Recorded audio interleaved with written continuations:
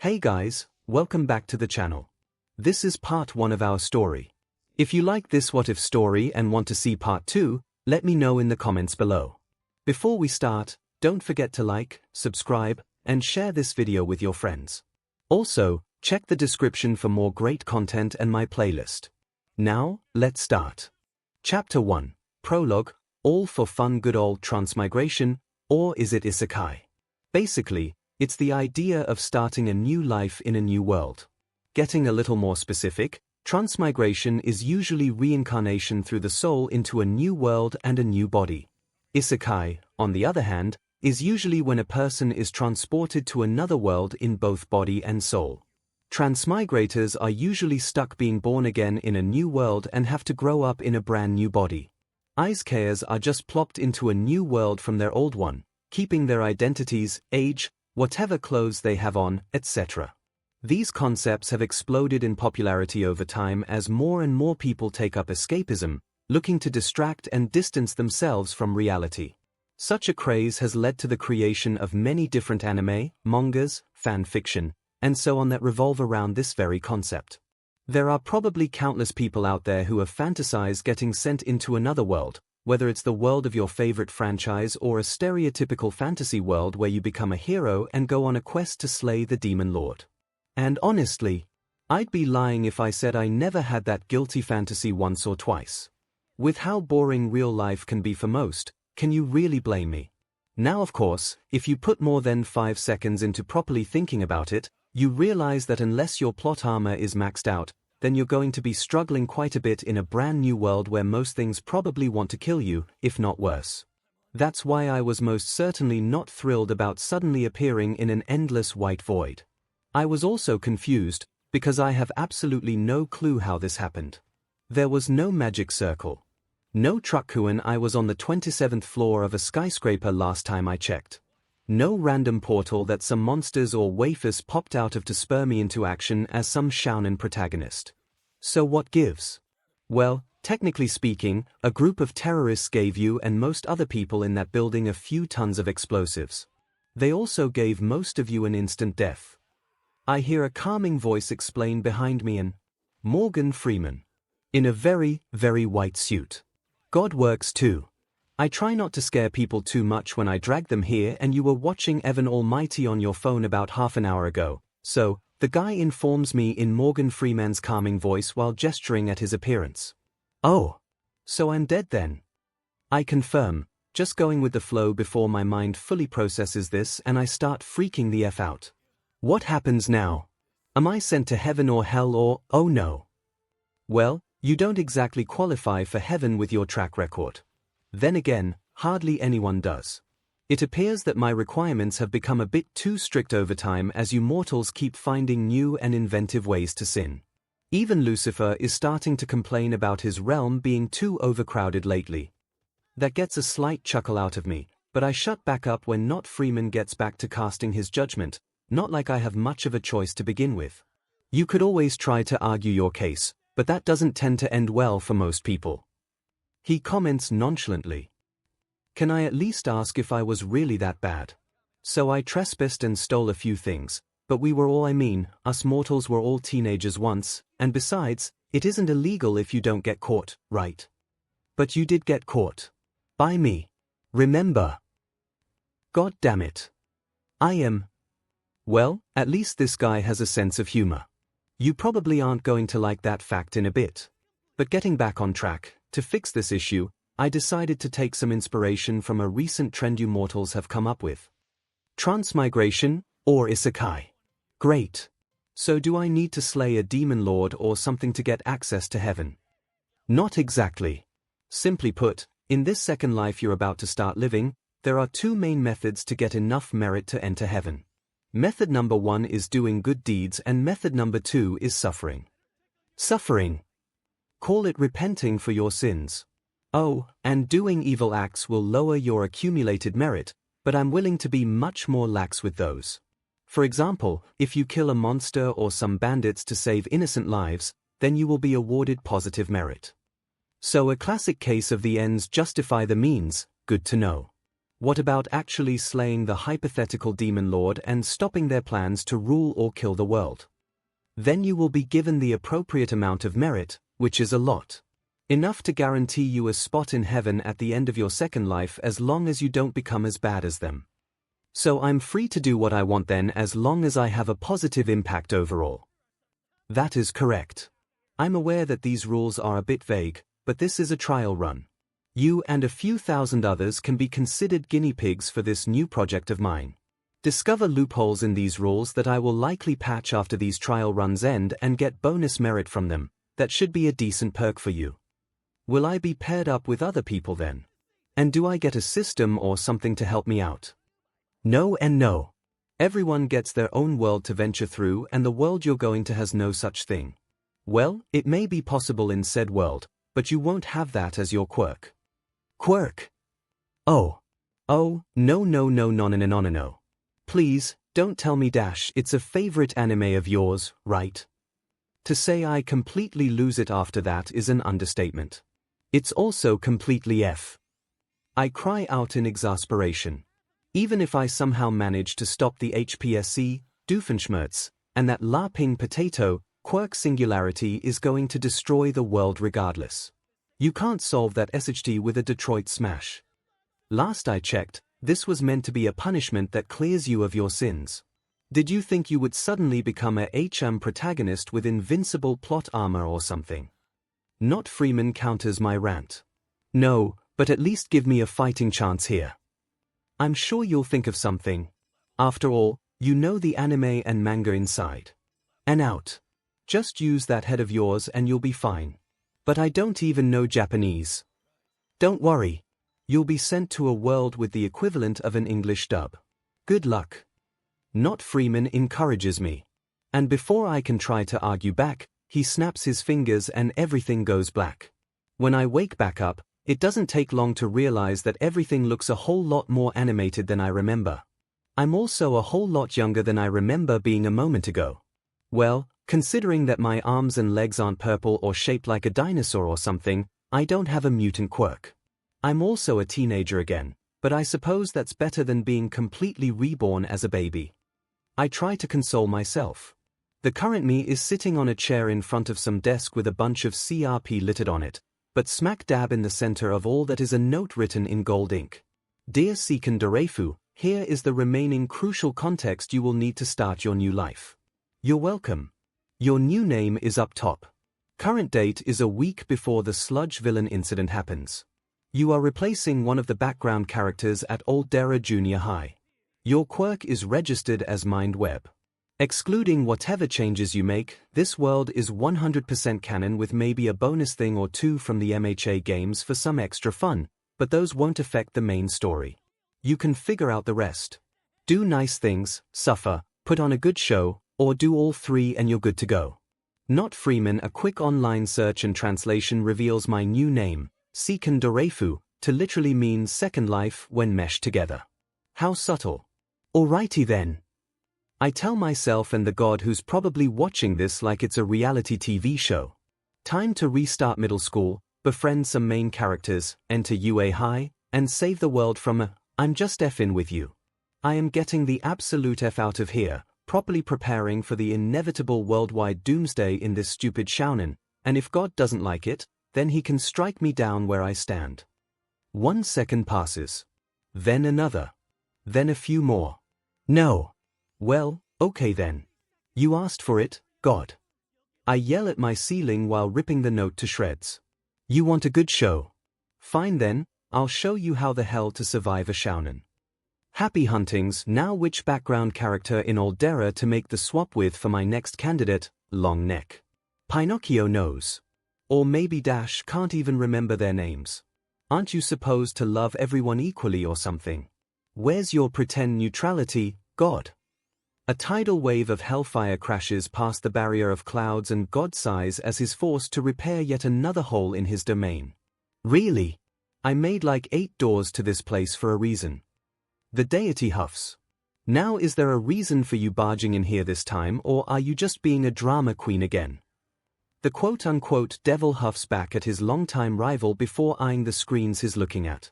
I've got a few things to say about this latest experiment of yours, considering it just makes our overcrowding problem worse. For starters, oh, what's that one doing? The ruler of what most would call heaven turns back around to watch one of his candidates throwing the gifts and story he provided him to the wind. But not before tearing his note up and flipping him off. Cheeky little BSTE, that one. I like him. Of course you would. Countdown to canon, 10 months, 1 week before entrance exam. Okay, so this is all real and I have a bit over 10 months before Izuku gets one for all and this shitshow gets underway. As for how to properly prepare for this event, I started brainstorming while packing up and searching for any spare change.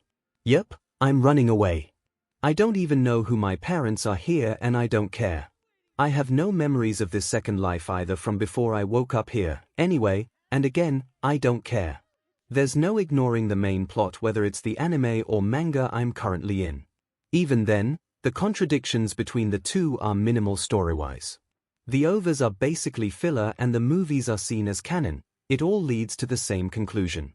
Most of Japan gets turned into an anarchic, apocalyptic wasteland less than 2 years from now, so pretending that everything's going to be all fine and dandy won't work.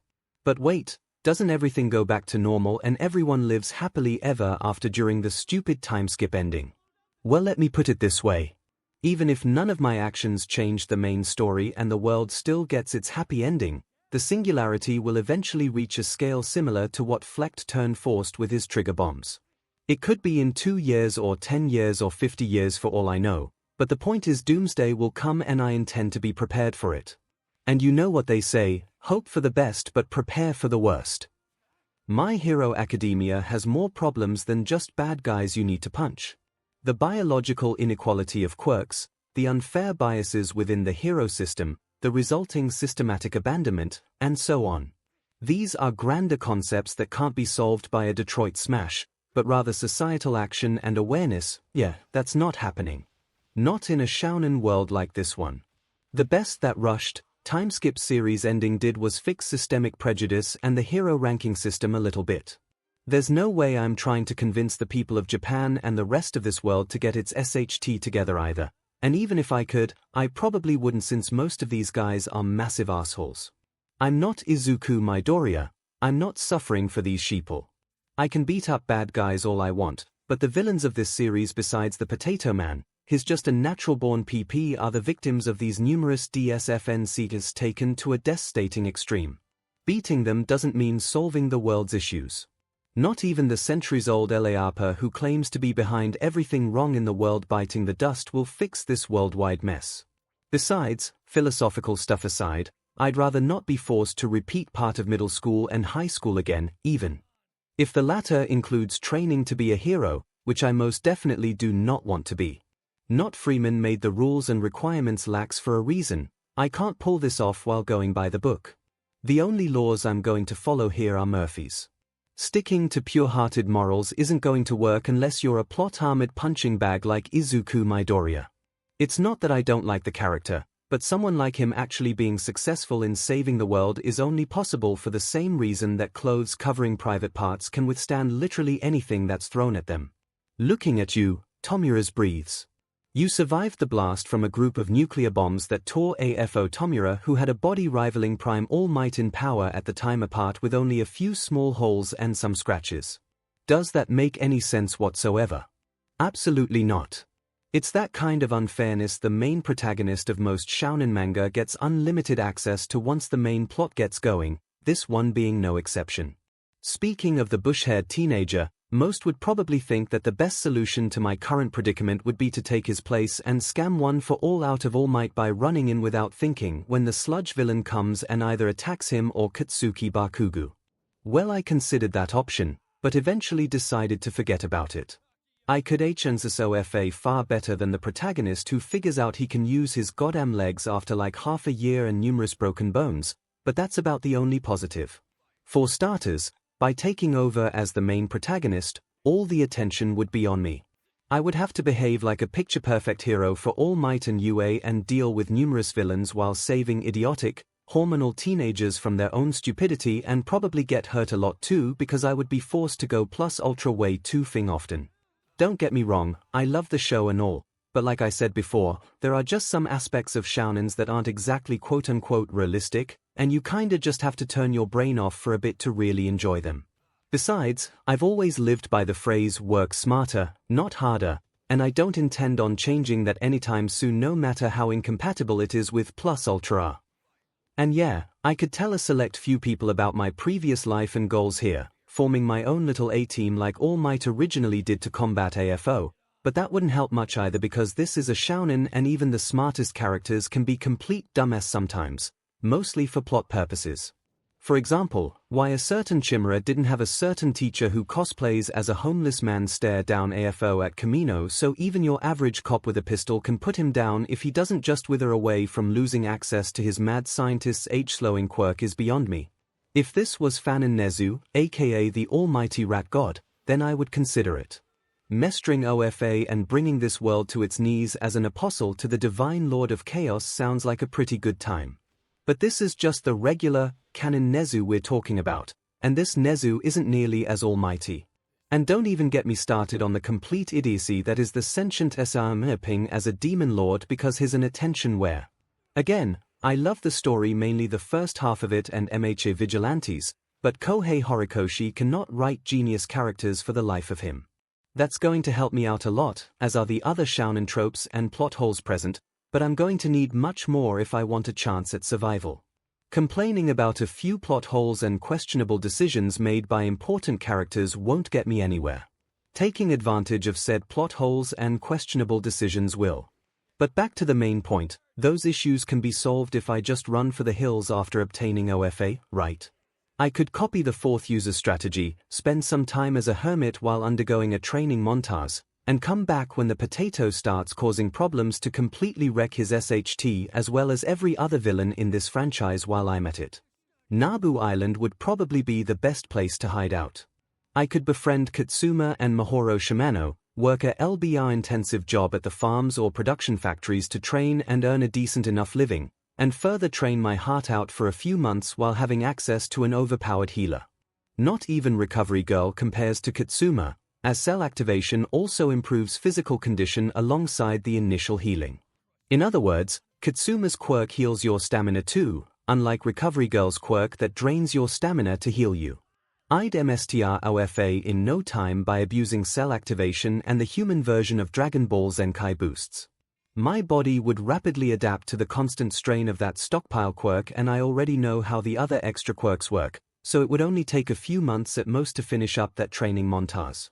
I could even potentially counter the side effects of having both OFA and another quirk through cell activation, preventing me from rapidly aging and cracking like the fourth user did. Or maybe I could pull a Kurogiri and fuse my original quirk with OFA acting as a base to make a new artificial quirk. At the very least, the former method could help me survive until I undergo the same quirk singularity transformation Tomura did at the end of the story, allowing my body to properly adapt to all the quirks within me.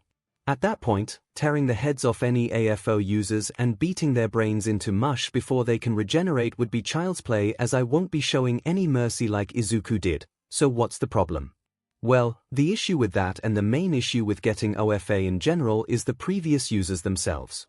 It isn't specifically stated just how much of the current user's memories they can obtain by themselves, but I get the feeling that most wouldn't approve of my methods.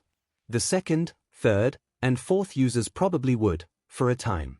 After AFO is dealt with, they would probably want me to try and be a hero until the quirk singularity Doomsday kills us all, and I don't want to be a goddamn hero. Then there's users 5 through 7 as well as All Might himself. The latter probably wouldn't be happy with me even if I squashed the potato before he found me due to my not-so-pure-hearted morals and methods. And that's if the vestiges don't just destroy me out of spite like they did to AFO Tomura in canon after I beat the big bad demon lord. All Might would also probably try tracking me down with his band of merry men Night Eye, Gran Torino, Tsukochi, etc., and that's on top of AFO looking for me too. I don't want the current power players to have me on their radar so early on, so no scamming All Might or All for One of any quirks. The latter would probably pull the same CRP he did to Lady Nagant with me, and I'd rather not get blown up, thanks. Oh, and while we're on the subject of quirks, I should probably mention what my own quirk is. It's, okay, I guess. After some testing, I discovered that I'm pretty much a severely nerfed version of Charles Xavier from the X-Men franchise. No wonder not Freeman said to use your head. Very funny, but Mind Web, as the name implies, is a mental quirk that allows me to telepathically communicate with people around me like Shino Sasaki or Mandalay of the Wild Wild Pussycats, but there are some major differences. For starters, her quirk, telepathy, has a ridiculous range and number of people she can connect to. During the training camp attack, she was able to message dozens of people throughout the entire forest. My quirk's range is only around 50 feet at best, and I can only connect to about a dozen people at once. Going over either of those limits gives me a headache, with it only getting worse and lasting longer the more plus ultra I go. However, what my quirk lacks in range and number of potential connections makes up for in versatility. My quirk allows for two-way communication instead of one-way, meaning I can hear the target's thoughts and receive mental responses from them. I can even prevent my own thoughts from spilling out to others if I want to. I can also develop something similar to Dr. Xavier's mind link with people, allowing me to stay connected with them no matter how far away they are. However, I can only do this with a few people at once, and both parties can feel the connection. The target or targets can also break it with enough willpower, and doing so gets gradually easier the longer the mind link stays active. To renew it, the target has to be back in the initial 50-foot range. Best of all, with enough focus, I can go a step further than simple mental communication. I can read, alter, and even control people's minds to a certain extent, but I can only do this with one person at a time, unlike Hitoshi Shinso and his brainwashing quirk, and it takes a lot out of me extremely quickly. I can barely do it for a minute or two in total before needing a few hours of rest, and I can't exactly rewrite someone's entire life in that short window. This is how I was able to experiment with my quirk after leaving the house and not get called out for unlawful quirk use. That and any basic mental connections I make with people can't be spotted unless I send them a mental message. So to summarize, my quirk has three main applications or stages. Stage 1 lets me form a basic mental connection with people, letting me listen in on their thoughts without them knowing. The range is about 50 feet, and I can do this with up to a dozen people. Stage 2 lets me form a mental link with people that gets rid of the range issue in exchange for making them aware of the mental connection, and said connection gets easier to break as time passes. Also, I can only do this with about 3 or 4 people at a time. Stage 3 lets me read, alter, and control minds to a certain extent, but I can only do this for one person at a time, and this drains me a lot more than the first 2 stages, only allowing for minimal changes. All in all, it's a decent quirk that's pretty much a weaker combination of Mandalay's telepath and Hitoshi Shinso's brainwashing, or at least parts of those 2 quirks. It isn't anything amazing and has numerous weaknesses, with the biggest disappointment being the quirk only involving telepathy, not telekinesis, so no moving around anything with my mind. Also, if people know about the 3rd stage, I would definitely get the Shinso treatment as a villainous quirk wielder. Considering that my quirk is registered as mind web, so like a spider's web that prey can get caught in and killed soon after, it wouldn't surprise me if they did, since from what I know, not many people like spiders. So how exactly am I supposed to save the world or even survive the upcoming apocalypse with this quirk? After all, I'm basically a weaker but more versatile version of Shinso. I could probably make for a decent underground hero or vigilante with a quirk like this and some training, but I'm looking at a much bigger picture here. I'm going to need a lot more than this. I need more power, more allies, more quirks. But without OFA or AFO, how can I achieve that? Get the 9 treatment. Become a high-end Nomu. F that. Luckily for me, there's one more option involving a different mad scientist, one that should provide me with a decent starting point that has plenty of potential going forward, bonus quirks included. That's why my first major act in the world of My Hero Academia is going bird hunting. Alright, the main compound is said to be near Night Eye's agency in canon. If I cross-reference that with the amount of drag or trigger dealers reported in nearby areas and Google Maps or whatever the equivalent of that here is, then I should be able to locate it. Today's target, a sociopathic toucan with misophobia. With nothing but my phone and a backpack full of food, clothes, a few thousand yen, and some other supplies, I set off on my first and hopefully not last quest. The outside world is Really not that different from my old world besides the occasional hero and villain walking around. And plenty of mutant quirk users. Technology has stagnated horribly thanks to quirks becoming a thing, so despite being a few centuries in the future, I had no problems using any basic tech here. Everyone was also speaking and reading English despite me being in the middle of Japan, so that was another plus. Looking up a couple videos of people like 𝐼𝐼 and Endeavor doing their thing confirmed that they all have their English dub voices from the anime. Good to know. Anyway, I first take a couple trains and consult Google Maps to get where his nest should be. I then spent the rest of the day staking out the area, slipping down alleyways while keeping my eyes and quirk open for any suspicious characters. My first night here and I'm already homeless. This should count as suffering, right? I sure hope it does. Some of the things I'm gonna do if my initial plan works are unsavory, to say the least. It shouldn't hurt too many people, but it's still pretty damn far from being heroic. My second day in Boku no Hero Academia begins with me luckily not getting robbed while sleeping. Passing out in a dumpster probably helped out with that. I've gone camping a couple times in my last life and even hid in an abandoned building throughout the night once or twice while exploring with some old buddies, but this was a whole lot worse. This was a new low, and I'm probably going to have several more of those in rapid succession, but desperate times call for desperate measures. At least there's nowhere to go but up, right? Things do end up getting better for me, as just a few hours later, I find one of the 3 things I'm looking for, a drag dealer selling trigger. I know the potential risks involved with using this stuff. I also know what constant use can do to a person, but I should only need it once. This shouldn't be necessary for my plan to work, but I refuse to take any chances. My life is on the line, so of course I'm gonna be a little paranoid. Day 2 of my second life ends with me sleeping in a cardboard box thrown near another dumpster. I still have enough food, water, and phone battery to last a few more days, but this is really starting to get old. Also, I made sure to delete all contacts and double-check for any trackers in my phone when first leaving the house. My given origin story can go F itself. I have something much grander in mind. My third day in the world of Boku no Hero Academia went about as well as it could have. For starters, I managed to find the second thing on my checklist before lunchtime, and now that the nest is in sight, I just need to wait for the alpha bird to leave it. And a few hours later, I finally spotted my main target heading out alone. The scarier version of Tomura Shigaraki until the battle in Deka City happens. The anti-quirk quack who had an entire arc dedicated to him. The total psychopath who tortures a child day in and day out for his ridiculous plans that have more holes in them than Swiss cheese. The person I'm going to enjoy taking everything from. He, using his own diamond trigger to enact his downfall. I grin the moment I see him. This is gonna be more ironic than it is painful, no going back now. A scene with the Serpenter twins from MHA World Heroes mission serves as a decent enough trigger insertion tutorial for me, the two having used it during their fight against Katsuki Bakugo. I grit my teeth and jam the quirk-boosting drag into my neck, and the trigger effect isn't immediate like it was with them, but I already figured as much. I slowly trail the guy, walking further and further away from his main compound while waiting for the drag's effects to kick in. I need him a decent distance away from his cronies to make sure nothing goes wrong. Now this guy isn't an idiot.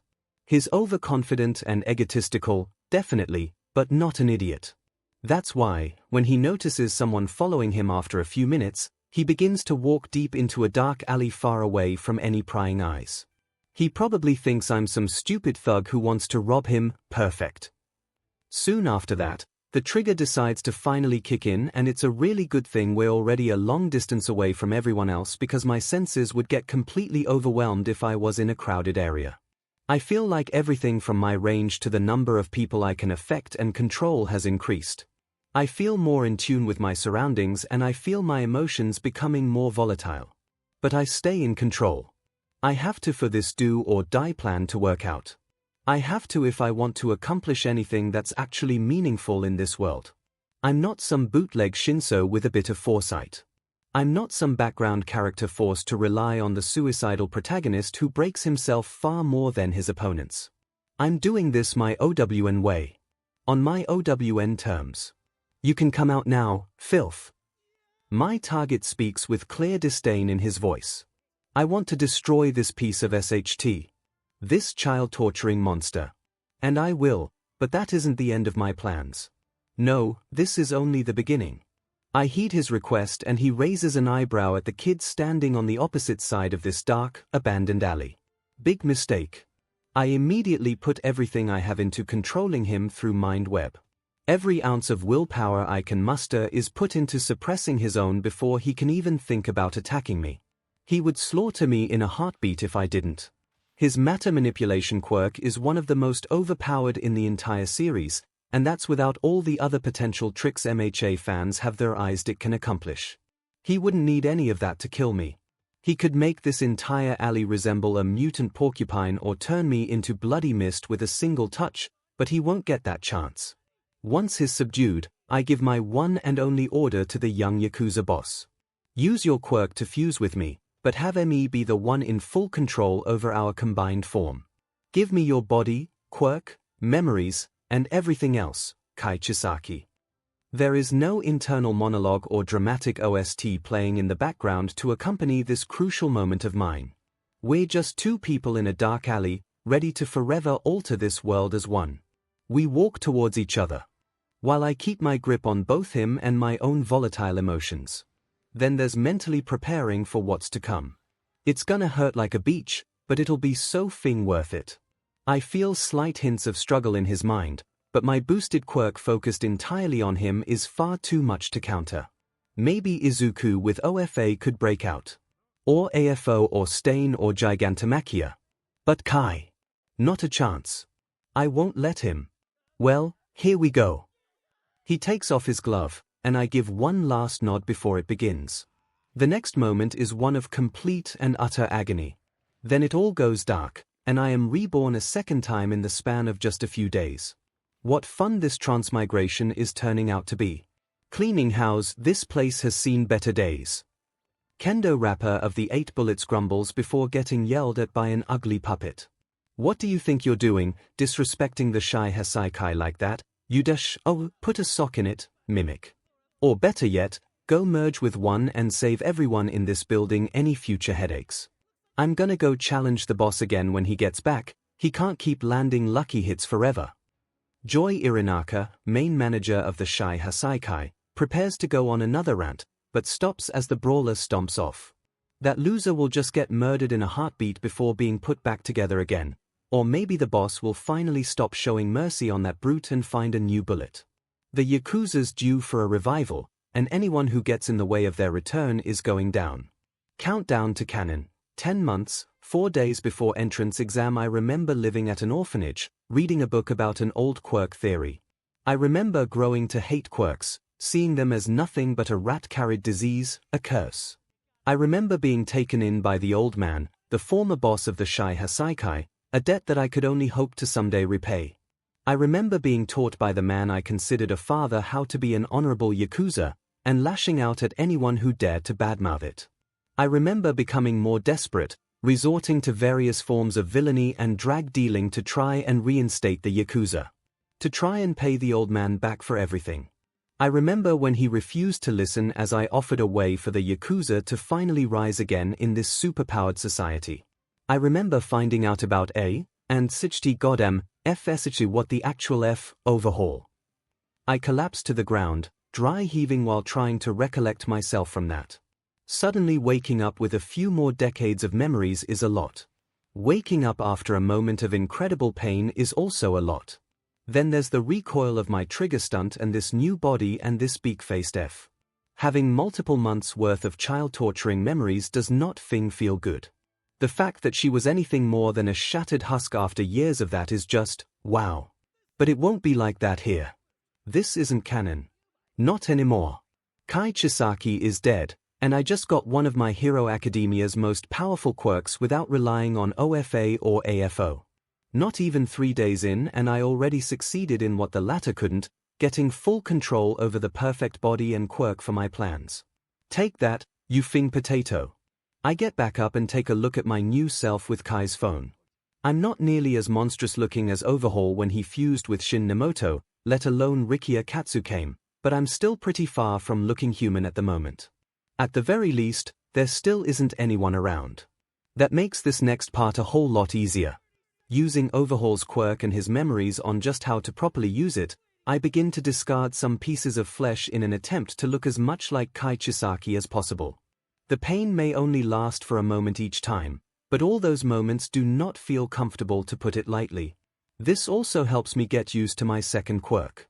My mind knows how to use it and Kai's body has plenty of muscle memory on it. I just need to catch my new, merged body up to speed.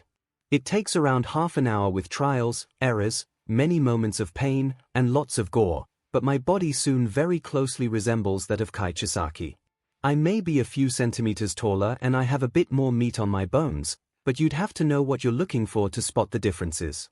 After that, I use Overhaul to get all the BLD off my his Yakuza outfit, gather up all the evidence, and use Overhaul again to have the ground swallow it up.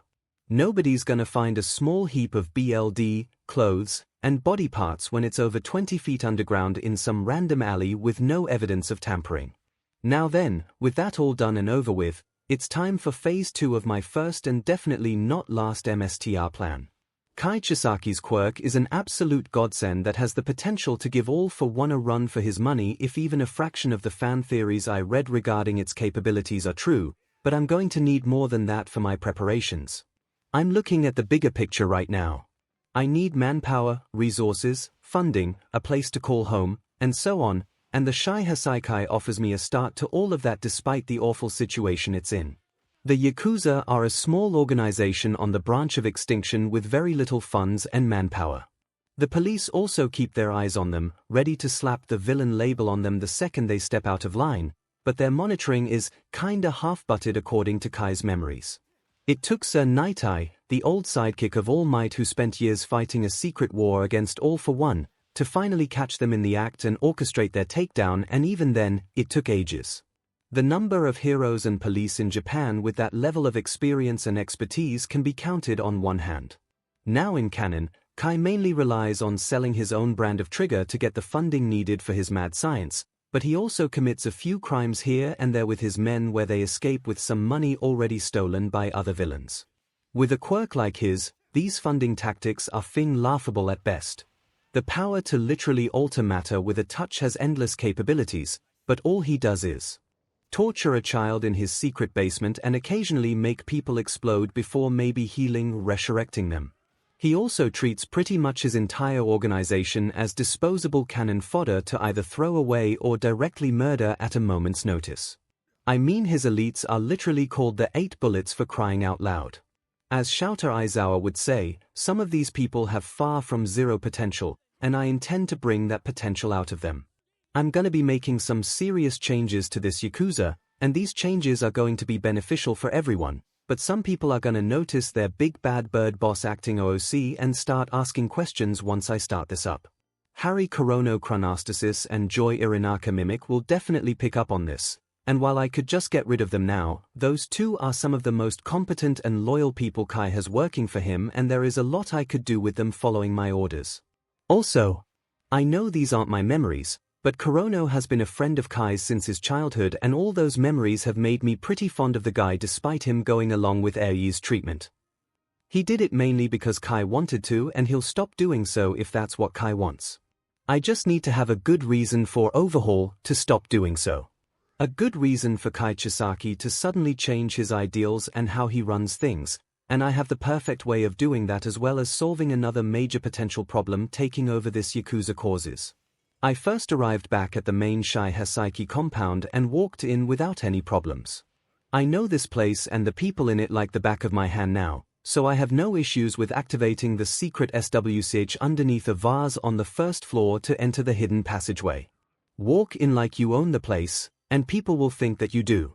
In my case, I actually do technically own this place now. I then reach the underground labyrinth and use MindWeb to help locate the Yakuza member I need for this next part of the plan. You need something, boss? Shin Nemoto of the 8 Bullets asks me. Follow me. We're checking on the old man. I bluntly reply, mirroring Kai's mannerisms perfectly after making sure nobody else is in listening distance.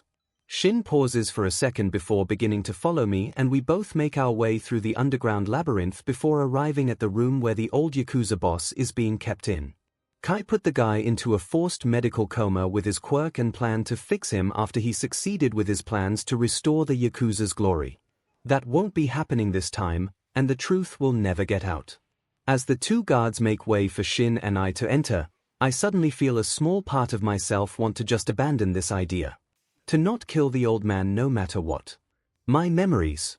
No, Harry Kurono is one thing, but I need to do this for my future plans to work. So why, F, the vestige? Shin and Rikia were still alive when Kai fused with them. Eri's quirk can't bring dead people back to life, so they would have stayed dead when she undid Kai's fusions if they were. While whittling my form back down to physically resemble Kai Chisaki, I checked numerous times to ensure that he was completely and utterly dead with no chance of resurrection. Unlike what Kai did in canon when fusing with others, I had him fuse his mind into me too. I made sure that there was no chance of him turning the tables. But his quirk vestige is another issue entirely. Look at what AFO the original quirk did with Tomura when it was implanted into him. Look at how AFO was screwed over by the numerous quirk vestiges he amassed over time. Look at what the vestiges of OFA can do. Kai isn't some random chump either. He may be crazy, but he was crazy determined to achieve his goals. Great. That's going to be an absolute pain in the butt to deal with going forward, especially as I gather more quirks.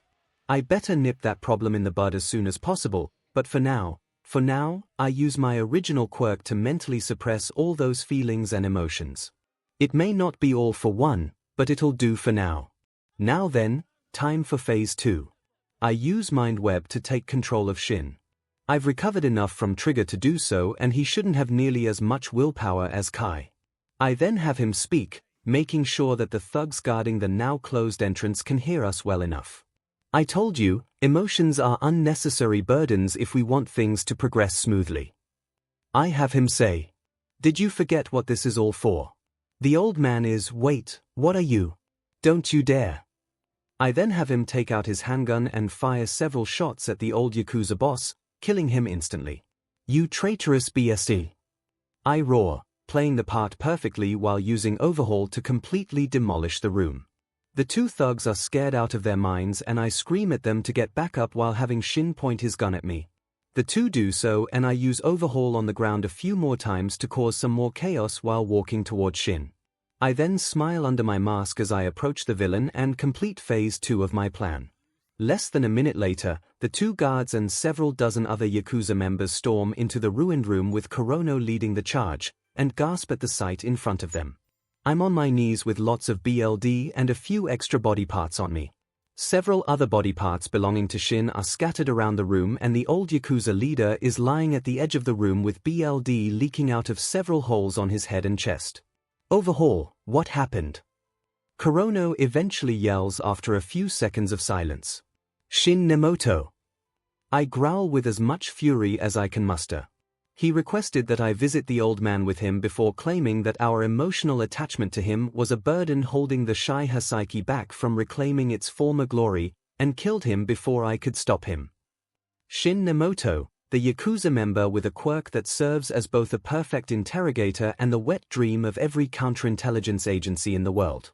His quirk, confession, makes anyone he asks a question to answer truthfully. Needless to say, keeping him around would be a serious problem as all it would take for my plans to completely unravel is him getting somewhat suspicious and asking me what the deal is for the jig to be up. Phase 2 of my plan essentially killed two birds with one stone.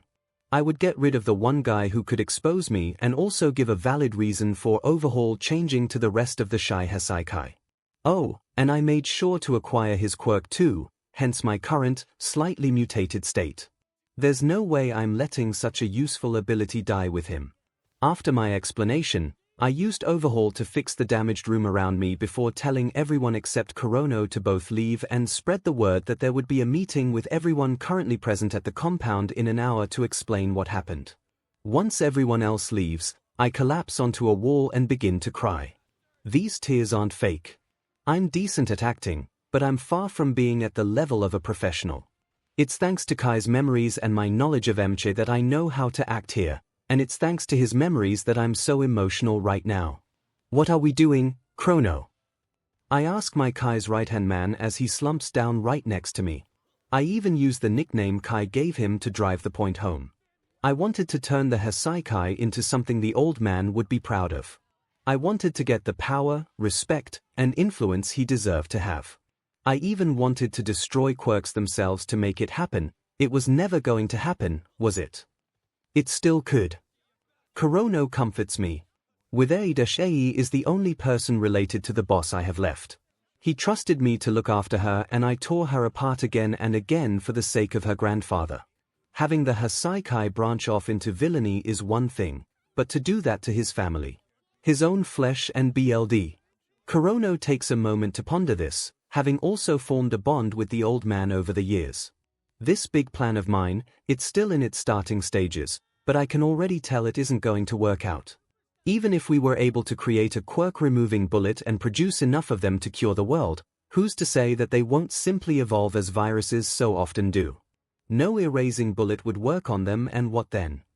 What are you suggesting, 𝐾𝐲? 𝐭𝐴𝐲 finally asks, getting to the point. I'm suggesting we rethink our approach to all this, and I already have a few ideas on how to do so. I confidently answered. All right. I trust you, 𝐾𝐲. You'll have my support until the end no matter what. He lets me know. Thanks, 𝐭𝐴𝐲, for being such a great assistant and an even better friend. I respond, taking off my mask and giving him a smile. An hour later, I gave a similar albeit more dignified version of that speech to everyone in the building. Rumors of what happened already spread, with the two guards blabbing what they overheard at the start, just like I thought they would. I also used my latest quirk on everyone present to ensure that there were no more traitors in our ranks. I still had some time before the meeting, so I used overhaul to make myself appear as close to my previous state as possible, and the end result was me being a bit taller than before as well as a slightly altered head. Now, as you know, most people can't handle having multiple quirks due to the interior strain it causes. However, overhaul can get around that restriction since the quirk isn't just taking others' quirks, but the rest of their bodies too. But wait a second. Didn't I get rid of most of my old body as well as Shin's body? How am I still okay? Well, for starters, I'm still fused with both of their quirk factors, or plus alpha elements as MHA calls them. My original quirk factor is my brain mental quirk, remember. 𝐾𝐲's quirk factor is in his hands, and Shin's quirk factor was no doubt somewhere in his head, most likely his throat. I got lucky with those, but finding the quirk factor locations with most other emitter quirks and transformation type quirks is going to be a lot trickier. I'll be dealing with that problem later. There's also the fact that most people don't need that much of their body mass to contain a quirk factor without any strain. Look at how many infants and little kids in MHA can use their quirks without a problem. And no, people like Tuya Todoroki and 9 don't count here. Those are quirks that hurt their users no matter what due to not having the secondary natural adaptations needed to properly wield it, like fire resistance in Tuya's case. So the first time I did an overhaul fusion, that half an hour of trial and error was meant to both make me resemble 𝐾𝐲 as much as possible and make sure I had enough of my old body to still wield my original quirk without strain. My second overhaul fusion had a similar goal, but I already had experience with this and I didn't need to resemble 𝐾𝐲 that much anymore due to having a good explanation for the sudden physical changes this time around, so it was a lot easier. Oh, and I don't even have to worry about people questioning physical changes from the first fusion either, thanks to this. So technically, I just killed 3 birds instead of 2 with 1 stone.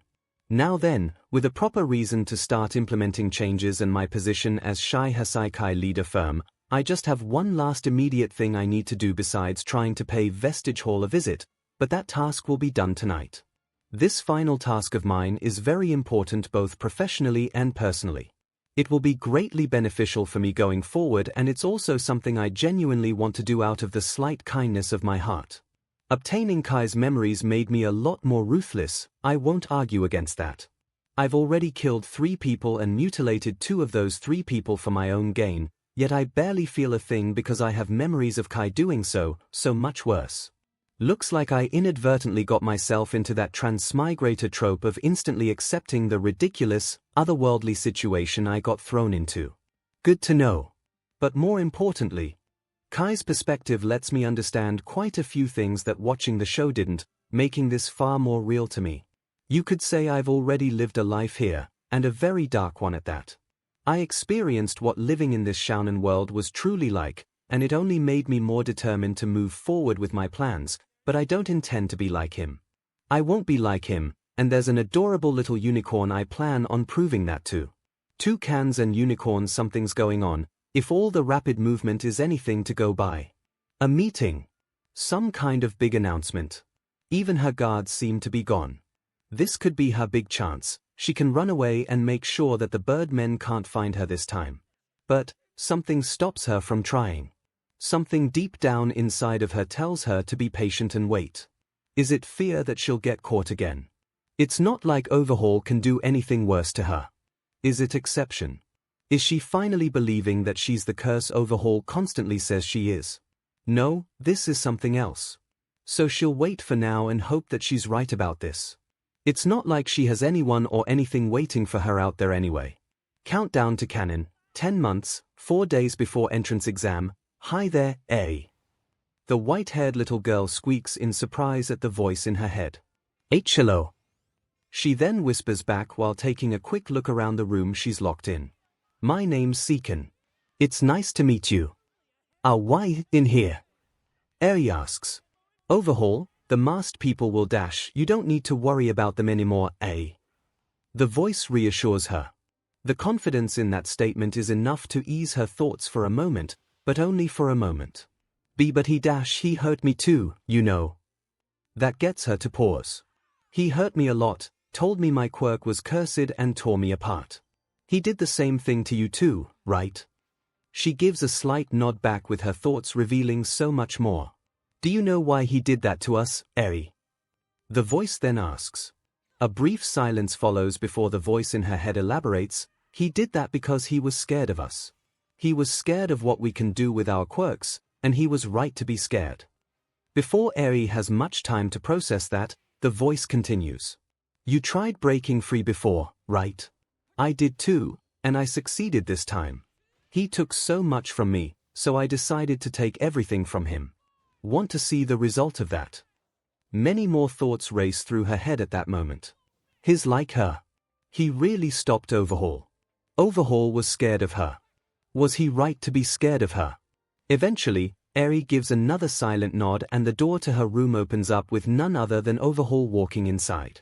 The girl gasps and subconsciously begins to back up, but she soon notices a few oddities with Overhaul. He's taller. He isn't wearing his mask. He looks a little different. He's smiling. Like a genuine smile. Toda! I cheer to the little girl in front of me. Like I said, I took everything. His body, his quirk, his entire organization, and nobody else has a clue about it. Nobody except you, A. 𝐒𝐭𝐚𝐲. Eri gently asks as I kneel down in front of her. Yup. The nightmare is over, Eri. I promise. I assure her before giving her a warm hug, and after a few seconds, she reciprocates. Kai's quirk erasing plan hasn't started that long ago. There's still nearly a year and a half before the canon overhaul arc. That's a year and a half of torture I just saved Eri from. A constant loop of being mutilated, BLD drained to death, and resurrected through overhaul just to make some shiny bullets that erase people's powers. With the ability to rewind time itself, Eri could probably do that herself with enough training. But Kai Chisaki, being the sick F he is, decided raising a 5-year-old girl was too difficult and harvested her body in his basement over and over again instead. I can immediately tell that she hasn't been nearly as broken as she was in canon so far, but she's still been through a few months of overhaul's treatment and I know very well how much it 𝐒𝐭𝐚𝐲 to be blown into pieces and put back together. Most of what I told her was the truth. Kai hurt me both physically and mentally after our initial fusion pain or merging and pain of a select few memories. The guy thinks all quirks are cursed, so my original quirk applies too. He did take a good chunk of my innocence and some of my sanity away, and I did take everything from him in return. So what I said was true, from a certain point of view. Can we go outside? She then asks after a few minutes of hugging me. Of course we can. We just need to get you some clothes first. People don't usually wear rags when wandering around. I had some of Overhaul's henchmen go out to get you a new wardrobe and they should be back soon. For now, if there's anything else you need or any more questions you want to ask, just let me know. She does so with me telling her a slightly altered version of my previous plans to satisfy her curiosity. As for what happened with the old boss, she didn't mind. He's the one who put her in Kai's custody to begin with. The thugs I sent shopping soon arrive with some new outfits for her, and once she's done dressing up, the two of us head outside to just walk around. It was nighttime by then, but the star-filled sky offered us a truly mesmerizing view. One that 𝐂𝐸 would never forget. She was still a bundle of nerves and clung to me like a barnacle, not that I can really blame her for such, but the longer this went on, the more safe she felt. I even got her some red bean mochi at a dessert cart we came across. What are you gonna do now, 𝐒𝐭𝐚𝐲? 𝐂𝐸 asks me as we sit on a bench and enjoy our treats. Well, there's a reason why I'm still pretending to be 𝐿𝐵𝐻𝐻. I start to explain. Kai Chisaki was a madman and a hypocrite. He called your quirk a curse because you accidentally used it on someone, yet he purposefully used it to hurt people all the time. But quirks aren't curses. They aren't good or evil either, that all depends on the people wielding them. Take 𝐿𝐵𝐻𝐻, the quirk, for example. It can be used to tear people apart or heal people when they are hurt. Then there's my original quirk. It can be used to warn people of danger or forcefully control their minds. Even your own quirk is like this. It can undo people's injuries, making them healthy and happy again, or it can kill them if too much of it is used. Do you get what I'm saying? I think so. The little girl mutters, finishing the last of her mochi. Quirks only become bad if people use them in bad ways. Bingo! I smile while ruffling her hair. Now that being said, 𝐿𝐵𝐻𝐻 was somewhat right about quirks becoming a problem. Being able to rewind time and manipulate matter are really powerful abilities, but quirks didn't start out this powerful. They started out pretty weak, actually. That was hundreds of years ago, and as time passed, quirks started to grow stronger with every generation, meaning that bad people were able to start doing more and more with their quirks as time passed. Add in the fact that practically everyone has a quirk nowadays and you get plenty of people going around causing chaos. Are you following along so far? A quick nod lets me know to continue. There are also cases like you where quirks start out as hard to control. You rewinded your father to death back then completely by accident, and there are many others who have had similar situations occur when they manifested their quirks. Then there are bad people like 𝐿𝐵𝐻𝐻 who will purposefully use their super powerful quirks to hurt people and destroy things for completely selfish reasons or even just for kicks. Other people may try to stop them with their own powerful quirks, but that will just cause even more damage and death. Heroes and villains, those are just labels given by those currently in power. Some are good and some, most are bad. Some mean well despite hurting people, and some wish to hurt people simply for the sake of hurting people. What about you? Even if I didn't hurt or kill anyone while saving you, if people found out about it, I would be called a villain for using my quirk while not being a professional hero. Then the group currently in charge of this society, the Hero Public Safety Commission, would no doubt take you and train you to be a weapon of theirs upon learning what your quirk is, just like what they did to the winged hero, Hawks, one of the top professional heroes in the country, as well as their secret enforcer and assassin. Right now, honesty is the best policy. I have no doubt that the de facto rulers of Japan would turn 𝐿𝐸 into the next Hawks if given the chance, as while the current president isn't as bad as her predecessor, the one who got his brains blasted out by Lady Nagant, and for many very good reasons, she's still a far cry from acting like a decent human being. There's no point in hiding reality from her. She deserves to know the truth after everything she's been through. Not every hero out there is like Deku or Lemillion. Why is the world like this? 𝐿𝐸 asks me. How am I supposed to answer that? Shonen logic. Even if I let this story play out like canon, what exactly does that achieve? Crammed in the final few chapters is some people opening up rehabilitation centers for villains, some people fighting for heteromorphic rights, a very slight restructuring of the hero billboard system and HPSC, and that's about it. And even that feels completely and utterly fake, like someone's fever dream of how the whole world is now perfect. Quirk singularity, heroes as a platform of commercialism, the ranking structure, and only the strongest people becoming pro-heroes. Those are just some of the problems Hero Society has in MHA's timeskip finale, and those are literally the exact same problems that were present since the beginning of the story. Hero society doesn't change after some teenagers beat up a demon lord 𝐿𝐴𝐴𝐵 and his hand-obsessed apprentice. Its problems have simply plateaued like always and will no doubt explode into another crisis with another league of villains or meta-liberation army. And that �CYCL will continue as quirk singularity comes closer and closer, and when it arrives, it's game over for everyone. People's abilities will become too powerful for them to control, and they become walking nukes capable of destroying entire cities as a result. Thousands will become like this. Then millions. Then billions. Heroes. Villains. Who cares about them when a global doomsday approaches? Quirk singularity is a product of evolution, and you can't fight evolution. You can't Detroit smash evolution and save the day. Just like 9, quirk singularity is a natural disaster, a destructive event that you can't do jack to stop. All you can do is shield yourself and try to survive the phenomenon. It's a dynamic that overarches every other plot point in this world, because it represents the unquestionable end of the world. I decided to become a villain because being a villain lets me better prepare for this natural phenomenon. That's all there is to it. But how can I explain this to the 5-year-old girl sitting next to me? Honestly, I don't know. I eventually settled for an answer. All I know is that if this continues, then this superpowered society is destined for disaster, and there's no way this trend isn't continuing. My BLD won't help even if Overhaul succeeded with his plans. I cut her off. It's impossible to rid the world of quirks, not when they've become so powerful and widespread. So what do we do then? She asks me with tears starting to form in her eyes. Simple. We prepare. I answer. We can't save the world, but at the very least, we might be able to save each other.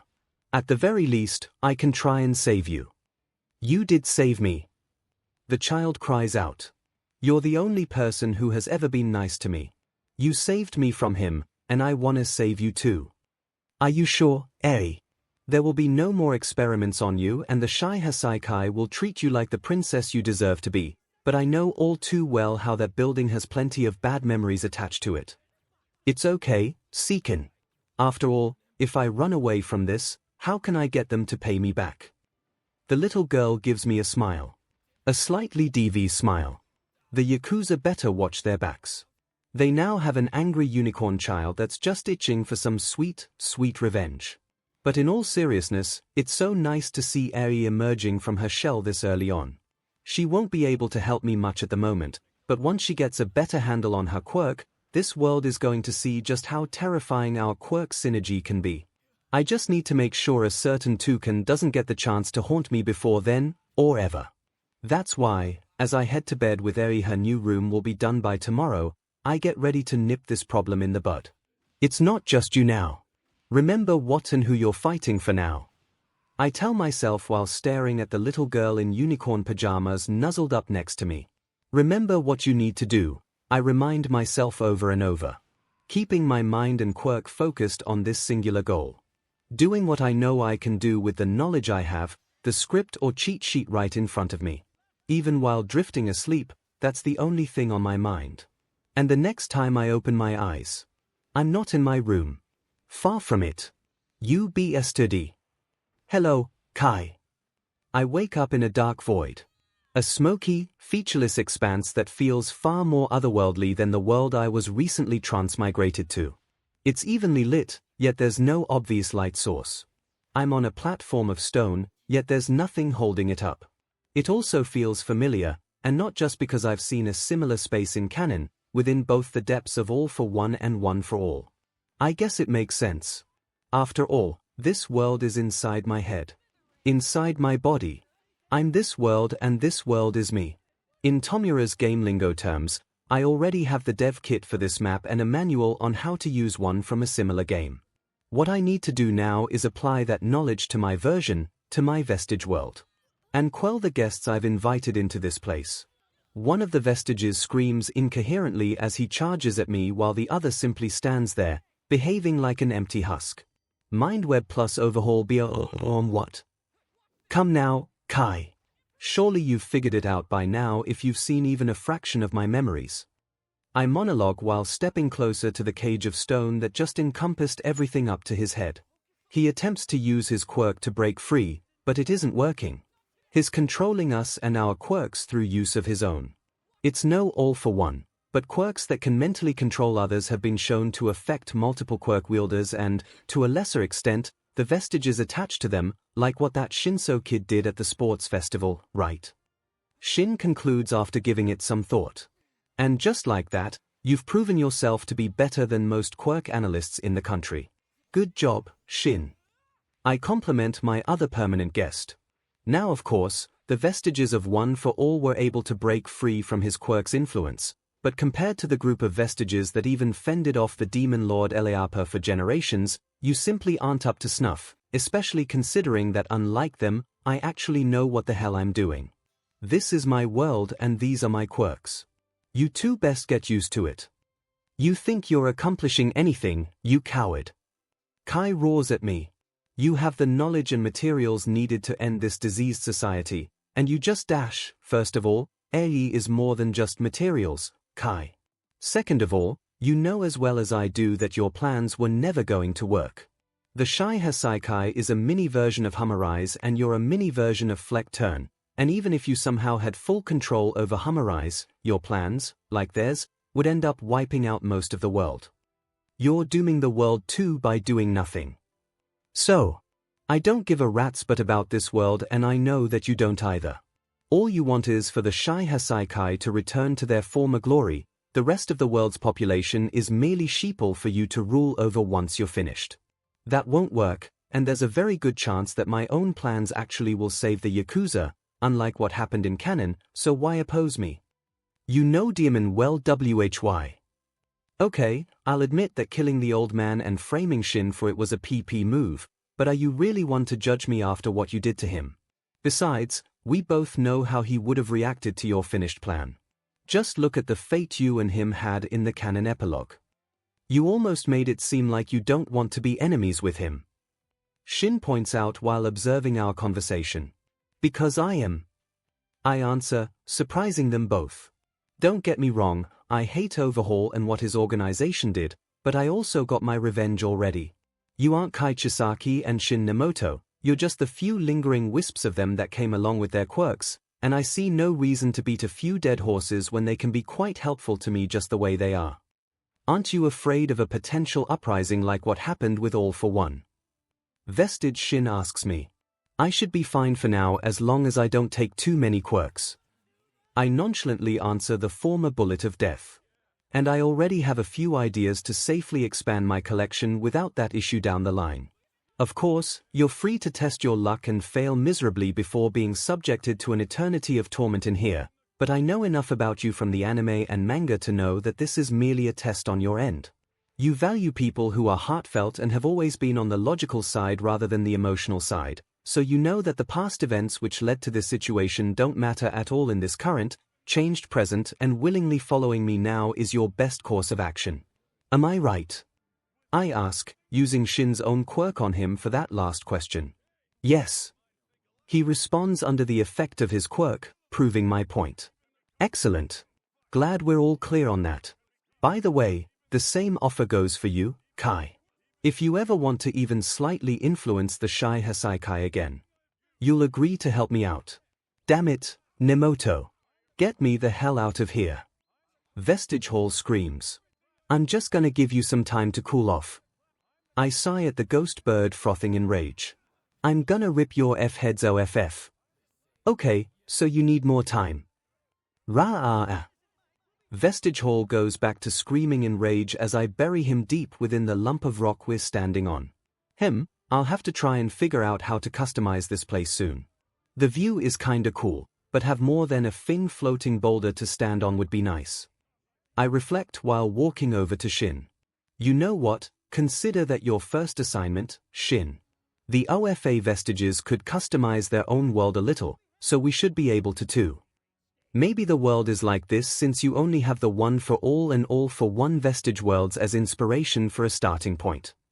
Shin questions. This is technically your mindscape, after all. I suppose that makes sense. You can go and experiment with that until our next meeting. Feel free to create and alter what you want as long as you don't free 𝐻𝐸 from his hopefully temporary prison, and remember, I have your quirk so there's no keeping secrets from me. Oh, and if you happen to run into my own vestige, let me know and work with him from then on out.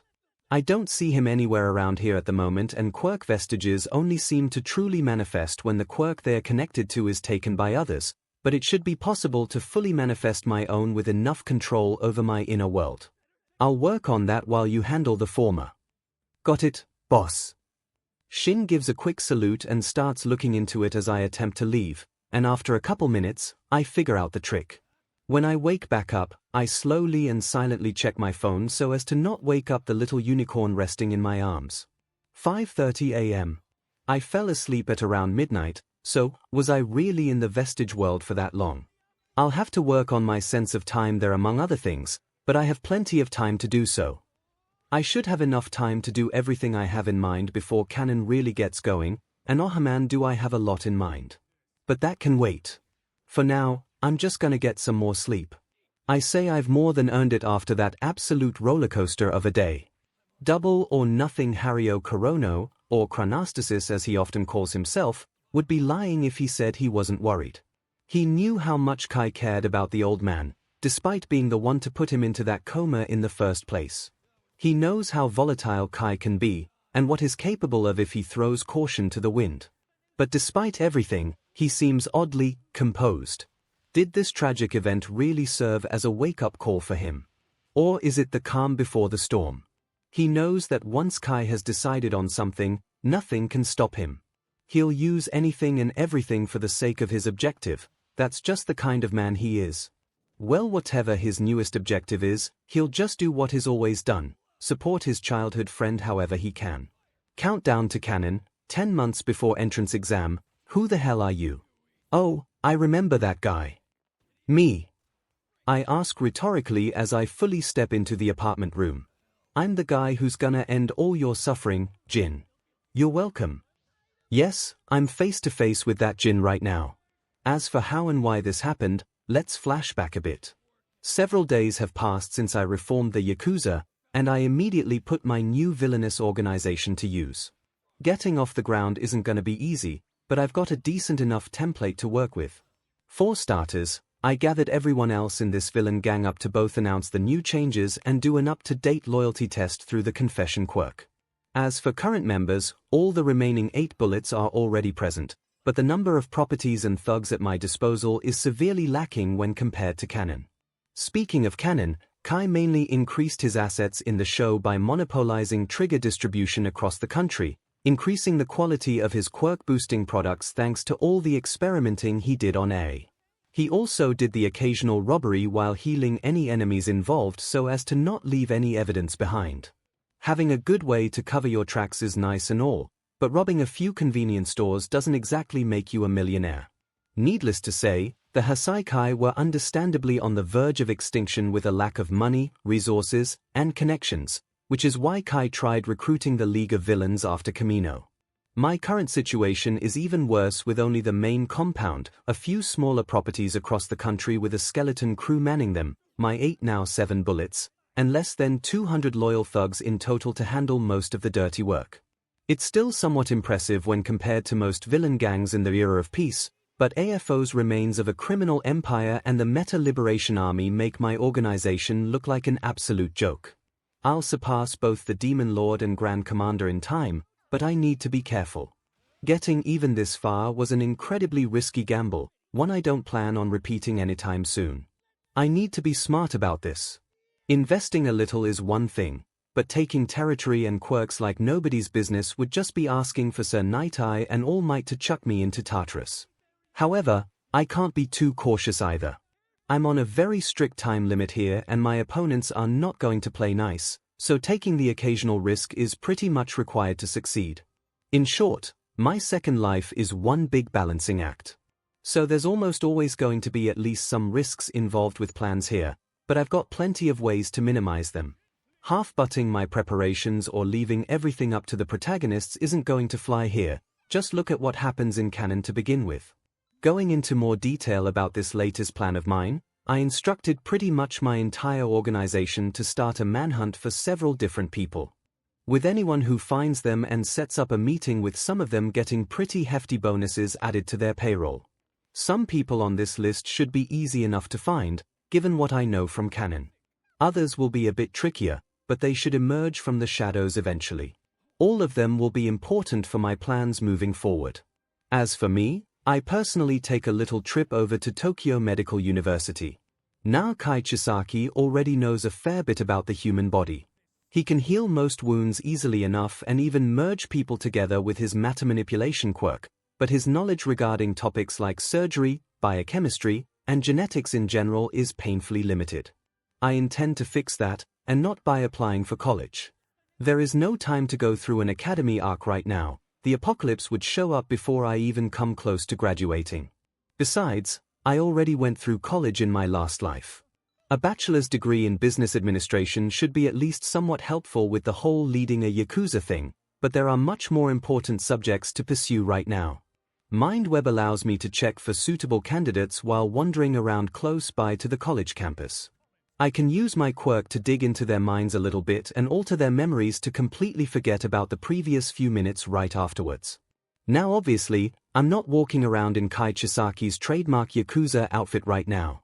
I look like your average young adult with a collared shirt, blazer, jeans, and messy brown hair strolling around the city for fun, but the truth is I'm on a hunt. And yes, it's just me right now. The other members of the 𝐒𝐻𝐈 Heiseikai, or well, Kendo Rapper acts like an NPC in old Pokemon games, demanding to fight anyone who passes by or even looks at him. Sorimitsu Tabe is hungry 24/7 and there are markets everywhere in public. Markets filled to the brim with food. Food that this goddamn glutton will not bother paying for in the heat of the moment. Joy Irinaka has kleptomania issues from his quirk wanting things to be and is also busy being my organization's general manager-treasurer. Shin Nemoto is still dead and his vestige can't really help me with most IL problems. Rikiya Katsukame is busy guarding the compound with Sorimitsu. His size and strength makes him very good at that. Being able to drain people's energy with only a touch is just icing on the cake. The latter is better off being a multi-purpose humanoid Roomba than a security guard, but I can just have him slurp up any dust or dirt he finds while wandering around. Toya Setsuno is out on a job his quirk is perfect for. His weaker, ranged version of Mr. Compress, and that can be very useful in some villainous situations. Yu Hojo is busy taking trigger and pumping out his quirked crystals for another project of mine. The boosting drag strengthens those crystals and lets him make more of them before running out of steam, which will be very helpful when I eventually put those to use. Deidoro Sakaki is completely hammered most of the time, so letting him be anywhere besides my compounds and a bar would just be asking for trouble. Heikji Tangai is doing what can best be described as monk things and also babysitting Rapper. And Harry Korono is busy overseeing the scouting project the majority of my rank and file are currently off doing. But that's fine. I don't need any of them for this hunt. And a bit over half an hour after starting, I found my first suitable target. I first use MindWeb to take control of him and lead him into an alley away from any prying eyes. I then use Overhaul to do a body fusion with him, obtaining his flesh, BLD, quirk, and memories. I then use MindWeb again in conjunction with Overhaul to quickly scour through his mind and find the group of memories I'm looking for, memories of him in various college classes, listening to lectures, completing projects, gaining practical experience, and learning all about the subject of surgery over the last few years. I create a copy of these memories that goes straight into my own brain before using Overhaul again to undo the body fusion, returning us both to the physical states we were in pre-fusion.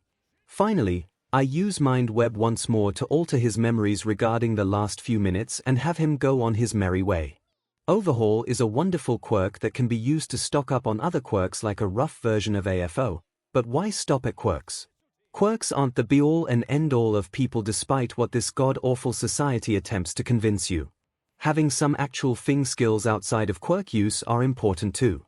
An over-reliance on your quirk is a slow and insidious killer. I won't be falling into that rabbit hole. No. With Kai's quirk and my own working in tandem, I won't just be creating an ultimate quirk combination to match one for all and all for one. I'll also be creating an ultimate skill combination to grant me the upper hand against opponents. And the first skills I will be acquiring are a mastery in biochemistry, surgery, and genetics in general that rivals or even surpasses Dr. Garaki, My Hero Academia's resident mad quirk scientist.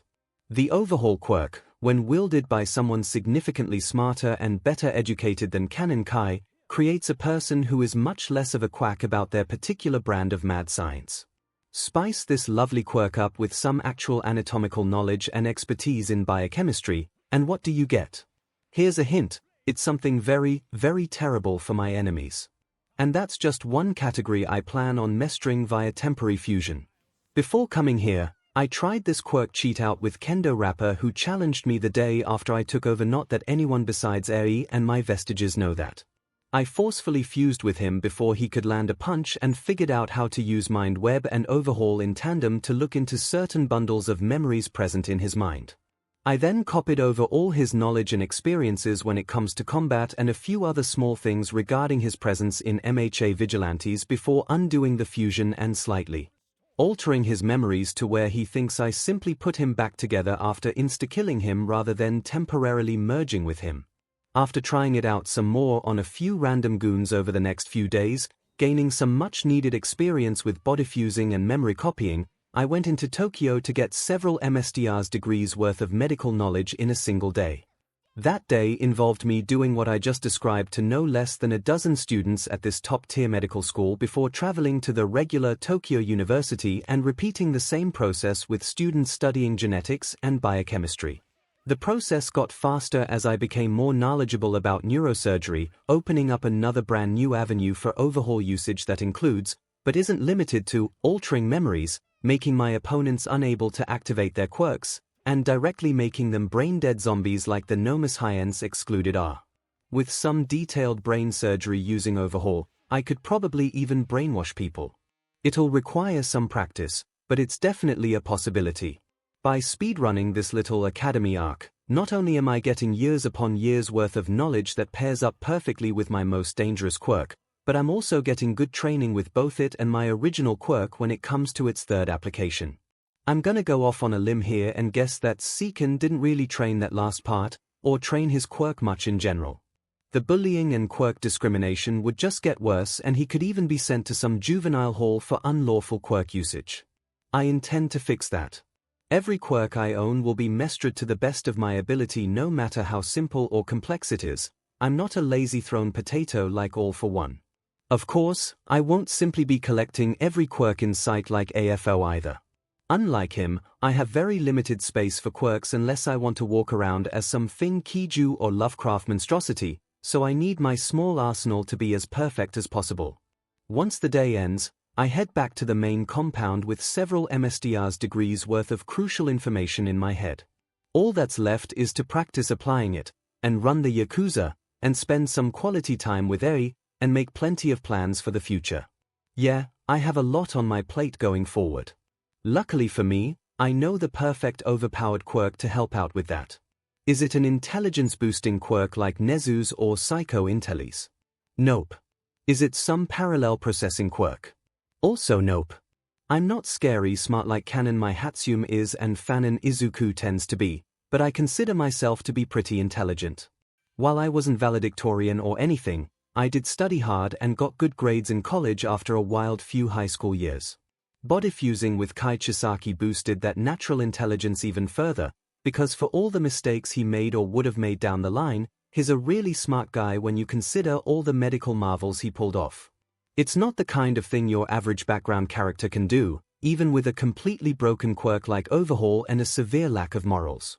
So while I can't create a dimensional teleporter or particle accelerator with some garbage and grit like a certain pink-haired future UA support course student probably could, I can be a practical and sane mind, unlike a certain matter-manipulating toucan.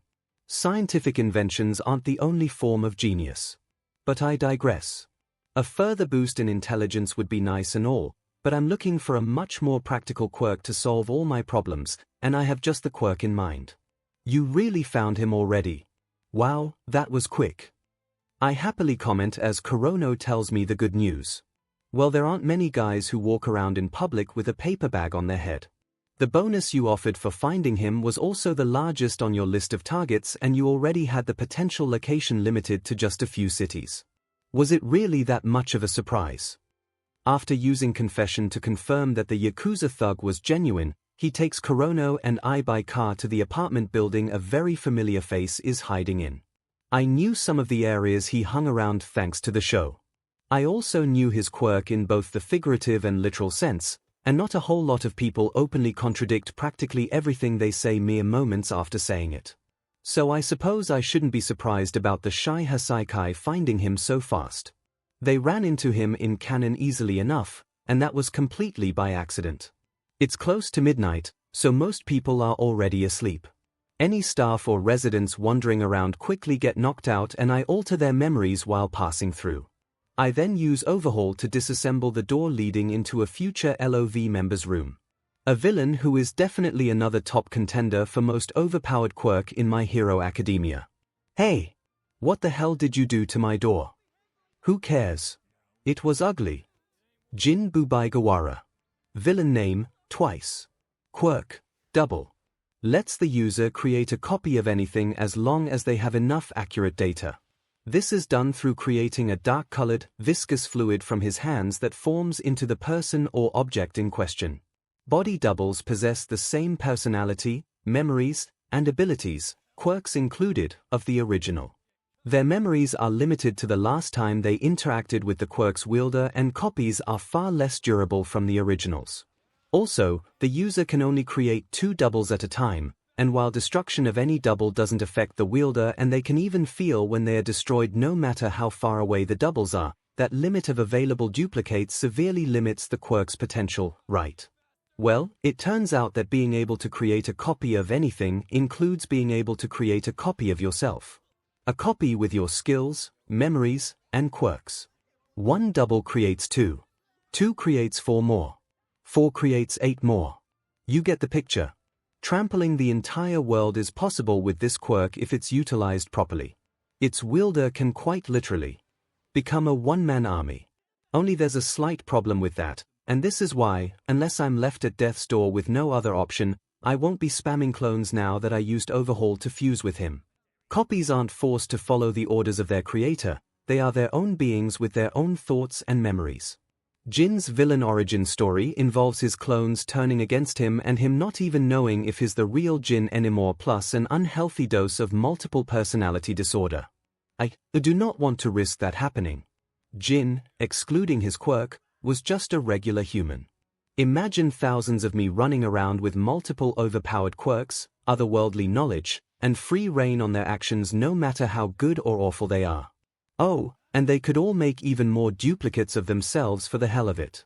Add in my mindset of selfishness and survival as a top priority rather than the all for one and one for all mindset of Jin, where clones sacrifice themselves en masse for their real teammates, and you get endless amounts of clones that have very little interest in dying for my benefit or anyone's benefit outside of their own. Needless to say, it would be absolute chaos. Complete Armageddon. An early apocalypse. And that right there is the other main reason why I desired this quirk so much, why I wanted to acquire it as soon as possible. Overhaul is an incredible quirk, don't get me wrong, but it isn't an instant I win button. Neither is all for one, one for all, or even New Order. But double. Look at what Jin did with it when fighting the MLA. Look at what Toga did with it during the final war. And just imagine what I could do with it when going all out, especially with all the self-improvements I've made.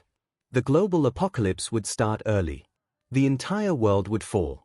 I wouldn't win, but neither would my enemies. Neither would this world.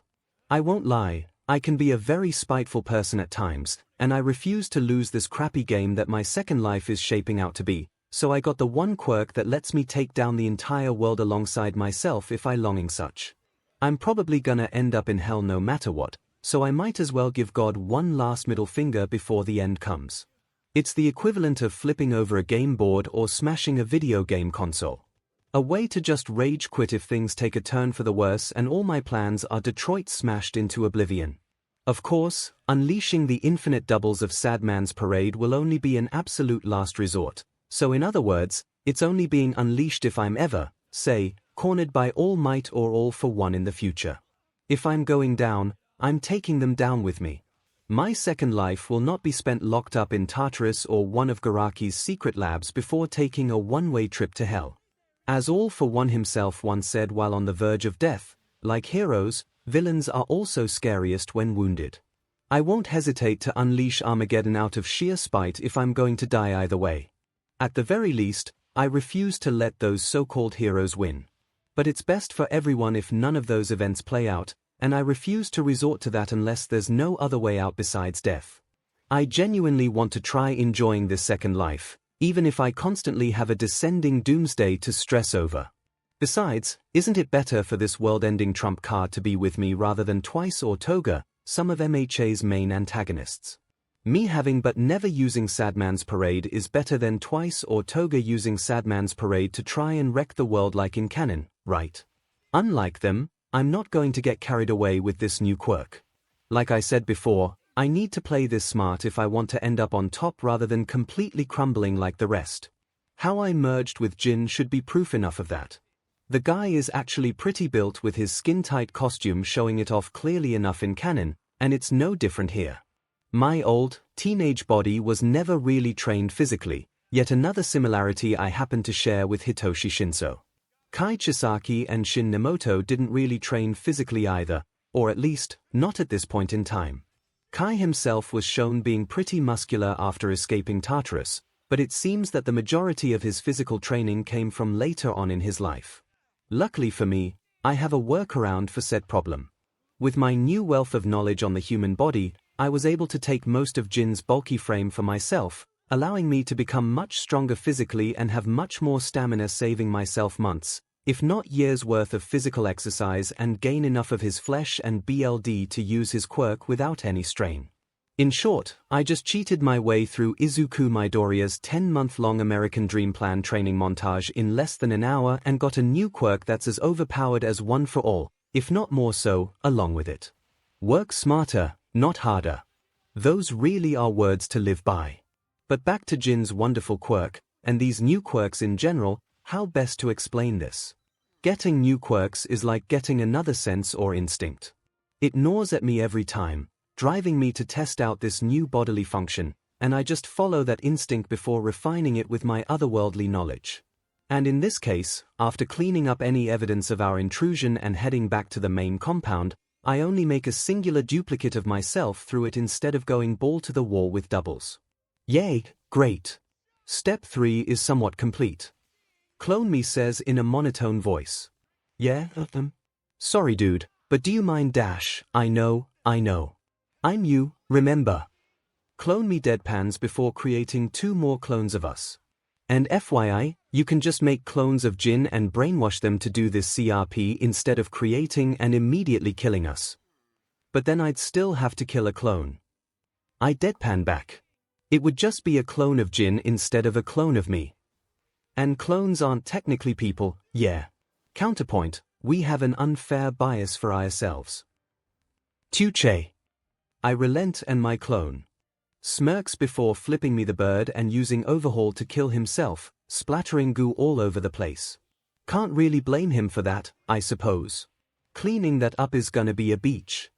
One of the new clones mumbles and the other clone and I nod. So another fun fact about Jin's quirk, the clones all disappear when the original is killed. But when a clone is killed, anything that clone made with his copy of double sticks around. For my plans, I decided on having 2 clones of myself with all 3 of us having both clone slots open in case of an emergency. Therefore, I used my first slot to create a clone that used both slots to create 2 more before killing himself, freeing back up the first clone slot for me. Now as for what I'm gonna do with these 2 clones. Alright, you both have my memories so you both should already know the plan. I'll handle most outside excursions since I'm a lot less squishy than you two. Who wants to play villain boss and who wants to play mad scientist? Won't we both just choose the same thing? One clone asks. We're the exact same person, remember? Ah, right. Should I choose then? I ask back and both clones think about it for a bit before nodding. All right. From now on, you will be Boss Hall and you will be Lab Hall. I announce before pointing at each clone. And your main hall or the original? Got it. Boss Hall agrees. Try to do a better job remembering that than twice did. Yes, sir. I jokingly salute back. Taking twice out of the picture before canon properly starts is one thing. He doesn't affect much before Kamino and only becomes crucial during the Meta Liberation Army arc. Not that I intend for the Paranormal Liberation Front to become a thing here to begin with. Taking over for Overhaul has a similar, minor butterfly effect when it comes to the big picture. I'm going to be making changes no matter what, but I also don't want to lose my information advantage so early into the game. That's why I'm limiting myself to making the bare minimum of main plot impactful changes before the events of Kamino happen, because All Might and All for One taking each other out makes so many things far easier for me, and ideally by the time that happens, no other person or organization should be able to rival me in power, MLA and Hummerize included. I'll be able to make this world's story my own by then, but for now, it's best not to throw away one of my greatest transmigration trump cards. But back to my clones, like I said before, I have plenty of stuff on my plate. Way more than one person can reasonably handle. Sure, I have Chronostasis and Mimic helping me out as my assistant and the Hasaikai's manager respectively, but I need something more. Also, there's only so much I can tell them, even with the greatest non-disclosure agreements and contract-enforcing quirks in the world if the latter is even a thing. But then again, quirks are complete bullshit to begin with. I don't have to worry about keeping secrets if I'm working with myself. Being able to do several things at once would be a lot more convenient, so I obtained a quirk which lets me do just that. Clone number 1 or Boss Hall will focus on running most of the Shy Hasaikai's day-to-day operations and big projects. Even a small mafia like this one isn't easy to lead, especially when we're on the brink of collapse like this. Having someone competent and in the know handling the business side of things full-time should help a lot with my future plans. My invalid college degree from my first life should help him with that. Worst case scenario, I can just do my memory copying trick at one of Japan's top business schools. Clone number 2 or Lab Hall will focus on the mad science stuff, achieving breakthrough after breakthrough with our advanced Frankenstein neural network, rapidly increasing amount of medical knowledge, and a few suitable quirks like Overhaul. He's gonna be looking for ways to improve both our bodies and quirks as well as experiment more with our own version of Nomu, body fusions. My invalid college degree from my second life should help him with that. As for me, I'll be handling most tasks that involve going outside the main base. I know the safer option would be to send clones out instead so there would be no risk of me dying, but I have a good counter-argument for that. Twice is an S-rank villain, and for good reason. It's probably one of the only things this world's villain ranking system got right. So if anyone catches myself or someone in my clan dissolving into dark goo, we're going to have hell rained down upon us, likely in the form of a Hell's Curtain courtesy of Endeavor.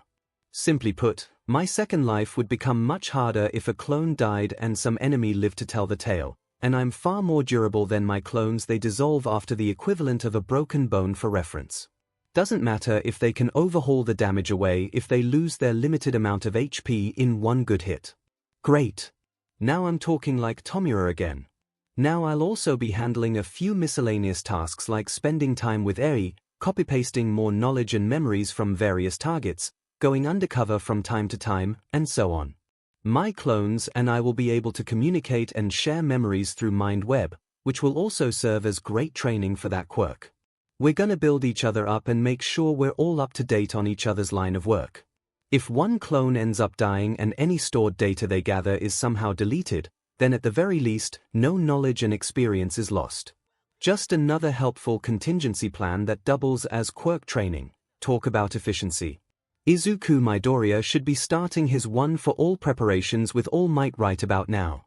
Let's see whose little training montage is better, shall we? Monopoly. It still feels like a dream for Izuku Midoriya. Being trained by the #1 hero and symbol of peace, All Might himself. Being gifted his quirk so he can become a hero. He knows it won't be easy, but he can't let his idol down. How can he let a chance like this slip away? He can't even imagine how bad Japan will get without All Might around. Villain activity already seems to be slightly rising lately. That giant villain Mount Lady and Kamu Woods fought, the sludge villain that almost killed him and Kaken, even one of his other classmates at Aldera recently went missing. He didn't know 𝐒𝐭𝐚𝐲 very well. Everyone at school shunned him due to his villainous quirk, and he mainly just kept to himself as a result. He supposes that's better than the guy being directly bullied, or 𝐒𝐭𝐚 joining in on the bullying towards Izuku. But that doesn't matter. He will become a hero and make sure that the golden era of peace remains in Japan for decades to come. He'll be like All Might and save everyone with a smile on his face. How utterly naive and oh so shounen-like. Are you sure we can't make this a villain Deku world? Some of those mortals fanfics are quite the treat to dash. Oh, shut up. This world 𝐒𝐭𝐚 should be more than enough to keep it entertaining. Countdown to canon. 9 months, 3 weeks before entrance exam. So, why the sudden interest in me, Yakuza? Most intel on your ways of villainy have been lost to time, but honor and traditions are your MO. You're not planning on ratting me out to the heroes, right? The shifty man who regularly dresses like he came out of a Grand Theft Auto game stares me down, not seeing the grin forming from under my plague mask. No need to worry, Jiran. I assure the underworld's biggest broker. Times have changed. The rise of quirks and the era of peace, it's not a good time to be a criminal.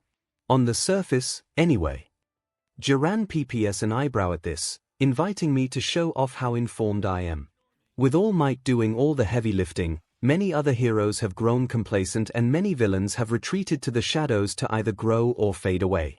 The symbol of peace is only one person, he's human like you and me, and he can't be everywhere. You plan on taking him on? Of course not.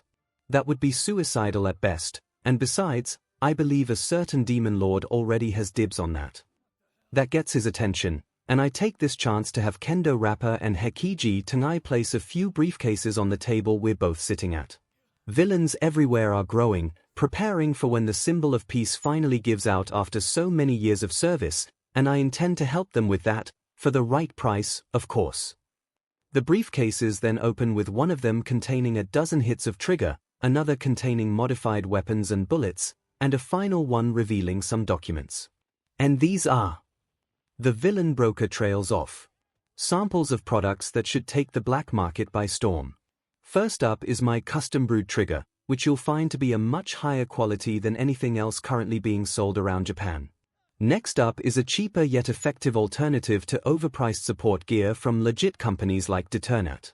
My own customized, quirk-modified weapons and bullets, which fly faster and pack far more of a punch than anything law enforcement has right now. Even most mutant and strength-enhancing quirks won't be able to tank the piercing power of these things. You'll find some more details in those documents I brought along. Not enough intel to replicate these new products on your own, and even if you manage to fill in the blanks, the quirk helping to make these products is rather unique, so I'll be maintaining my monopoly on these products. There's also somewhat of a rough draft contact regarding our trades and other services in the future.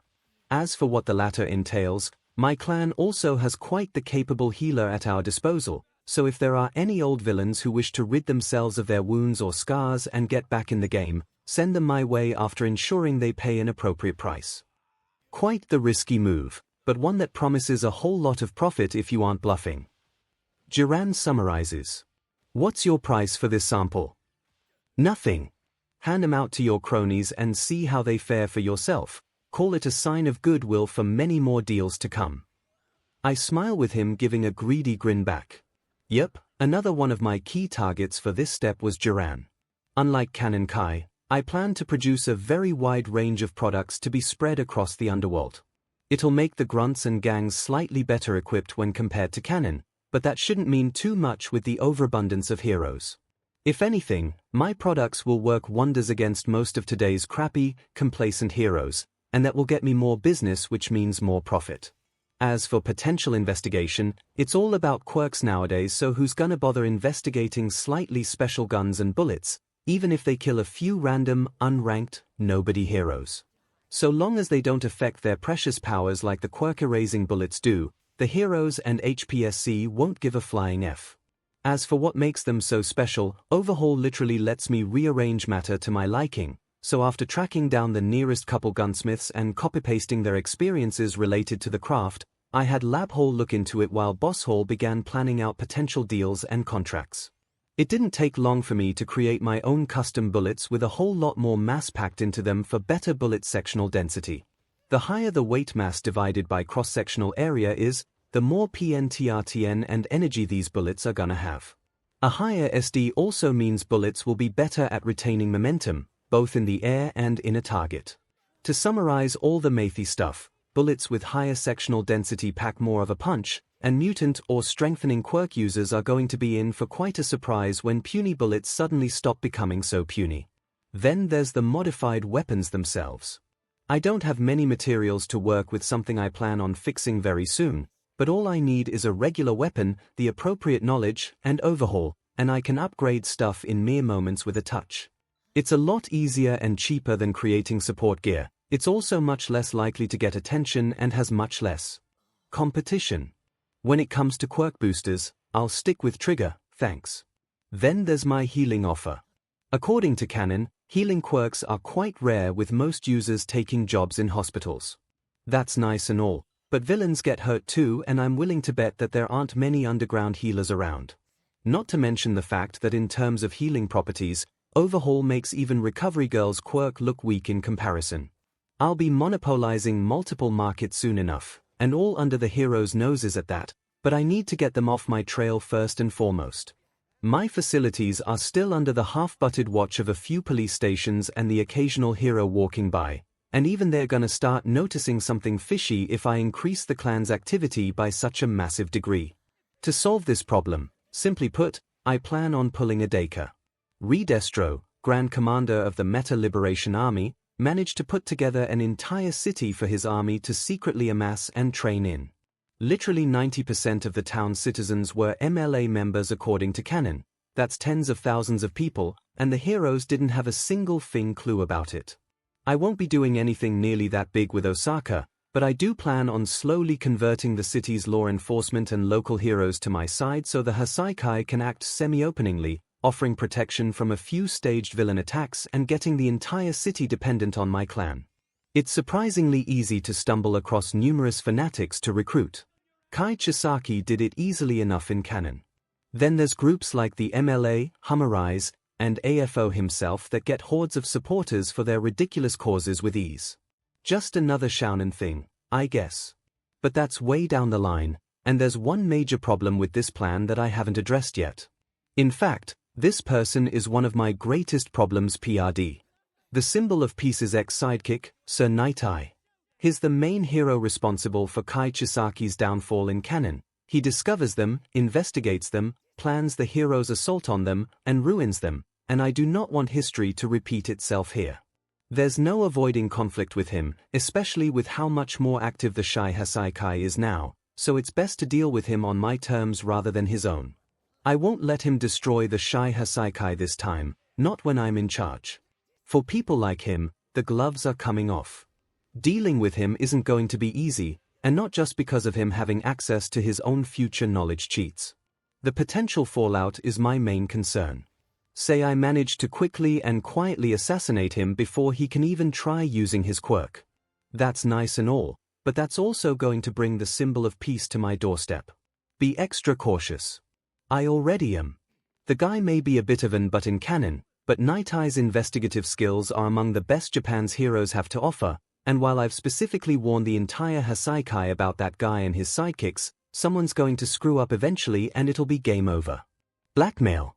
I could threaten to reveal the existence of one for all to the world if he doesn't F off, but that would just get All Might's attention on me and he would definitely be willing to sacrifice his secret if it meant stopping the second coming of AFO. Rat out all for one's survival to Night-Eye. That would completely change the main plot and render most of my canon story knowledge useless. That just leaves one option left, and while it is smart, it's even more insane.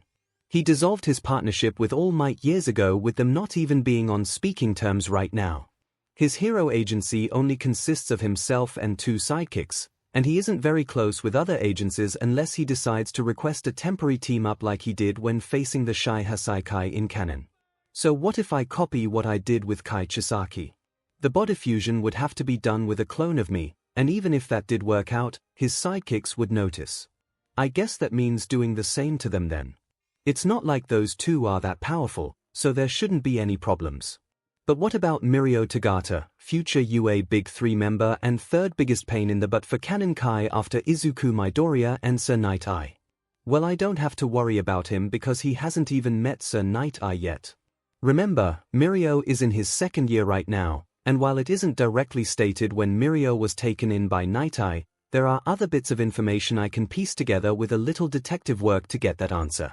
It's stated that he's been working under Night Eye for at least a year during the canon work studies arc. It's also shown that Mirio does terribly during his second UA Sports Festival. Putting those two pieces of intel together, I can come up with a basic timeline for the blonde Big 3 member. Sir Night Eye takes notice of him during his second year sports festival and decides to offer an internship to him. Mirio accepts and does both that and work studies at the Night Eye agency for his second year. He then does the same exact thing his third year, and that adds up to over a year of time once Izuku joins that agency for his own work studies. Problem solved.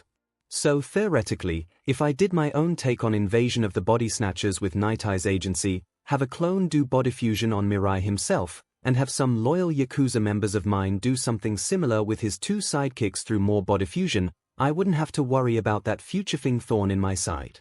Now it will take time for them to fully adjust to their new roles, but that's just fine. Sir Night Eye himself separated from everyone who knows him well enough to spot any differences once we make the swap, and he has no reason to reconnect with them anytime soon. Assuming canon stays relatively on track, I've got well over a year until then. In fact, with how many years they've been out of contact for, it would be surprising if he didn't develop and change personality-wise at least a little after that falling out with the anti-AFO squad. We can forge a new, slightly different personality for Sir Night Eye, and such would be blamed on the natural passage of time. As for Mirio, he certainly won't know the difference if we decide to bring him in since he never even met the guy before. Actually, now that I'm thinking about it, should we even bring him in to begin with? On the one hand, he probably won't become nearly as much as a threat without guidance from Night Eye or myself. On the other hand, we can ensure he doesn't end up anywhere near 𝐈 Hasaikai operations by roping him into Night Eye's agency.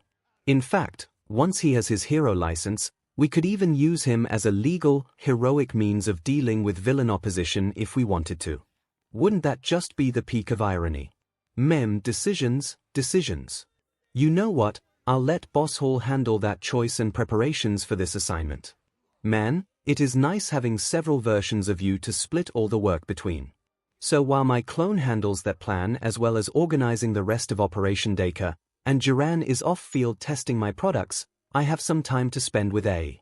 She's been left to wander around the mostly empty compound for the last few days after I let the Hasaikai know about the old boss granddaughter.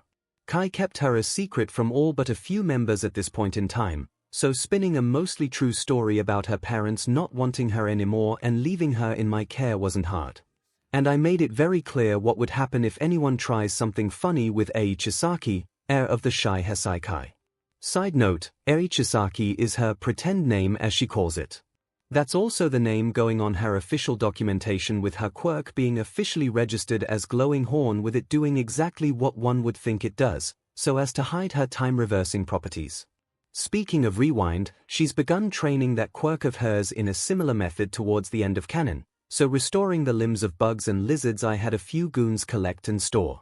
She still has the occasional quirk outburst, but since rewind only affects living organisms at the moment, anyone with her at the time can simply leave the room she's in and wait for her to naturally run out of stockpiled energy. We luckily haven't had any quirk outbursts outdoors, mainly because I know the signs of her quirk reaching its stockpiled limit, such as her horn growing a certain degree and the occasional spark shooting out. Helping her release accumulated energy on command was our first main goal. Just like in the anime, Aries' horn gets itchy when the stockpiled energy reaches its limit and begins to spark out. That took a day or so for her to figure out. Next up was learning how to manually start and stop her quirk's activation, rather than start it up and let it go until she runs out of stockpiled energy. It's only been a few days since then, but she's been making some amazing progress despite starting this training over a year earlier than in canon. Probably because her teacher knows what the hell he's doing. Seriously, quirk analysts here are a thing joke. It took like 2 months for Japan's best doctors and hero teachers in canon to figure out that the energy from rewind comes from her horn, literally the only mutated part of her body. It even starts sparkling once enough of that energy builds up. Get a DMN clue, you idiots. Or better yet, a job you're actually good at. Look. I did it, Dad. Did I say teacher earlier? I meant adoptive father.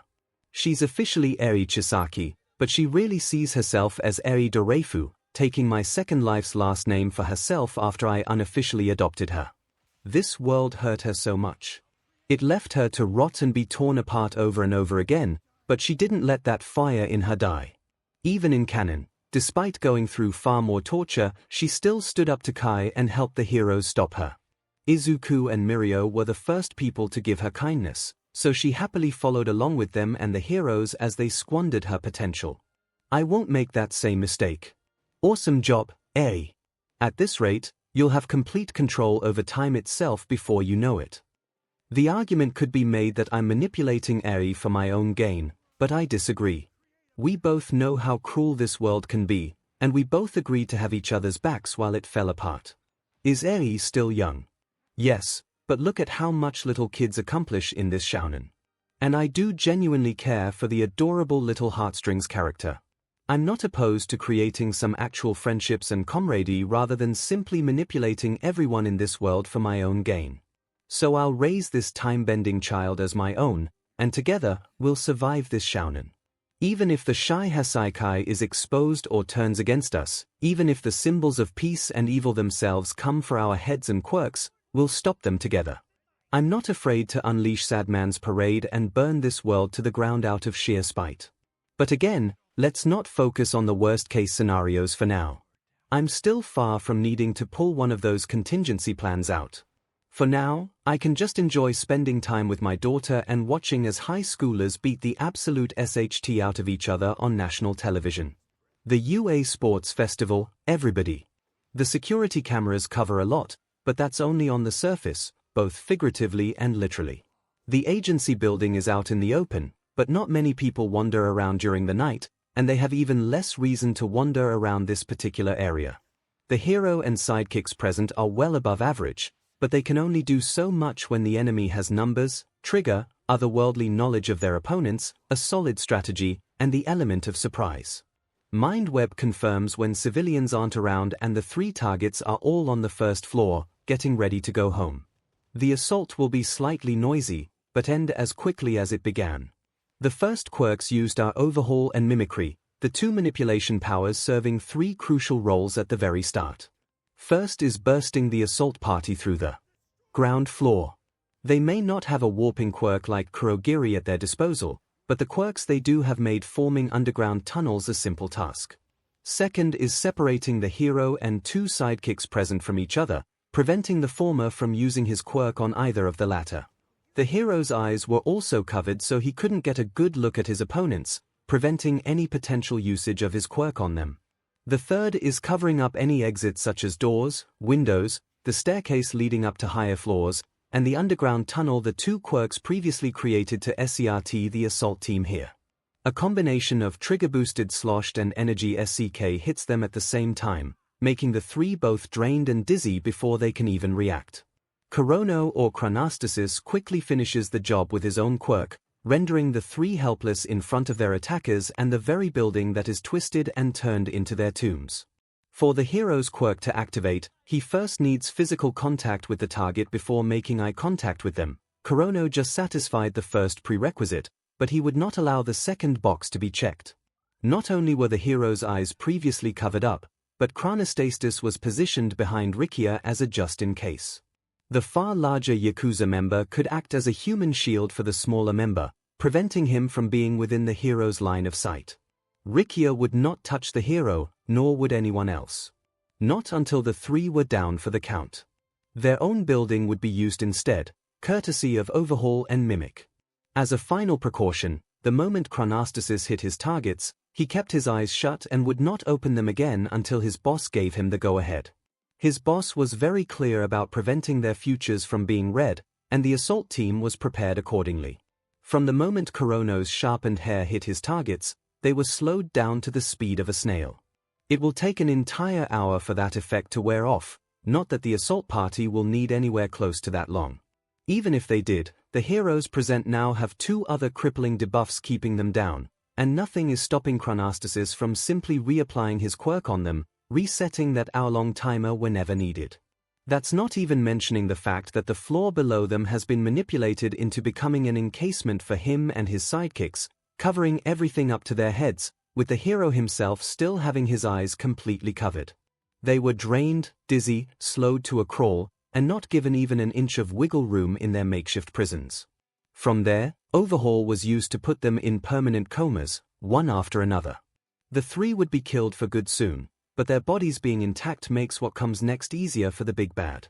Bringing along Joy Inaraka Mimic and all 8 bullets Kurono having recently been assigned to the group as their leader may have been a tad bit overkill, especially with most of them currently being on trigger, but 𝐒𝐭𝐚 and his clones refuse to take any chances. No time to call backup. No time to put up a fight. No time for insight, hindsight, or foresight. Swift, merciless, and extremely effective. Just as planned. Sorry, Mirai Sasaki. But I can't have anyone stealing my shtick. The eccentric transmigrator whispers to the fallen, wide-eyed hero before properly getting to work. A stain on society. This should be enough of a disguise for now. He's honestly surprised how easy this was. Although, when the main body is as much of a paranoid BSTRD as he is, this was only gonna go one way. It didn't matter to him that Canon Kai Chisaki skewered this hero in a 1v1 despite said hero having his quirk activated. The original went and made 3 separate countermeasures to all be used at once just to prevent that quirk's activation when any one of them would have been more than enough. The hero was too weak to even speak with everything else the assault crew was hitting him with. It wouldn't have even made a difference if he did activate it. He'd be too dizzy, slowed, and drained to warn anyone else or do anything meaningful enough to turn the tides. But considering the effects such a powerful quirk has, he supposes he can't blame the original for his cautiousness. They should already have the key to changing the futures that quirk predicts, but again, better safe than sorry. Adjusting his glasses, which he supposes he doesn't really need, but they complete the look, the fusion of man and clone looks in the mirror. Leave me to clean this CRP up, why don't you? He groans to himself. You need our help at all, boss? Clone boss. What exactly should we call you? His fellow fusion asks, him now flawlessly resembling Centipedus appearance thanks to a bit of playing around with Overhaul. What to call myself, boss is fine for now, but for my fellow clones and the original, I think I'll go with Nighthall. Countdown to canon. 9 months, 2 weeks before entrance exam. Crowds cheer and fireworks explode as the final sports festival before canon begins. As for which year Eri and I art, I decided on the second year festival since that's where MHA's future big 3, Mirio Tagata, Neja Heido, and Tamaki Amagiki are. And as for why the hell I would show up here with Ai to begin with instead of watching this event on TV, well, there's a couple reasons. For starters, this little field trip should serve as a nice break. Overhaul isn't a registered villain yet and I plan on keeping it that way for as long as possible. Oh, and I'm obviously not in my Yakuza clothes and mask for very obvious reasons. So there's no risk involved with me coming here alongside my adopted kid, and a stress-free environment is something I seriously need after a spree of stupidly risky moves over the last month or so. This trip is also meant to serve as a lesson for Ai about hero society and how screwed up it is. I thought the Canon Sports Festival arc was great, but when looking at this from a logical, real-life perspective, problems start appearing in droves. Sorry to any MHA Sports Festival superfans, but the concept of this is so stupid, I don't even know where to start. Seriously, all it would take is one villain tuning in through their TV and taking some notes on the next generation of potential top heroes and how to prepare for them, spread the word, and the second internship start up, kids are gonna start dying. Everything from their quirks to their personalities to their friends and foes both inside and outside the ring is on full display for anyone to take advantage of. Everything a villain needs to beat those inexperienced child soldiers is right there, out in the open. Just look at the UA crush, for crying out loud. Every year, pretty much every hero school in Japan gangs up on UA during the provisional license exam because they already know the students' quirks, and all thanks to the sports festival showing them off. If hero students are willing to use such a dirty tactic, then hardened villains should too. And yet the latter is never shown doing so, because plot, I guess, wants some massive media cash grab event. Then do something similar with professional adult heroes. Most villains already know their quirks, so it's not like they'll get anything extra. Not only that, but adults with years of experience are obviously going to be a lot more powerful and skilled than literal high schoolers who barely ever used their quirks before because of Japan's ridiculous restriction laws. But that's a whole other can of worms I'll save for a later rant. Have All Might, Endeavor, and Hawks or some other top 10 heroes race around an obstacle course of doom for a few hours. That'll get people tuning in. Comparing that to UA Sports Festival is like comparing the NFL to high school football. But nope. This society is shooting some of its best upcoming heroes in the butt, and that's if they even live to start hero internships in the first place. If the one sports festival we saw details of in canon is used as a standard, then it's a miracle that nobody hasn't died yet. Want an example? Just look at the first obstacle of the first event for first-year students, so 14 to 15-year-old children, Robo Inferno. If anyone other than Kirishima or Tetsu happened to have Godzilla-sized robots fall on them or even step on them, they would be reduced to BLD splatters.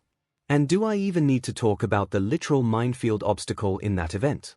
Recovery Girl is a miracle worker, I get it, but even she can't heal instant death. Move over, All Might, plot armor gets the all-time record for most lives saved in this world. And back to my earlier suggestion, before you argue that having so many top heroes off of duty at the same time may cause villains to rise up, this country already has the Hero Billboard Chart, event which does the exact same thing twice a year. Or if you just have to have your hero students showing off their skills for internship purposes because I guess footage of them training in their regular hero classes just isn't enough, have the festival be viewable by heroes only. Not the public, and villains by extension. Why do you think they have these then, Dad? Eri asks me, munching away on a candy apple after I give her a censored version of my earlier rant. Simple, they're overconfident.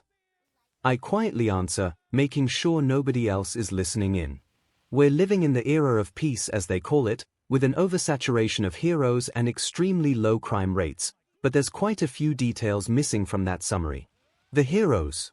Besides a select few, they grow more lazy, weak, and complacent with each passing day. The villains. They're simply getting better at hiding, as you've no doubt noticed. It's a powder keg that's been building up for years, and once it blows, chaos. Anarchy. The citizens of this stupid society running around like headless chickens after their guardian deities are torn apart by a sentient potato or some man-child with a hand FH. Now in society's defense, most people didn't know any better. Ignorance is bliss and all that. Other people, like All Might for example, lie with the best of intentions. They genuinely tried to do the right thing, but ended up making everything worse instead. All Might spent decades making Japan as safe and peaceful as he could, being an invincible pillar that kept society afloat. He never realized what would happen the moment that pillar came crashing down. Most heroes may be in it for fame, money, and glory, but there are still a few people out there who genuinely wish to save people for the sake of saving people. I explain as the festival carries on. True heroes. She asks back. True heroes. I confirm, borrowing a certain hero killer's trademark term. They try to do what even I don't dare to attempt, save everyone they can no matter how bad things get. Those are the kind of people that I can respect, and as long as I have a choice in the matter, I won't get in their way. But if they try to stop us from saving each other, we'll stop them too. My determined daughter whispers with enough conviction to make Stain proud. Atta girl. I smile, ruffling her hair as the announcements end and the first round begins. Stain was right, no point in claiming otherwise. His methods of delivering justice and getting Hero Society to change could have been less murder why, and All Might isn't the only great hero out there, but he was spot on about the problems this Hero Society has. The very term hero has lost its meaning. Nowadays, it represents a capitalist corporate industry rather than an aspirational quality. Now does this mean I want to go out and stop him? Of course not. Well, unless he screws with my own plans. Then I will, because someone just had to make it personal. And guess who conveniently decided to bring his hero hunting crusade over to my city just as I think that? The long haulers group chat. Boss Hall. So yeah, Stain's right here in Osaka according to Kurono's latest report. Killed a local hero I literally had bribed yesterday to start looking the other way. Boss Hall. Some of our security cams picked up a bit of the fight. I'm sending some mental images of the footage I saw now. 𝐼𝐴𝐺 Lab Hall. Either the butterfly effect is thing with us or not Freeman is thing with us. Main Hall. You think he knows about us? The shy Hesaikai. Boss Hall. God damn it, Jiran. I specifically told him to keep us anonymous when selling our products. Lab Hall. Didn't you or Main Hall ask him to track down 𝐵𝐴𝐺 remnants to boost our numbers? You think Stain caught on to that? He's the one who took that Yakuza clan down and murdered all its high-ranking executives after all. MHA vigilantes, remember.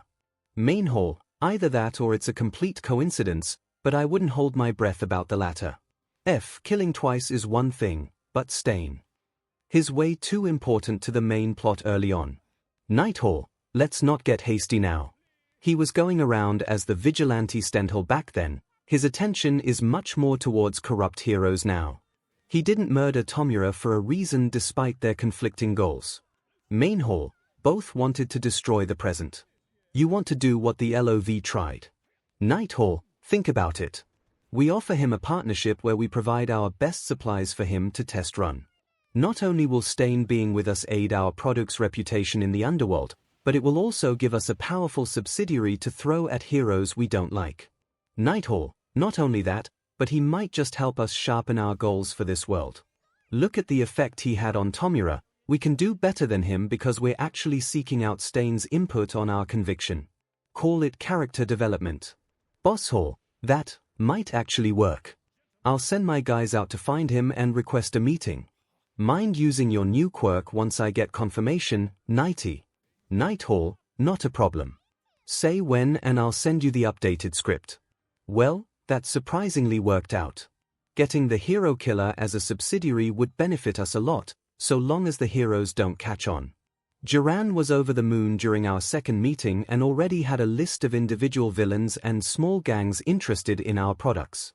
As for their prices, Jiran made sure they were at an acceptable level. He's getting a cut of the profits after all. He also brought over some random old A-rank villain who got into a nasty fight with Miko a year or so ago. I took him to the Hesaikai and returned him the next day with a few altered memories and completely repaired legs. Jiran treated me and my organization very seriously after that, with him promising to get us all the money we could ever want and more as long as we keep pumping out these products. Unlikely, considering how expensive Lab Hall estimates his mad science to be, but it's nice to finally be getting a profit. Taking inspiration from MHA vigilantes, Boss Hall requested that I also ask him to track down any old Abagawa Tenshukai members. They're the only other canon Yakuza I know of, so I figured that as far as mass recruitments go, they would be a nice place to start. Unfortunately, that had the unknown side effect of getting Stain's attention, but this may actually be a positive if Night Hall's plan works out. Geez, this is supposed to be my vacation day. Here I am worrying about the goddamn hero killer over a year before his canon arc starts. Who's that, Dad? Eri asks me, bringing my attention back to the festival going on. I then pale at the naked, smiling blonde boy Eri is pointing at he. I completely forgot about that. Whoops. At least we're far enough away for Mirio to be blurry at best. Small mercies. Now what to say to A. Mirio Tagata. He's one of the good ones, I can tell you that much. I smile while looking at what can best be described as a mini All Might who is part ghost. He just got his UA breathes back on and is hauling but on the racetrack with a smile on his face. What do you want to bet that you two run into him after the festival ends? Lab Hall jokingly asks through a mental message, and honestly, I can totally see that happening. Butterfly effect or Shonen logic, the reasoning doesn't matter, only that it's probably inevitable. And what do you think? No. Once the festival ends with none of the future big three taking home any medals like in canon, and I just so happened to run into him while exiting the arena. Look, Dad. It's Ghost Might. Eri points at the blonde-haired hero. Said blonde-haired hero doubles over laughing right after. Sorry about that. I awkwardly apologize. My daughter thinks you're like All Might if he was a ghost. That's totally fine. You mind if I tell my friends about this? They'd get a real kick out of that new nickname. I'm 𝐼𝐸 Tagata, by the way. 𝐶𝐭𝐚𝐲 𝐔𝐸𝐽. Nice to meet you. I smile and shake his hand. Vestige Hall must be blowing a gasket right now. Boss Hall mentally chuckles. And Kichisaki must be rolling in the grave you dug him with his own quirk. Lab Hall adds on. Yeah, probably. By the way, have any of you guys had run-ins with your vestiges? I get several versions of no as answers back. How strange. Is the double quirk simply not capable of copying those? I know cloning multiquirk wielders is possible since AFO Tomura, AFO himself, and even the Nomus could be cloned during the final war, albeit they couldn't use their quirks thanks to Toga's own restrictions with double. It would be one thing if Twice or Toga can't, since I doubt they knew anything about quirk vestiges, but I don't have that knowledge problem. Whatever, it's not like that matters too much. Me having contact with my own vestiges is good enough since I could just send those memories of interacting with them to the clones whenever I wish. That alone should help plenty with our quirk research. I don't give a damn, and if doing so is a de facto taboo for everyone else, what they don't know won't hurt them. Anyway, Eri and I end up chatting with the hero for a bit before we head back home. Eri even got an autograph from the guy. No, I'm not jealous or anything. No, I'm not afraid of 𝐼𝐸 busting into my home while yelling power and taking my daughter away. Night Hall will ensure the villains that Guy takes down will be the villains we want taken down. Besides, I'm already far better at using my quirk and combat in general than Kai ever was. I also have several other quirks at my disposal, with my original quirk letting me see the thoughts of people even as they are fighting me, so I won't be caught off guard by Phantom Tintin. I proved that by taking on Rapper without using Overhaul, gaining a lot more respect from the brawler as a result. Sure, I secretly had all his memories and knew his fighting style to a T, but what he doesn't know won't hurt him. I didn't use Confession or Double either, the latter of which has made me quite a bit taller and more muscular thanks to extra flesh needed to use his quirk without any strain. I was only a little over 5 feet tall upon first arriving here, and Kai is 5 foot right now. With my current body modifications and fusions, I'm over 6.5 feet tall. AFO is 7'4" for reference, and All Might in his buff state is around the same height, so yeah, I'm becoming quite the big BSTRD. After both the expected and unexpected bumps in the road, it was smooth sailing from there. The trip home had no problems, and it was back to the normal routine after that, for the next few days, anyway. Boss Hall was handling the influx of new funds and recruitment. Lab Hall was leading trigger production, trigger experimentation, quirk and body research, and most other tasks related to Hasaikai R&D. Night Hall was getting us access to the hero network while preparing his agency for 𝐼𝐸. There won't be much physical training, but initial introductions are obviously important. Stain was being a real pain in the butt according to Boss Hall. Recruiting corrupt heroes and Yakuza is tough when there's a psychotic assassin in town hunting them down like animals. And as for me, I was handling whatever was left, like modified weapons production and tutoring training Eri. Several days after the sports festival ended is when the shy Hasaikai makes contact with Stain. The meeting is set up for that night at an old warehouse we rented, one not too different from the one the LOV met Overhaul in canon, just in case he rejects my offer and escapes my grasp. There aren't many people who have a greater will than Stain. Even with Trigger, he would probably shrug mind web off before trying to cut me to pieces, not that he would succeed. But better safe than sorry, right? I'll be taking some of the 8 bullets as backup too, as another just in case. But our real trump card is our expertise with Overhaul. Lab Hall and I have come across what can be considered a few genetic-themed countermeasures for the killer during our experimenting with the quirk, and I've got those quirk uses down to a T after enough practice.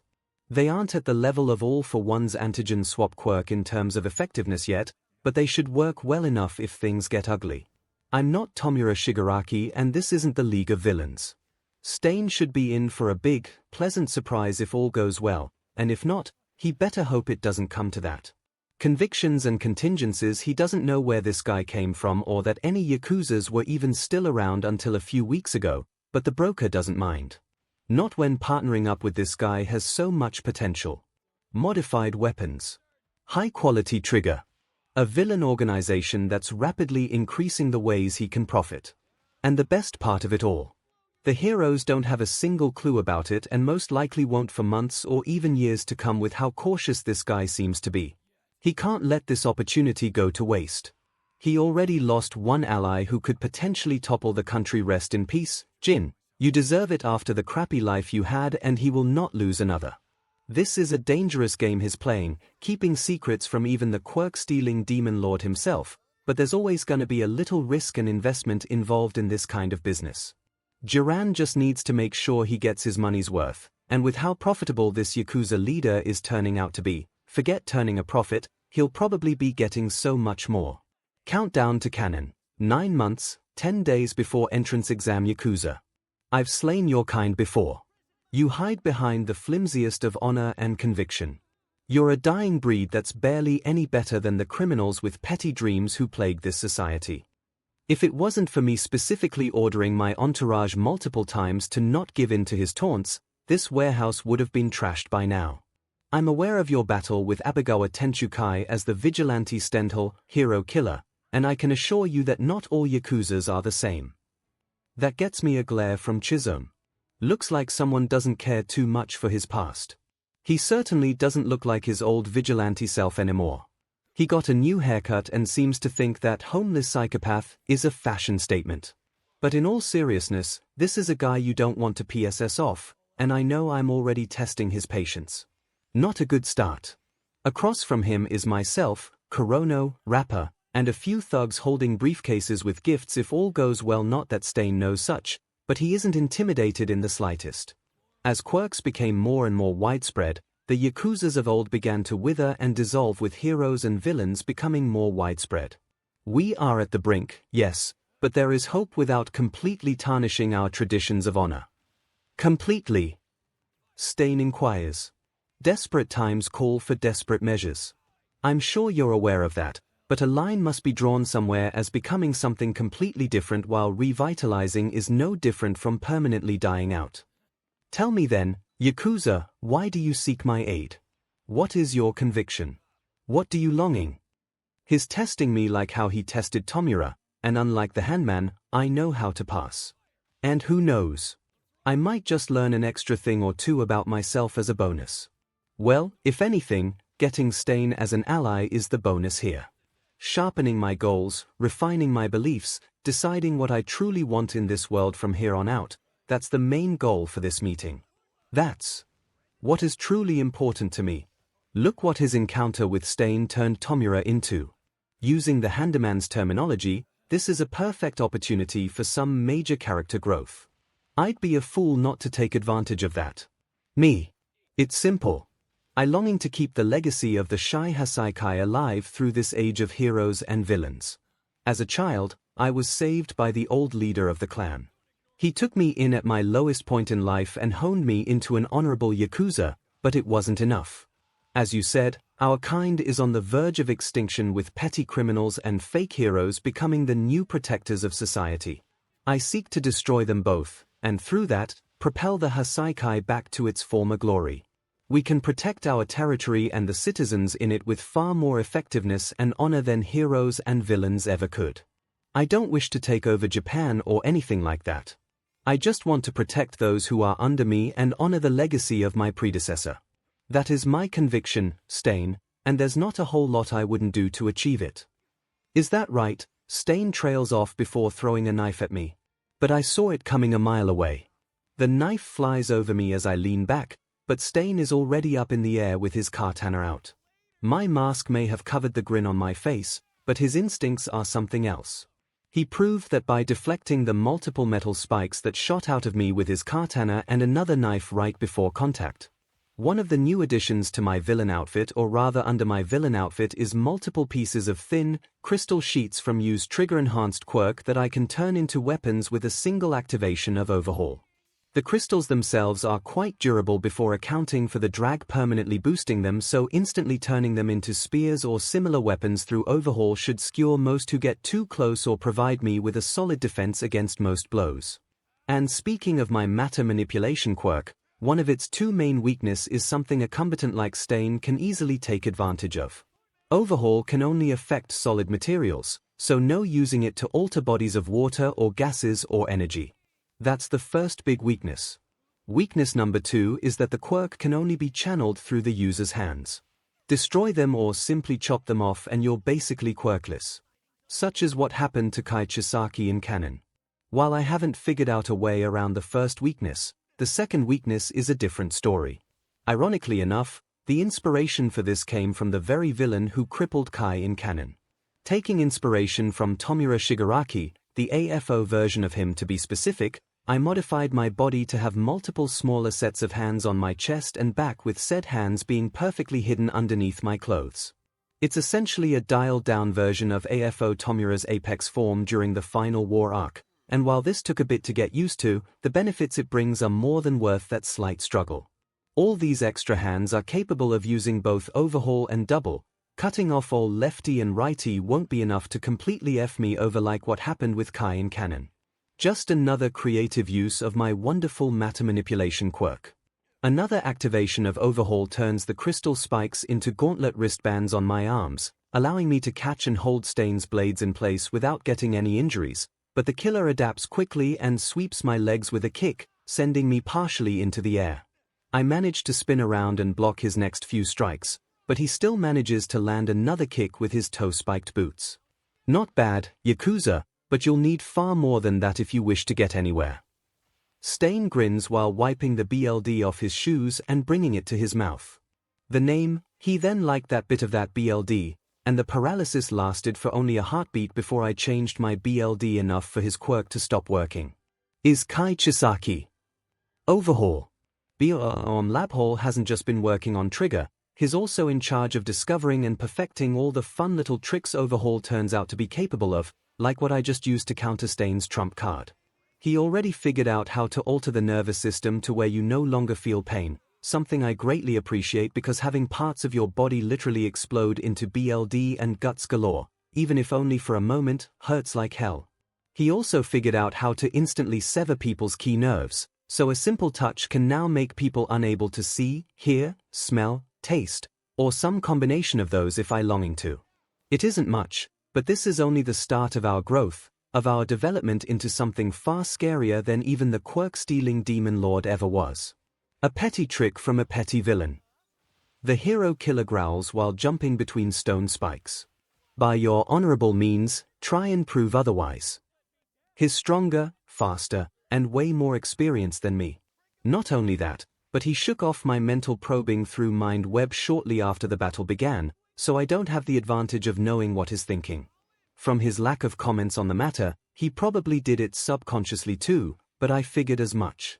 Excluding Kai himself, Stain is well beyond the danger level of anyone I've faced so far in this world, and I only defeated the former by taking advantage of his cockiness and over-reliance on his quirko, the irony. But that wasn't just a fluke. I'm not all talk, and I'm gonna prove it. Oh, you haven't seen anything yet. Now come Owen, hero killer. Hordes of spikes are sent his way as hordes of blades are sent my way. Both of us block and dodge before charging full speed ahead. I only need to touch Stain once to end this, but that's a lot easier said than done. Any fingers that come close are chopped off by his blades, and while Overhaul can repair that damage, it still doesn't help me with my current problem. Overhaul is only a single-stage contact quirk, meaning I can't simply channel it through the ground and into Stain or through my weapons and into Stain's own as they clash. Also, the guy may mainly be a close-quarters combatant, but he is really DM fast and even more agile, jumping through waves of spikes like nothing and even using them to better attack me from all different angles. I know that. I know all about the guy thanks to the anime and manga based around this world. However, having knowledge about your opponent is one thing, but knowing how to use it is another. Taking on a superhuman assassin bouncing through one spiked death trap after another takes skill. It takes determination. It takes creativity. I got the support I needed. I planned out the best way to do this and planned plenty of backup plans in case SHT hit the fan. I'm optimizing my quirks beyond anything normal training could provide, and I'm building an empire of those destined to be defeated and forgotten that will help me get the job done. But there's practice and planning, and then there's the execution of all that. As for whom I mostly Lab Hall's test subjects for overhaul improvement experimentation are, Boss Hall and Mimic used their quirks to expand the labyrinth a little bit and created what can basically be called a mini prison for people. Prisoners so far consist of villains only random goons, so F-ranked and E-ranked at best, causing problems on our turf, as well as a hero or two that decided to not look the other way and tried to expose us for the glory of taking down a villain organization or some SHT key word being tried. Thanks again. Confession quirk. Oh, there was also one shy Heiseikai thug who recently planned to steal our current stock of trigger and run away to get rich selling it on the other side of the country. I made sure that dumbass served as an example to the rest after exposing his crimes. Again, prisoners double as test subjects for Lab Hall, allowing him to both train his quirk and do some of our particularly unethical experiments on, so they are probably regretting ever being born by now. Is this inhumane? Yes, but I gave them a chance to benefit alongside myself, and these idiots are the ones who not only declined, but also tried to destroy everything I've built up. I am not Canon Kai. I don't kill people for things they had no control over. The last thing I need is people freaking out over getting murdered for some small mistake and running to the heroes for protection. I can differentiate bad luck or lack of success from sheer incompetence. I only kill for mistakes that are sufficiently bad, stupid mistakes that could cost me everything, including my daughter's happiness. Did fusing with 𝐾𝐽 change me? Definitely. Unlike with everyone else I fused with or took memories from, I took everything from Overhaul. Over 2 decades of memories in his perspective changed mine, and while I wasn't the greatest guy ever before, I'm definitely more villainous and ruthless now. But I still draw a line far above whatever angry squiggle Kai drew. I don't harm innocents for the hell of it. I don't go out and cause chaos for SHTs and giggles. I treat my followers far better than the old Overhaul ever did. In fact, getting so attached to Eri straight from the get-go was, more than anything, a subconscious longing to differentiate myself from 𝐾𝐽𝐽. And yet I'd be lying if I said I wasn't truly starting to care for the little girl I adopted. However, I don't take threats to my family and organization lightly. Same goes for traitors looking to make a quick buck by fing over their comrades and clan. I have to draw the line somewhere. The people that really PSS me off are the ones sent to Lab Hall and used for training the finer details of my most powerful quirk. It's horribly painful for people when my clone experiments with their nerve receptors to see how much pain someone can feel before dying or how long someone can continue breathing while missing an organ or two. Each time they die, he brings them back to start everything anew. Over and over again. And if I didn't have double, I'd be doing this all myself. Then there's the training I personally do with MindWeb, training that involves the third application rather than the first and second ones, and spoilers, it isn't fun having your mind torn apart and repaired over and over again. Having clones figure out the best way to improve your quirks for you makes things so much easier, but I still have to put those methods into practice. I spend at least 4 hours a day training Overhaul and MindWeb, mostly Overhaul, improving my efficiency with both quirks and putting all the memories, experiences my clones send me to very good use. Lab Hall in particular gets in far more practice with Overhaul and MindWeb every day, and I can mooch off his discoveries without a problem, optimizing my training even further. It isn't quite on the level of UA's training camp, as I have many other tasks besides personal training to do, but students are there for only a week while I plan on doing my training regimen every single day for months on end, and that's just one of many important tasks I'm currently juggling. I don't know if it's possible for Overhaul or MindWeb to get a quirk awakening, but hey, there's still plenty of room for improvement without that. As for double and confession, there isn't really a whole lot I can do to improve quirks like those. And as for any quirks I obtain in the future, I'll wait and see what I actually manage to obtain first and foremost. Right now, taking down Stain is my top priority.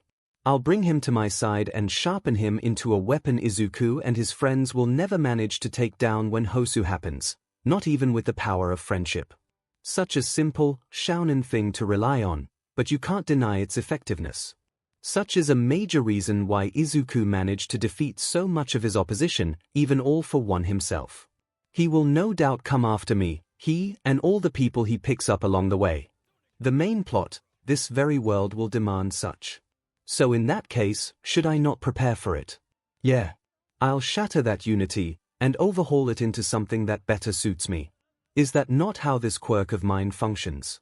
Tomura only got the mutilated, purely destructive version of MY quirk, and his actions throughout the series show as much. I have the complete package and so much more. I'll overhaul Stain's story into my own image, preventing him from ever losing. Same goes with the Xihe Saikai and anyone else I get into the fold. Whatever benefits me with minimal risks in return. The events of this world, the people within it, the very world itself. I'll overhaul it all to suit my own selfish desires, to ensure my survival. I won't destroy it all like Tomura or try to rule it all like All for One. I'll just change what is needed for myself.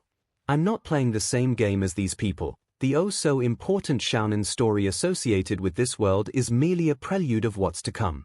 Forget saving the day like a hero, forget destroying or ruling all like a villain. My ultimate goal is surviving the far greater threat that's to come. Will I take advantage of the canon story to do that? Obviously. That story leaves behind so many pieces, so many people, and nobody could care less about them. Well, I care, because I'll get such great use out of them once they're overhauled into becoming my pawns. But the canon story is far from my greatest concern. It means little in the big picture. I'll overhaul whatever parts one deem necessary to aid me with this. I'll even overhaul into my own. When I was first transmigrated here, I was gifted Mind Web and told to use my head.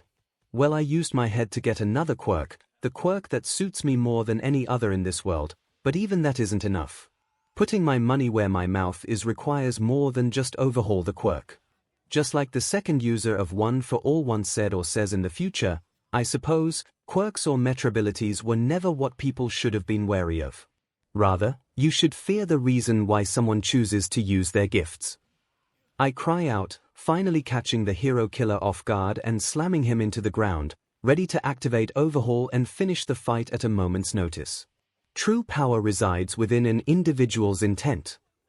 I'll never truly be like the people of this world, no matter how many of them I fuse with, but who says that has to be a bad thing? It gives me an edge that nobody else can ever hope to replicate, but this edge only becomes useful if I utilize it properly. Just like with my quirks. Just like with my organization. Just like everything I've obtained and will obtain in this world. And that outside perspective only increases what I can do with all this power, how I can overhaul the world with it. Stain's eyes go wide as he briefly loses his breath, but he then smiles as his will seeps out. It floods the entire room like a tsunami, causing the surrounding thugs to collapse, Kurono to pale, and even makes Rapper take several steps back in fear. Indeed. He mutters. A true hero isn't defined by their quirk. He slowly gets back up, me having been pushed back after colliding with a malefic aura that far surpasses my own. Rather, it's how they act. How they think. How they choose to serve others out of their own selflessness. He may have one of the strongest powers in the world, but I know for a fact that even being quirkless wouldn't stop All Might from doing what's right. That's why he's worthy of killing me. That's why All Might is a true hero. You'd think he has his own copy of the MHA script with how spot on he is. Being quirkless didn't stop All Might from trying to help people, whether it was before he received One for All or after the last embers finally burned out. The guy may be a bit of a dunce, and also unintentionally doomed Japan by making most people too reliant on him, but the fact of the matter is that Toshinori Yagi did his absolute DMN best to be the greatest hero and symbol he could. He went about saving Japan the wrong way, sure, but at least he tried and somewhat succeeded for a good chunk of time. Izuku is a similar story. He has one of the strongest quirks out there and insane amounts of willpower as support, but it's his naive idealisms that screw him over, often leaving his body more broken than his opponents despite usually winning his fights. As Stain's willpower and bloodlust finally died down, he sheathes his katana and stares right into my soul. You wish to protect and preserve your clan's history by stopping the heroes, putting forth your own honor and code to protect the innocent civilians under your care. You dirty your hands to do so, but I suppose I'm in a similar situation. Very well, Kai Chisaki. I will aid you in your endeavors in exchange for you aiding in mine, but stray too far from the light, and you will fall to my blade. I raise my hand up to silence Kurono and Rapper before they do anything foolish. Go right ahead, I'm not afraid. Disappointing my daughter like that is far worse than any death you can give me. The hero killer huffs in response before I fix the warehouse up with overhaul and we start discussing the specifics regarding our new partnership. Thank you, Stain, for giving me exactly what I needed. For helping me finalize my path going forward. I'll be sure to not disappoint. Usage for all. Stain can't afford to slack off, not when knowing how close the only true hero out there is to reaching his limit. Turns out even going plus ultra can only get you so far. That's why he'll work harder than ever before, teaching all those fakes a lesson so they can maybe turn this country around and hold up the weight once their soul pillar crumbles. Chances may be slim, but it's worth a shot. And if it doesn't work out with society truly collapsing, well, at least this latest Yakuza seems to be good enough to replace them. Good enough to protect their small corner of the country from the chaos that's to come. These modifications has been given, this power. Yes. This will make his job much easier. Countdown to canon, 8 months 2 weeks before entrance exam. Such a thing could work, but you would need a very good scapegoat. The Hasaikai has enough attention on it already. Shin offers his 2 cents on my latest plan as we walk through the replica of our main compound, or Hasaikai HQ as we've taken to calling it. Yeah, that'll totally work. No, it won't. You're all stupid. Shin and Jin have been helping a lot with figuring out how this vestige realm or vestige world works. Vestige Hall is still being a bit of a prick, but even he's starting to calm down after realizing that there's no returning him back to normal. Oh, and the shy Hasaikai is currently doing better under me than it ever was under him, but he refuses to admit that. And probably never will. Probably. Definitely. He still hates quirks, but he at least understands the bigger picture now. As quirks currently are, acting as a pseudo-religious bloodline-based doctrine that all of society bows itself under, they do nothing but hinder us. The ghost I've dubbed as Vestige Hall had debated with me the last time I was in this realm, which is practically a nightly occurrence at this point. They have turned the world from a meritocracy to a twisted mirror of itself, similar to the BLD-based lineages of old. They stifle technological advancement, they stifle societal advancement, and they have even managed to turn the act of attempting to understand them into a taboo amongst science. That may be true, but it was humans themselves that chose to go down such a path. You don't see sentient quirks like Dark Shadow and Pino having humanity screw itself over, do you? Imagine technology advancing to the point where humans become cyborgs or completely artificial. A similar system to the one we see now would have been created due to humanity's very nature. We've managed to reach a mutual understanding, sort of. It's at least gotten to the point where I can trust him to walk around this world and not try to destroy it out of spite. Why the OFA and AFO vestiges never bothered properly learning how to control this place is beyond me, but hey, their stupidity makes my life easier, so I'm all for it. If I ever get into a vestige world struggle with one of those quirks, then they're gonna be in for quite the shock. As for what's been going on lately, several weeks have passed since my showdown with Stain, and our new partnership is going just as intended. I upgraded the killer's entire arsenal through various modifications with overhaul and have even given him a few slight body modifications through usage of the quirk. Yes, body modifications. Improvements to the human body that have nothing to do with quirks. And no, this has nothing to do with Garaki's line of work. I'll be taking my own path with this subject, as not only would copying his work be more difficult for me, but I would also obtain more in the long run by doing my thing while he does his. Combining his research with my own in the future will create far more powerful projects than merely attempting to copy his. Remember me mentioning just how much potential MHA fans there is the overhaul quirk to have. Well, years worth of theorizing from that particular fan base gives me plenty to work with, and MindWeb helps bring all those memories back to the surface. That little application took a while to get down, as it's essentially using the third stage of my original quirk on myself, but this function was well worth the time put into it. Now back to inspiration regarding my most useful quirk. Reddit pages, fan-made mangas, fanfiction, and so on. Fanon world building is not canon, but that doesn't mean I can't give certain ideas from the former a try, and that's not even mentioning my own unique ideas on the subject. Author's note: a quirk shout-out to MHA fan authors Mirand and Z75 for inspiration regarding overhaul and MHA human biology in general. I highly recommend reading their own works. In short, LabHall won't be running out of R&D projects anytime soon. Now Stain hasn't been given any extra quirks yet. He still doesn't know about that, and he won't know about it until later down the line when he earns more of my trust and I improve the dekuwhatif process more, but there are plenty of other ways to improve people. Extra knowledge is one option. Regular body modifications are another, and thanks to LabHall experimenting full-time, I'm well on my way to reaching what I consider to be the second stage of overhaul usage. Stage 1 is what overhaul was capable of in canon, so basic disassembly or reassembly of matter. This allows the user to get both a standard combat usage and healing with good enough knowledge on the human body. The peak of Stage 1 consists of capabilities like severing senses, body fusing, and restoring entire limbs with other body parts, something I've done quite a few times when healing clients Jiran brings over to one of our meeting spots. Simply put, I do it by using meat, usually pig meat. Jiran had tons in storage and I don't think I want to know why, and using overhaul to put the flesh back together. Bodies remember what their shape was, the rest is just a matter of putting things back in order according to the memory of the target's body, all the way down to the DNA. It requires a good bit of practice and takes a decent bit out of my stamina, but I've gotten a lot better at it over time, and people are willing to pay a good chunk of cash to get their limbs back in working order, or just back in general. Again, that's just Stage 1 of overhaul.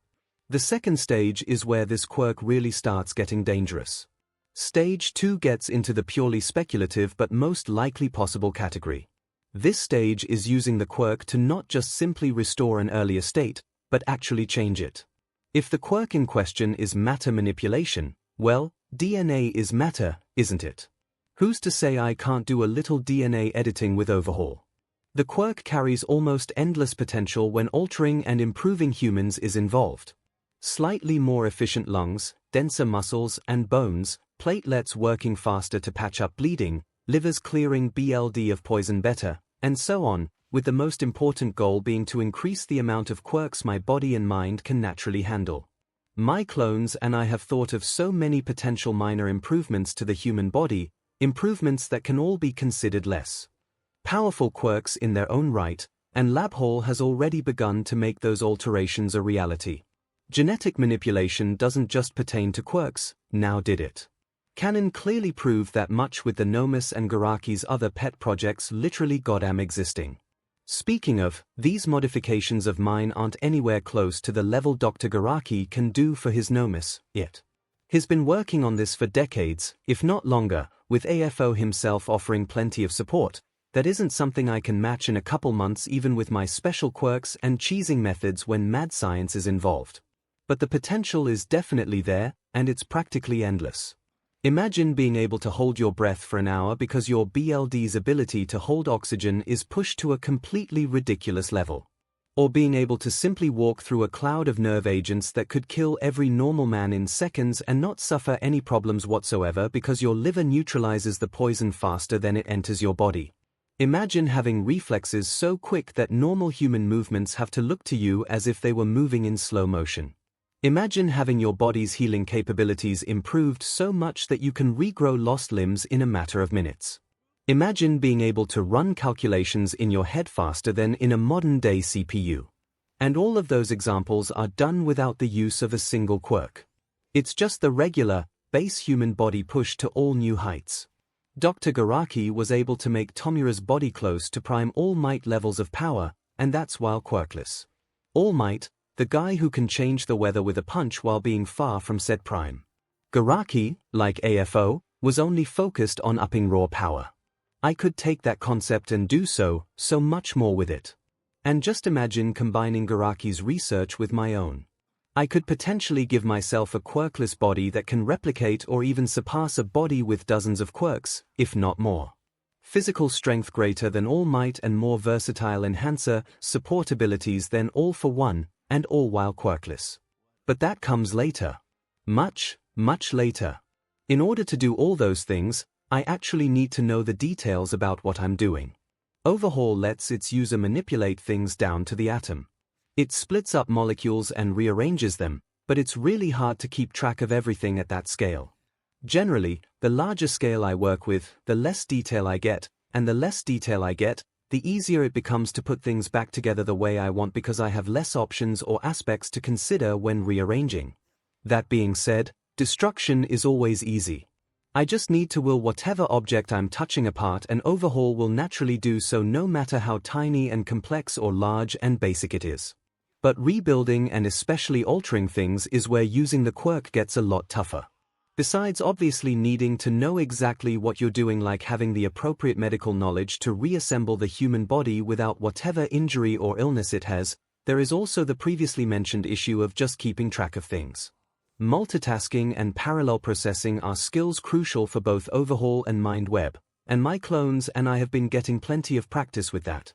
We've also been looking into brain alterations or modifications to improve those skills better than physical practice ever could. I'll still be doing both methods, no reason not to, since both help me, and we've been making decent enough progress with that. At the moment, I've only been able to make various body improvements slightly beyond the current human limit. Stain was already ridiculous thanks to all his training, so these modifications were less effective on him than it was for others, but he said the improvement was noticeable, so I'll take his word for it. I also helped myself to some samples of his pre-modified DNA because that guy is a walking, talking, murdering Charles Atlas trope, and he can give me some incredibly helpful data about how humans here can evolve past their natural limits without undergoing a quirk singularity transformation like AFO Tomura did. There are others like him, humans who have evolved more than others as generations pass.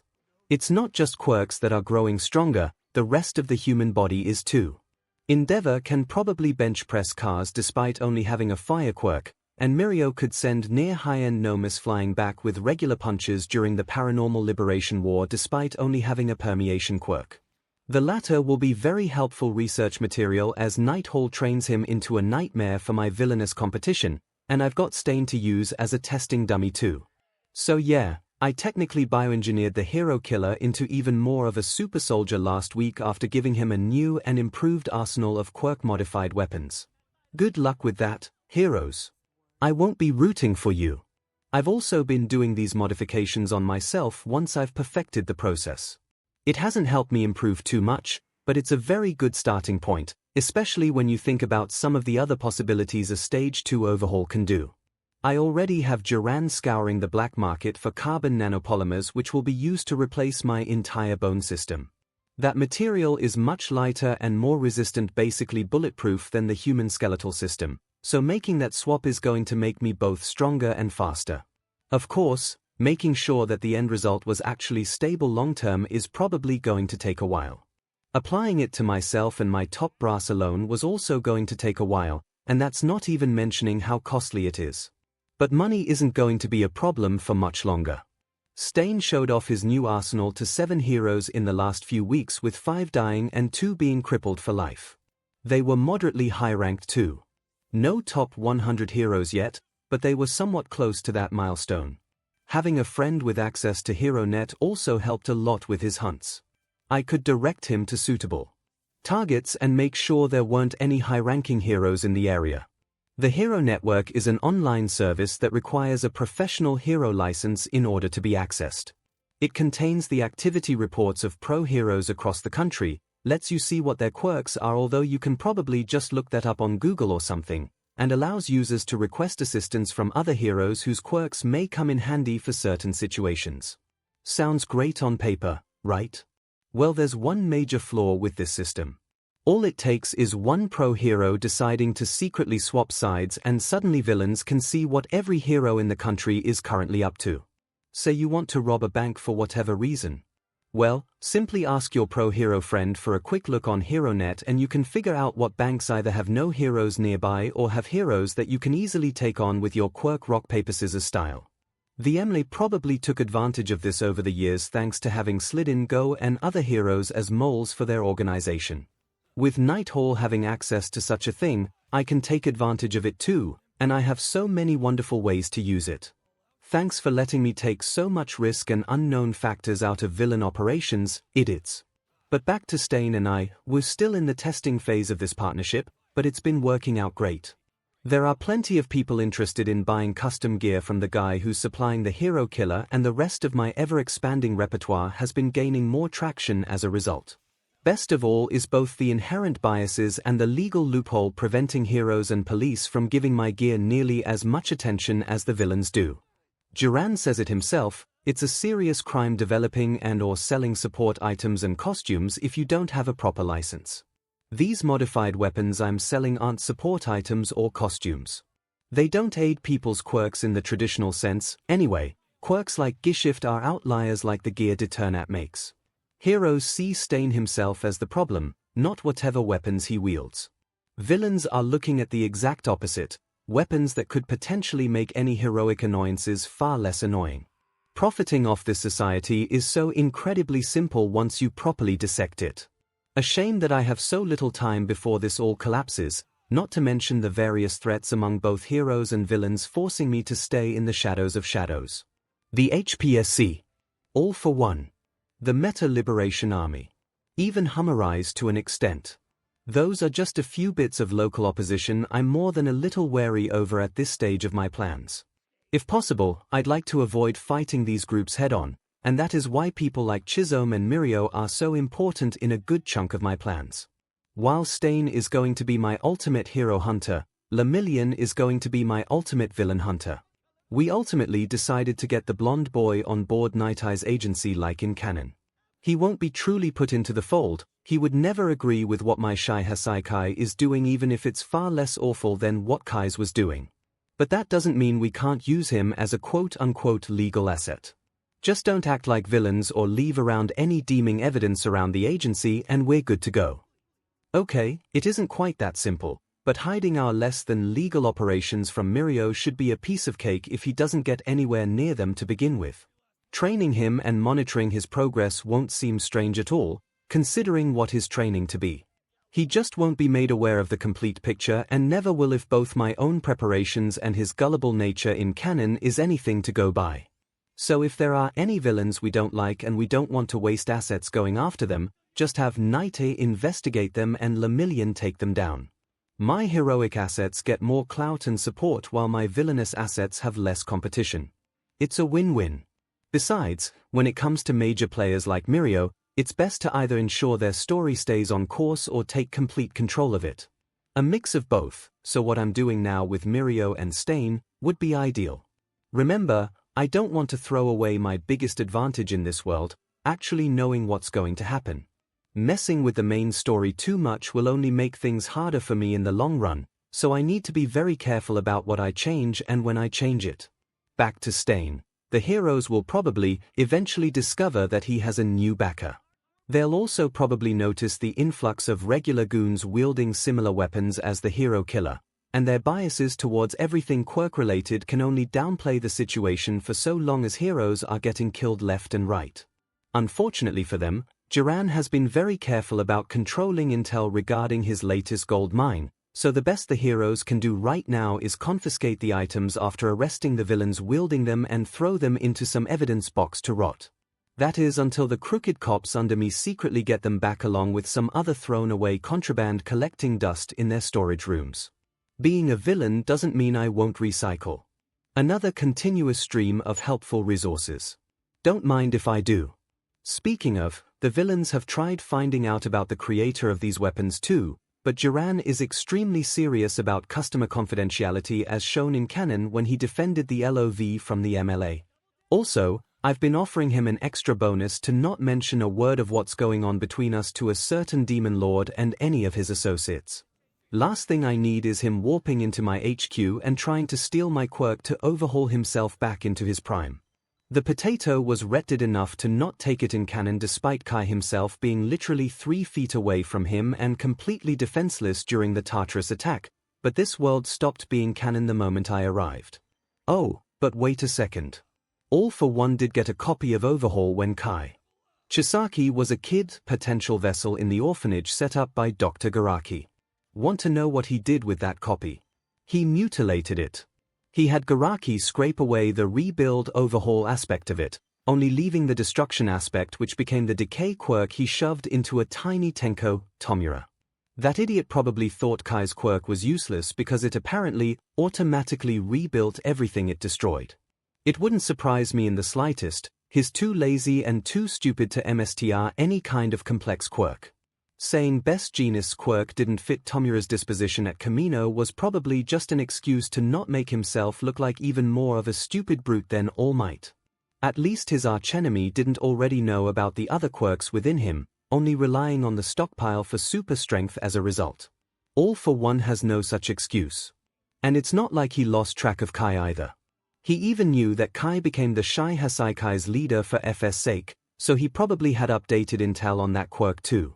Either all that time in Tartarus added on to his brain damage, or I stumbled upon a plot hole large enough to swallow Japan.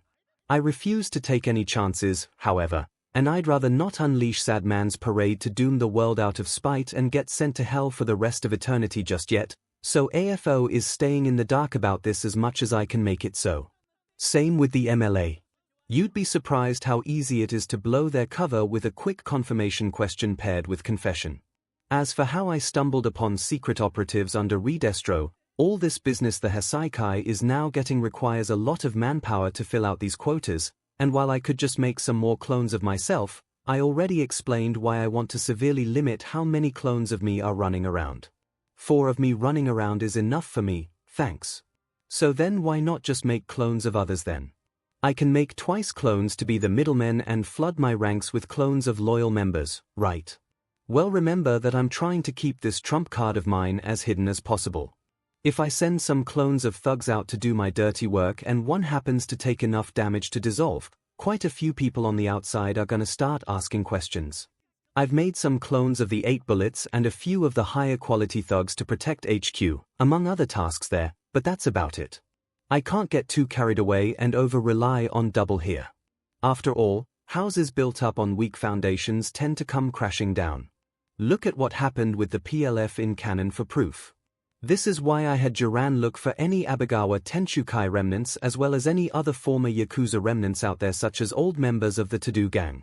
He's already managed to track down a few dozen people who were interested so far, and only 4 of them didn't pass the confession questioning. Lab Hall is happy about the new batch of test subjects. But this isn't enough, and getting potential recruits through the screening process Boss Hall recently sent Duran is gonna take a while.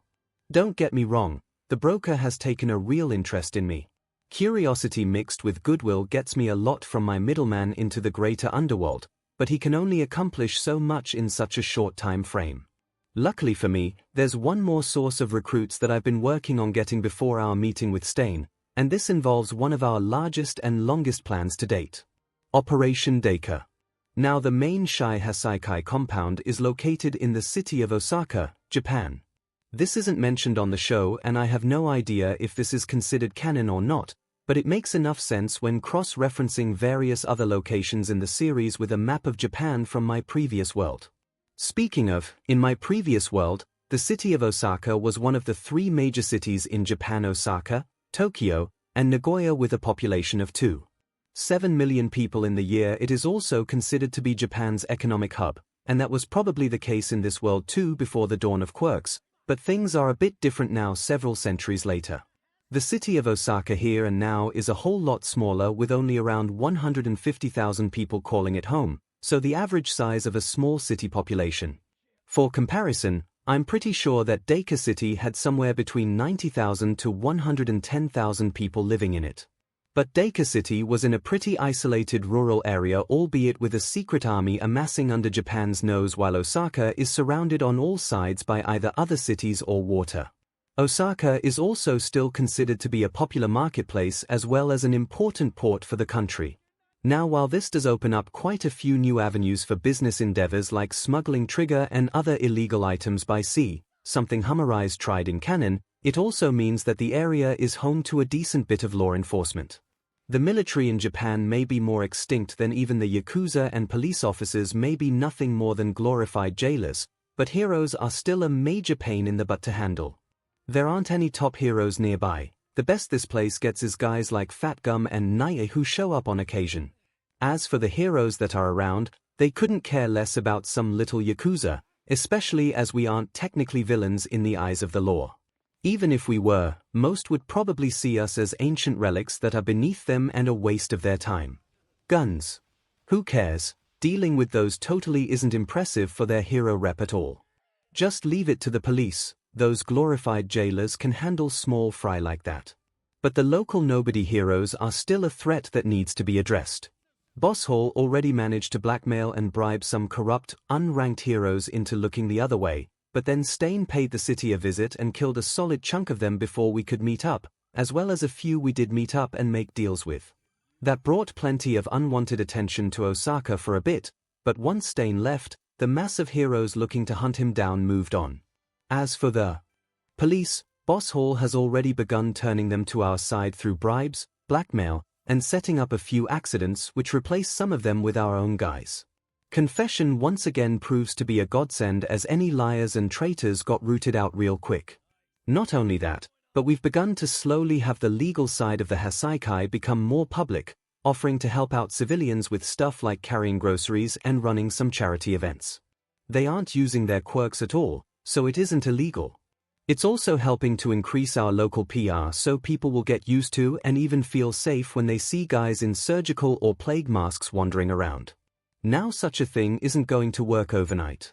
Hero worshipping has been ingrained in this society for ages while the concept of Yakuza has been dying out for just as long, so even for a smaller city with not too many heroes around like this one, it's still going to take months, if not longer, for the civilians to mainly rely on my clan for aid and protection. Once that happens, the Shy Hasaikai is going to see a swarm of new recruits and a pretty large area to act semi-openingly in. It's like how people in Deku often use their quirks or meta abilities as they call them since there's barely anyone who isn't on their side around to tell them not to. Getting all the local police and heroes on my side will take a while too, but I'm already starting to see some progress and that lets us begin to expand our operations with our enemies being none the wiser. Soon enough, Osaka will become a haven for the Shy Hasaikai and its allies. I already have nearly twice as many members in my organization than I did at the start. Then there's my various clients and connections through Jiran and the Hero Killer being both a subsidiary and a bloodthirsty advertisement for the clan's black market products. This is only the beginning. I have so much more planned for pre-canon preparations and it's going to be glorious watching them all come together. You wanted to see me, boss? Kendo Rapper asks as he steps into Boss Hall's office. That's right, Rapper. You see, there's a certain part of your history I wish to speak with you about in more detail. You aren't in trouble or anything. In fact, this may end up turning into a wonderful opportunity for you. The bullet of death gives a confused stare as Boss Hall pauses a bit for dramatic effect. What can you tell me about the underground masquerade? Biting bullets. Toshinori Yagi is so proud of his pupil. Almost 2 months in and is making excellent progress so far. By the time UACE entrance exam begins, Izuku Midoriya should be ready for the power of one for all and get started with the quest to take his place as the symbol of peace. But until then, he has to stay strong. He can't let the injury that BSTRD caused 5 years ago slow him down any more than it already has. At the very least, the Demon Lord is finally dead. He has to be here for both his pupil and this society he forged an era of peace in. But that peace seems to be wavering more by the day. Will he really be able to hold out until then? No. Zip it, you horned hot dog. I'm sick of forcing people to forget your stupid commentary. Then you shouldn't have picked a shounen franchise that was so commentable. Countdown to canon, 8 months 1 week before entrance exam. All of you, come at me together. I command the 9 people surrounding me in our new underground training arena. Hell yeah. Bring it on, boss. Rapper cries out and charges as Mimic and several others inject themselves with trigger. I use overhaul on the ground with Rapper punching through one spike after another via strongarm, him eventually reaching me where I go for the insta-kill. But a barrier blocks the way. Boom, I activate overhaul again, sending Rapper, 𝐒𝐲, and the barrier therein flying, while also blocking Deidoro's line of sight and forcing the others to take a step back. The 8 bullets are all scattered around the arena, but Mimic fixes that. As for why I'm doing this, Stain made it very clear that I have a long way to go when it comes to combat. My quirks are strong and my stolen combat-related memories are plentiful, but that doesn't mean a DMN thing if I don't know how to use them. Getting the equivalent of a few biochemistry and surgery degrees does wonders for my mad science, but doesn't help much in terms of combat. Also, as canon clearly showed, showing the floor with spikes over and over again doesn't always work. That's why I've been stepping my personal training up a notch. I have plenty of time to do so thanks to the clones who can handle running the Heiseikai, progressing the mad science, and even going undercover on the heroic side of things.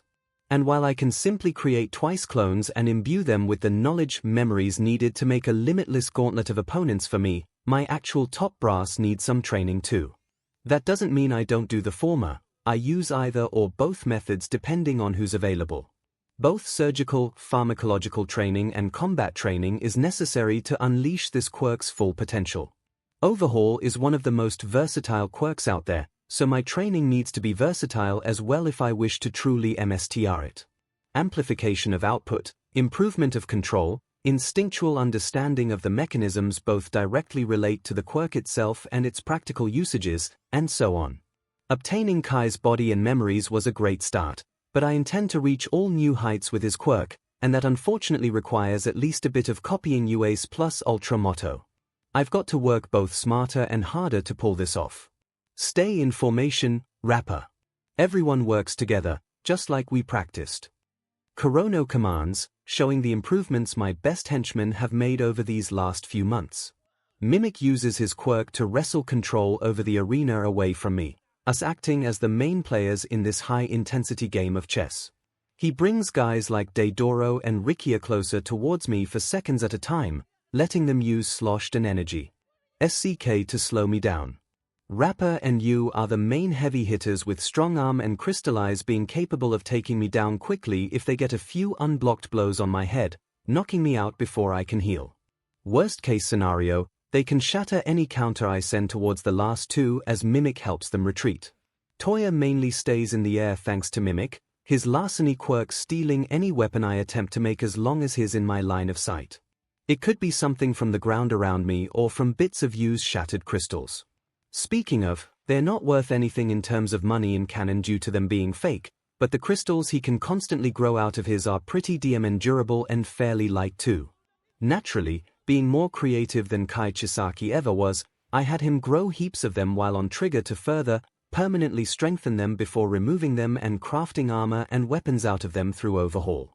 Having customizable quirked crystal body armor is going to help out my guys a lot and sell for a pretty penny if I ever bring this product to Jiran. I've even been personally field testing the material like back when I first fought Stain, and it's pretty damn good if I do say so myself.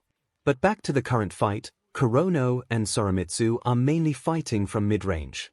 The former tries to attack me with chronostasis, his hair being capable of slowing down objects too while on trigger, so he can slow me down at best and slow the arena I affect with overhaul at worst. This could affect Mimic too, but he quickly pulls out of those areas and focuses on surrounding me with the other bullets again. As for Soromitsu, his food quirk lets him chomp down on any counterattacking spikes that slip through Rapper and use defenses. Those two can take it. The squishier bullets in the back are a different story. But they are DMN fast with Mimic using the arena itself to transport them all over the place, the ground itself forming into hands or domes to make sure they don't fly off midway.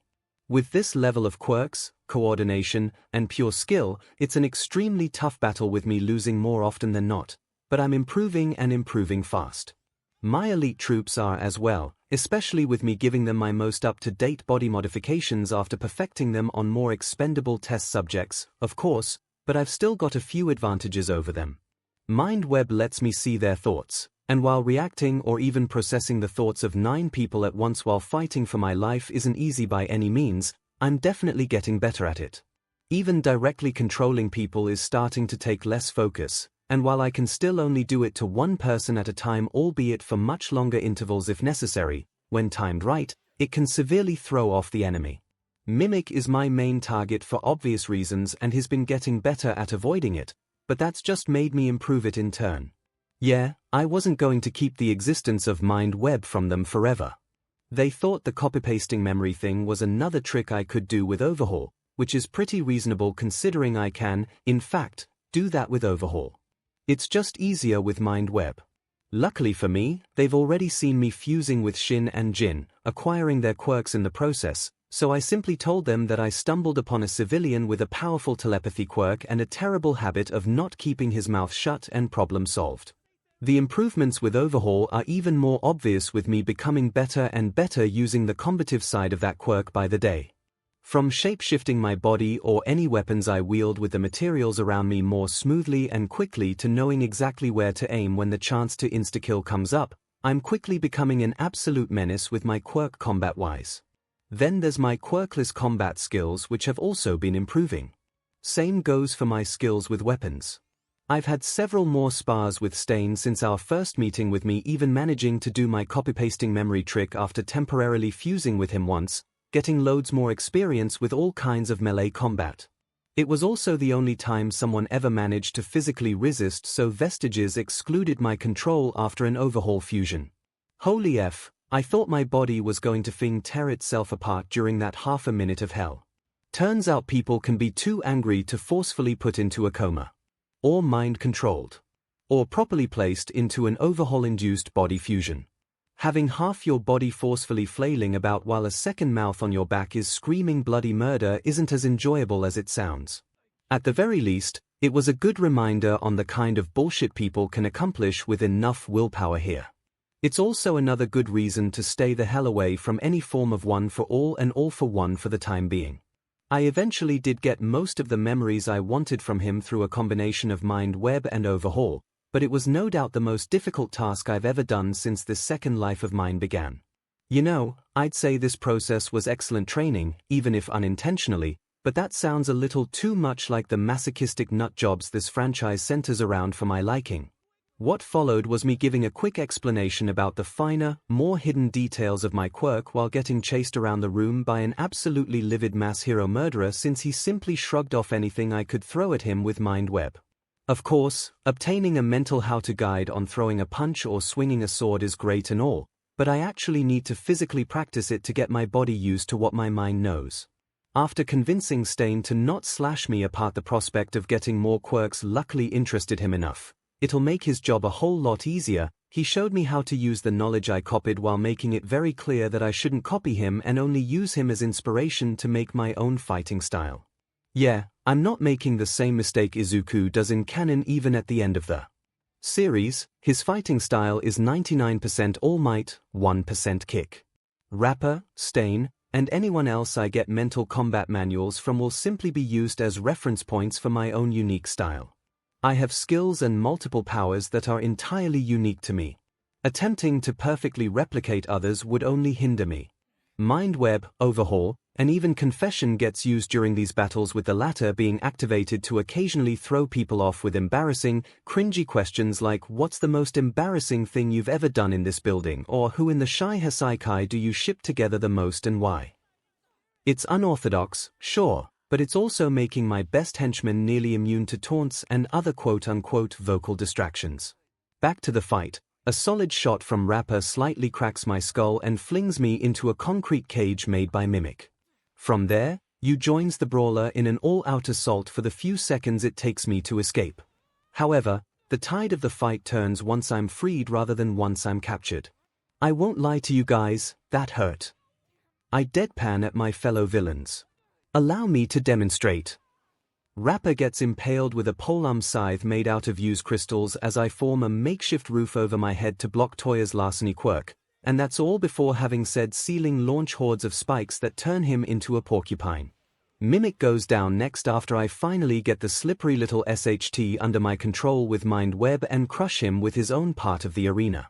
Rikia nearly crushes me in turn with all the energy he's gotten through his quirk. My own quirk just barely activates in time to insta-kill him. Deidoro goes down next with me using Mimic's own strategy, bringing them all over the field by controlling said field, getting the unconscious bullet close enough to the others for Slosh to work on them. Yeah, that drunk effect works as long as the guy's intoxicated, doesn't matter if he's awake or not. It's mainly Mimic carrying him around the battlefield with his own quirk, but that guy knows how to punch and shoot while completely hammered after so much experience. He also had liver disease, but I fixed that up with Overhaul right after finding out about it. Same goes for any other negative health conditions my henchmen have or develop. The medical checkup and any necessary treatment is totally free too. This is Japan, not America, and I'm not a crappy boss. He says while murdering his employees in cold blood. Lab Hall snickers. I can bring them back just fine, in case you've forgotten. Besides, you're the last person who should try blocking my way with moral shounen nonsense. Now let me focus. That's another neat little trick Labhall managed to develop with Overhaul, something of a return to factory settings. Simply put, I can reset a person to the state they were in up to 15 minutes ago. This means that within 15 minutes of receiving whatever injury you get, I can reset said injury instantly with a touch rather than a long and complicated surgery. I can even heal death itself, but the resurrected target is going to be in a state of stupor for up to a day as their brain realizes that hey, I'm still alive, and recovers from the shock. It's practically my own take on 𝐻𝐸's rewind quirk, but it also has the same disadvantages as that quirk. Imagine getting into a life or death situation and awakening your quirk while on the verge of death. I could use this setting of Overhaul to instantly undo all of that damage from up to 15 minutes before, but it would also undo the quirk awakening.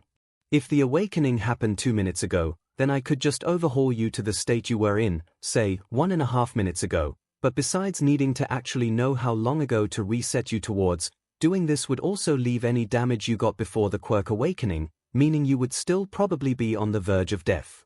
TLDR, this new application of Overhaul is practically a bootleg rewind. The fight ends less than 15 minutes after Toya got skewered and Rapper bleeds to death, so I'm able to resurrect all the fallen and heal all their injuries through Overhaul easily enough. I then congratulate everyone on a job well done and walk out of the arena, only to bump into a "Train me." The unicorn girl pouts. I raise an eyebrow at her and the Yakuza thug standing right behind her. Sorry boss. She insisted on watching your training session with the higher-ups and you said to do whatever she asked. That I did. I also said you needed adult supervision when around the training areas and labs, so good job getting that. But last I checked, I'm already training you on how to use your quirk. Train me in fighting. Only Rapper was willing to do that, and he isn't a very good teacher.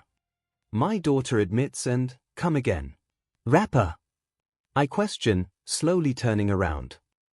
Like that guy said, we're supposed to do whatever she wants according to your orders. I did say that, but I also mentioned a few exceptions to that rule. Like if it involved hurting her at all. She wasn't hurt. Much. Just a few bruises here and there. The next 25 minutes were spent chasing Rapper all around the labyrinth while shouting a variety of very creative threats and expletives I could make good on through Overhaul. Then I nearly ran into 𝐻𝐸 again, who once again asked me to train her in physical combat and refused to take no for an answer.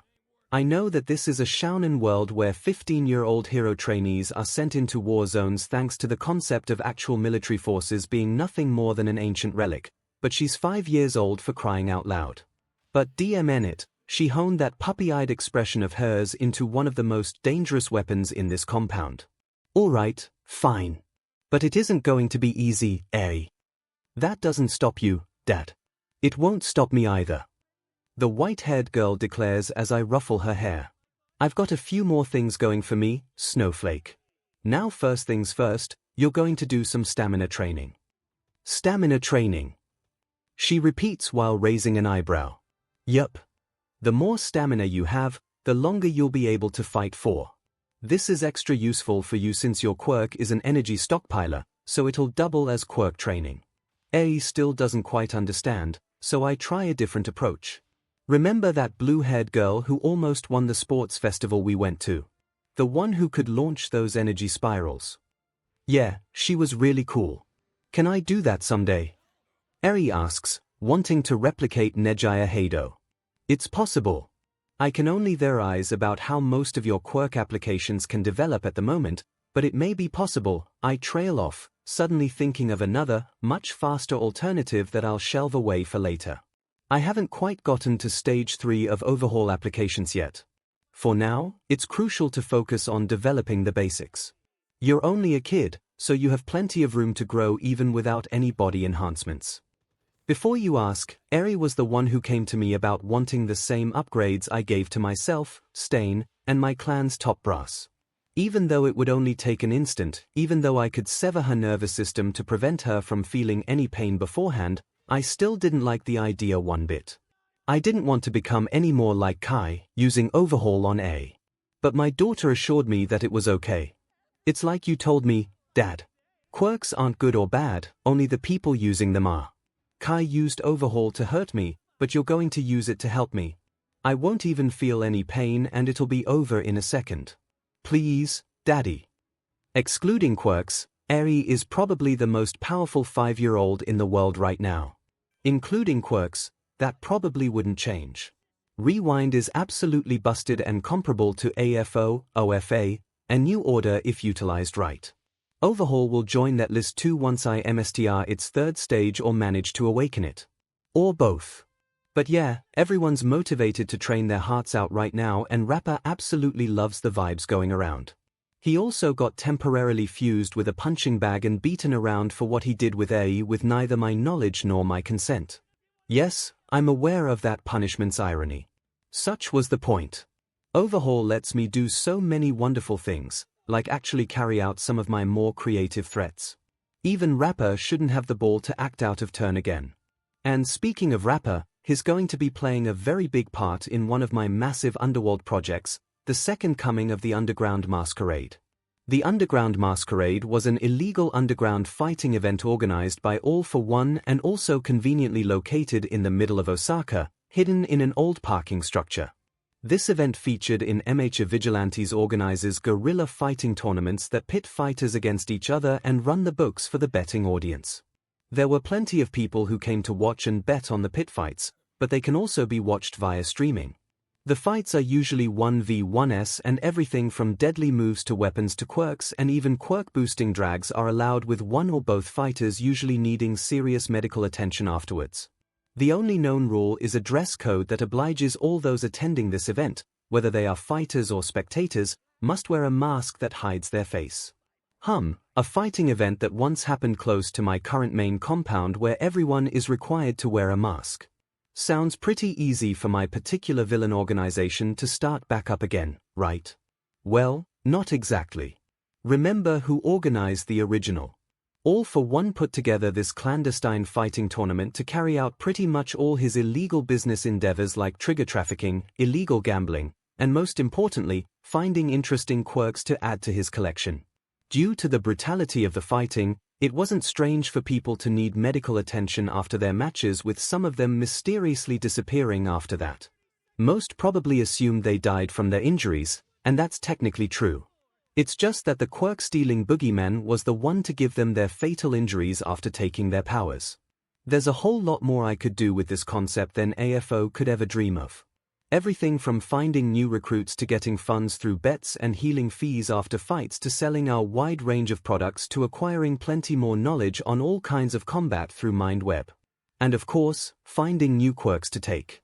But the original quirk thief is going to notice if I go through with this project.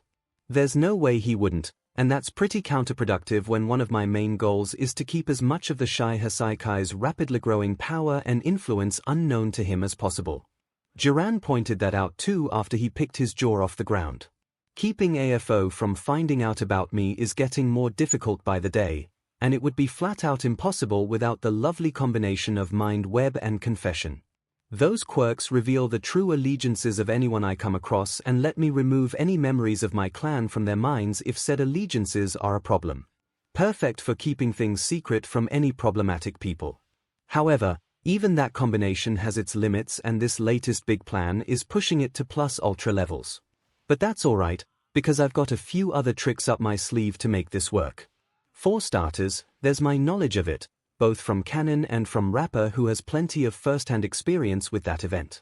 I got those memories too after temporarily merging with him during a prior spar, but I don't get any thoughts or insights he comes up with regarding those memories afterwards. He was there when everything went to SHT. He went up against the high-end Nomu.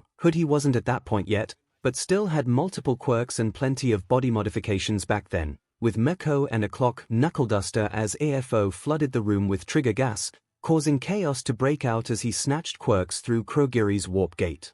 He went by the Rapper back then and built up quite the reputation in the ring. That guy would be the perfect face for this operation, as it would be seen as a fan of the original bringing it back to get more good fights going. This revamped version would also be smaller than the original on the surface. AFO is going to find out about this, and I want him to think that some nobody is trying to bring it back because of how great it was, stroking that attention-wears ego so he doesn't look too much into it. I won't be using the old location for this event either. I have my thugs and a few bullets scour the place for any buried leftovers to use for nostalgia purposes, but I have Mimic bury the underground arena for good after that. Instead, I plan to design several other underground arenas with Mimic and myself or boss halls setting up the stages in various rural areas that aren't too far from Osaka, but not too close either, and certainly not close enough for people to suspect the 𝐻𝐸𝐼 being behind all this. Setting up massive arenas with multiple backstage rooms for weapons, trigger dealing and medical aid completely underground is going to be a pain. Factoring in other necessities like hidden escape tunnels and air ventilation is going to be a bigger pain, but with overhaul and mimicry at my disposal, it's definitely possible. Any goons under AFO or the MLA will only be made aware of the main location, led by Rapper. I shouldn't have to worry about 𝐻𝐸𝐼's interference, considering what the majority of their members are. The other locations will be much more secretive with other bullets and some trusted thugs being the ones running them. These places will be where most of the 𝐻𝐸𝐼's products are sold along with other things villain groups pay Duran and IA fee to have put up for sale. This both gets us even more money and ensures that the 𝐻𝐸𝐼's weapons aren't seen as being directly connected to the people running this fighting event. This plan needs layers on top of layers of secrecy to work, and that's exactly what I plan on doing. It appears to be a high-risk, high-reward strategy on the surface, as do most of my plans in general, but I have plenty of devious, villainous ways to get around that risk while raking in more rewards. If the game is too difficult, then just cheat at it to win. Remember, I'm not the good guy here. I'm not spending my second life as some hero-hopeful brat looking to save the world while attending high school Shonen Academy arc style. No. In this second life of mine, I'm a villain. And cheating is a villain's forte. The beach episode, so that just happened. The self-proclaimed devil trails off as he and God observe 𝐒𝐭𝐴N's latest breakthrough. You have got to be kidding me. Why did Horikoshi have to leave in so many plot holes? God groans, knowing just how much potential this latest trick of the transmigrators has. You gonna nerf that? No, such a thing is within the rules set for that world. Good. It would totally ruin the show if you did. Some of the MHA transmigrating guinea pigs, the particularly villainous ones, went for riskier approaches such as attempting to become all-for-one successor in place of Tomura or fist-fighting Redestro for command over the MLA. Those stories tended to not last very long. Others, the more heroic or cowardly guinea pigs, simply rode on the main protagonist's coattails instead, and those trial runs were just boring to look at until their worlds self-imploded from the singularity. However, the rather unique approach of taking over 𝐻𝐸𝐼 and his organization. Yes, I suppose it would. Countdown to canon. 8 months before entrance exam. It's been slightly over 2 months since I first arrived in the world of Boku no Hero Academia. In just 2 months, I've taken over and greatly expanded one of the show's main villain organizations, acquired multiple quirks without involving AFO or OFA at all, fought 𝐻𝐸𝐼 and Stain head-on before gaining immense amounts of aid from both, albeit in very different ways, developed my own brand of mad science. Yeah, I've done a real thing lot in these last 2 months, and I say I earned myself a break. One that's quite a bit longer than a day trip to the sports festival. The entire 𝐻𝐸𝐼 earned itself a break too. After all, they've been working almost as hard as I have. That stupid trope where bad guys suddenly get nerfed to oblivion the second they join your side is not happening with me. Not on my watch. I've turned the 𝐻𝐸𝐼 into a well-oiled machine that doesn't half but anything in exchange for benefits and bonuses fitting the level of plus ultra effort. An excellent healthcare plan that quirks like Overhaul and Rewind make possible. Plenty of opportunities to collect hefty bonuses if you're willing to show a little initiative and take up a few extra tasks like reconnaissance or tracking certain people down. Protection and housing for any friends and family as long as they have no plans of betrayal. I have that checked with confession. And instances like this where I celebrate a major breakthrough in my main MSTR plan by giving everyone in my organization the entire week off. Clones will handle running any essential tasks for the time being, with me personally taking Joy Irinaka and the 8 bullets on a week-long vacation to Nabu Island. Yes, the Naboo Island where Nine and his crew decide to stop by and wreak havoc for a healing quirk in My Hero Academia, Heroes Rising. The events of that movie are around a year away and Nine hasn't even started his pseudo-AFO procedure with Dr. Garaki yet, so there's nothing to worry about on this trip. I even brought Eri along too since her safety is guaranteed. But aren't there other island vacation spots in Japan that weren't shown in the anime and manga? Probably, but MHA made this place look nice and I wanted to check it out. Also, I wanted Eri to hopefully make some friends her own age. Don't get me wrong, the shy Hassaikai treats her perfectly fine right now and I make sure she gets all the love and care she needs. I was worried she was just putting up a brave face for me at first, but if there's anything that defines the kids of this world, it's their ridiculous amounts of resilience. Kai Chisaki is nothing but the occasional bad dream to her now. Unfortunately, finding actual friendships for her is a bit more complicated due to our situation. I take her to public parks, arcades, and other places where she can just be a kid rather than a Yakuza princess. Hell, I even took her to USJ a few times. Universal Studios Japan. Not the UA building, in case that wasn't obvious. But she hasn't really been able to make friends with other kids her age, and while one part of me is sad because Ai is missing out on having friendships, another part of me is relieved I don't need to keep even more secrets from even more people. Eri would have to keep secrets too, and keeping massive secrets from each other isn't healthy in friendships or relationships in general. And yeah, I could just use Double to make one or more clones of her, solving that social issue and multiplying the sheer adorableness in my second life, but that isn't exactly healthy for me or for her. As for why I'm not enrolling her into school for both social interactions and education, there are two big reasons. First of all, if Eri has a quirk accident and people suddenly get younger around her, then questions are gonna get asked and I do not want the HSPC vultures getting their talons on my daughter. Second of all, trying to give her a truly quote-unquote normal childhood just isn't gonna happen. Not after what she's been through. Not with the things her dad is doing. Not when the goddamn apocalypse is less than 2 years away. And the unofficial third reason is that Eri simply doesn't want to go. She prefers me and the occasional Hassaikai member who has tutoring experience over the idea of sharing a classroom with dozens of other kids, and frankly, that's for the best.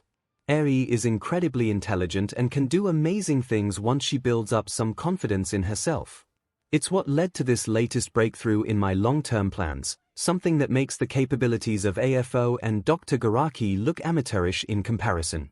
Her personalized classes allow for faster learning as well as more practical lessons to be applied. Same goes with her current training plan, which is mostly just eating her veggies and running laps around the underground training arena to build up her stamina. So yeah, Eri is far more free than she ever was in canon, that includes after she was rescued and made a UA ward too, but she's still a little sheltered. Luckily for me, I can once again use my knowledge of the anime, manga, and movies this world is based on to my advantage. Katsuma and Mahoro Shimano should be a good influence on her, and she should be a good influence on them. Our daughter is going to get her first minions. I'm so proud of her. Boss Hall coos through MindWeb. Very funny. Now did I somewhat purposefully make a 5-year-old girl with a traumatic backstory think supervillainy is the coolest thing ever when done right? Yes, but in my defense, supervillainy is pretty DMN cool when done right. Hey, if I don't get to relax on a tropical island for the next week, then I should at least be able to joke around. And no, you sending me a copy of those memories doesn't count. You guys all get the week off too. Well, except Nighthall, but that's Mirio and the HPSC's fault. By the way, just double-checking, nothing bad is going to happen here, right? Nope, you're good to go. My latest clone confirms. Also, UA internships have already ended, remember. Are you not already preparing for work studies with him? I mentally smirk. He's taking the provisional hero licensing exam this week, right? With how much I like the character, I figured Nighthall would really enjoy having Mirio around. Combine that with how helpful he's gonna be once he's trained up enough, something that will be much faster than in canon, and you get a very happy hero spy. My clone didn't do much with Mirio during that week. There were no plot earthquakes like what happens next year in Hosu or anything like that. It was mainly just showing Mirio the ropes, going through some specialized training exercises, and giving some advice for his UA training before work studies. Unlike Sir Night-Eye, we have a template to work with. Bypassing all that trial and error in canon is going to save a lot of time. He'll be heroically beating up 𝐒𝐻𝐻 Saikai opposition before we know it. 𝐼𝐼 is also just a nice guy to be around. His enthusiasm and happy attitude is infectious and he soaks up knowledge like a sponge. His jokes do tend to land flat in canon, but that's just another slight issue Nighthall will be sure to fix over the next year or so. And that'll start with him supporting 𝐼𝐼 as he crushes the latest provisional license exam. Class 1A takes that test in September of next year, but this exam also happens in June. Twice a year at 3 different locations across the country. That should be fun to watch. You sure nothing is gonna hit us out of left field? That's what you said about Stain and look what happened. Lab Hall pipes up. Did you want me to get in the way of your precious character development? No. I thought so. Spoiling such would have done you no favors. Besides, if what I saw back then was SHT, we would just have 𝐼𝐼 or 𝐶𝐻𝐻 mess around with their quirks to change it, but there was no need for that then and there's no need for that now. Nighthall explains before doing the mental equivalent of hanging up. Night-Eye shot himself in the foot by being a stubborn but in canon. Foresight is a temporal quirk, but not the only temporal quirk out there. Both 𝐼𝐼's rewind and 𝐶𝐻𝐻's chronostasis also mess with time. No, Izuku Midoriya did not Fing Detroit smash spacetime and rewrite fate itself. Neither did Katsuki Bakugo. There isn't any magical bullshit wish prayer energy playing into this either. Even plot armor only goes so far in this world. 𝐼𝐼's rewind quirk was the cause. I confirmed such myself as we trained with both her power and foresight. Her healing Izuku during his fight with Overhaul and granting 𝐼𝐼 his quirk back right before the PLW changed the foresight visions of Izuku and All Might dying respectively. Time-bending quirks enacted it and the butterfly effect took over from there. Temporal quirks can be affected by other temporal quirks, and foresight is no exception.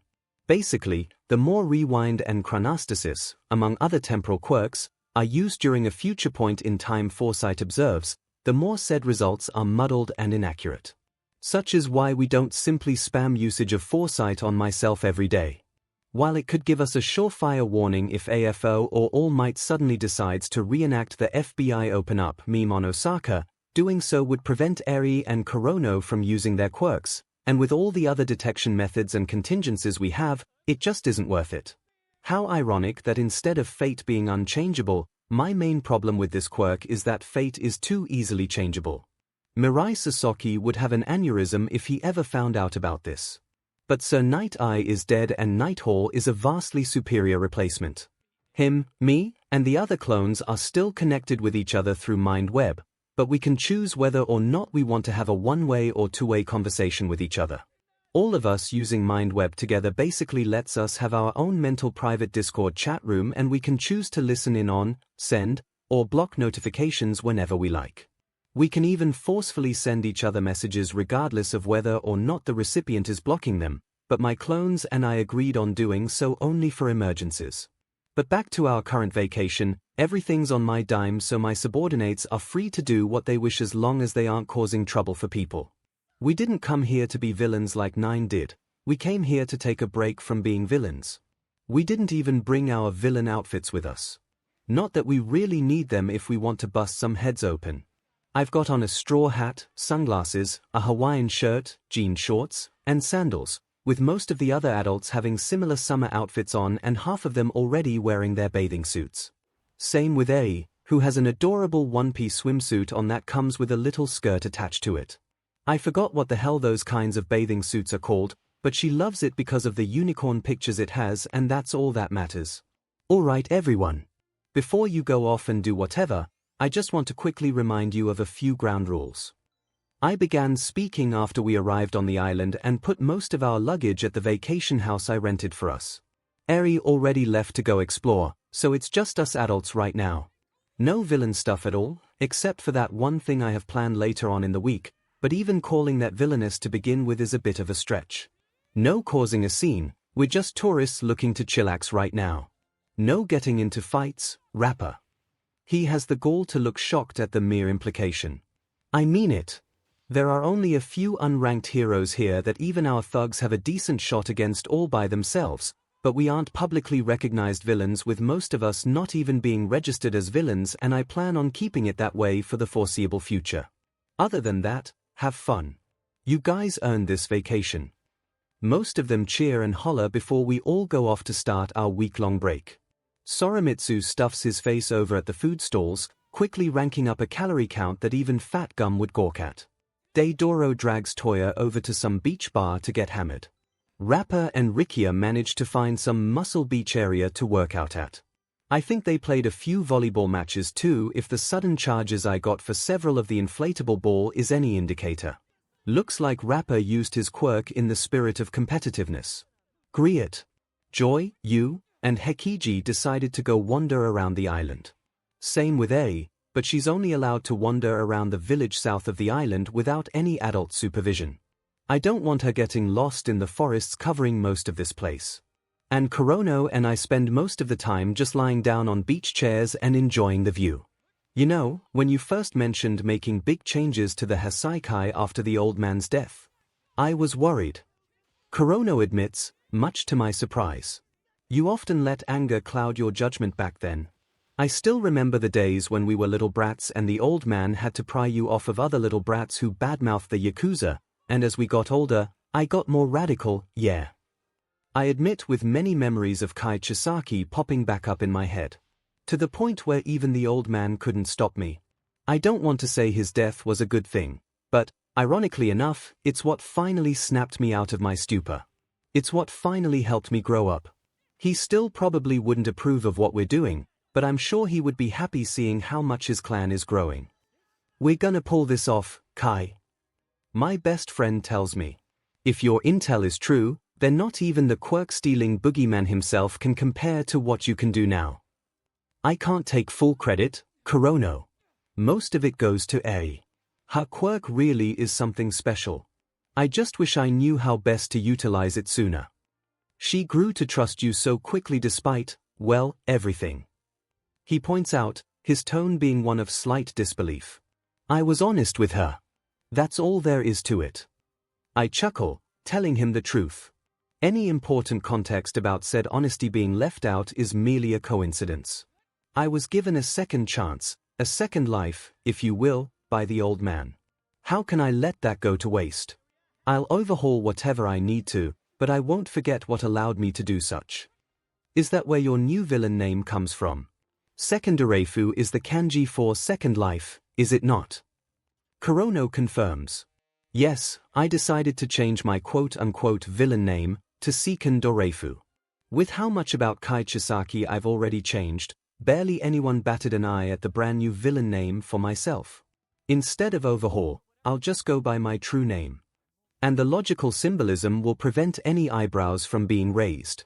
And yes, I'm aware that both Izuku Midoriya and Mirio Tagata are familiar with the 𝐒𝐭𝐚𝐲 Doreifu. The former knows 𝐒𝐭𝐚𝐲 Doreifu as a random middle school student. The latter knows 𝐒𝐭𝐚𝐲 Doreifu as a random audience member at the sports festival. So why do such a thing? Couldn't this potentially lead to either someone making a connection? Well, that's what I'm looking to find out for myself.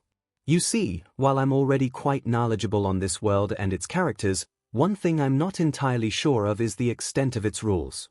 Not rules as in governmental laws people need to follow or else they get branded as villains and arrested, but rules as in the very laws that control this world. For simplicity's sake, let's call these potential rules shounen tropes.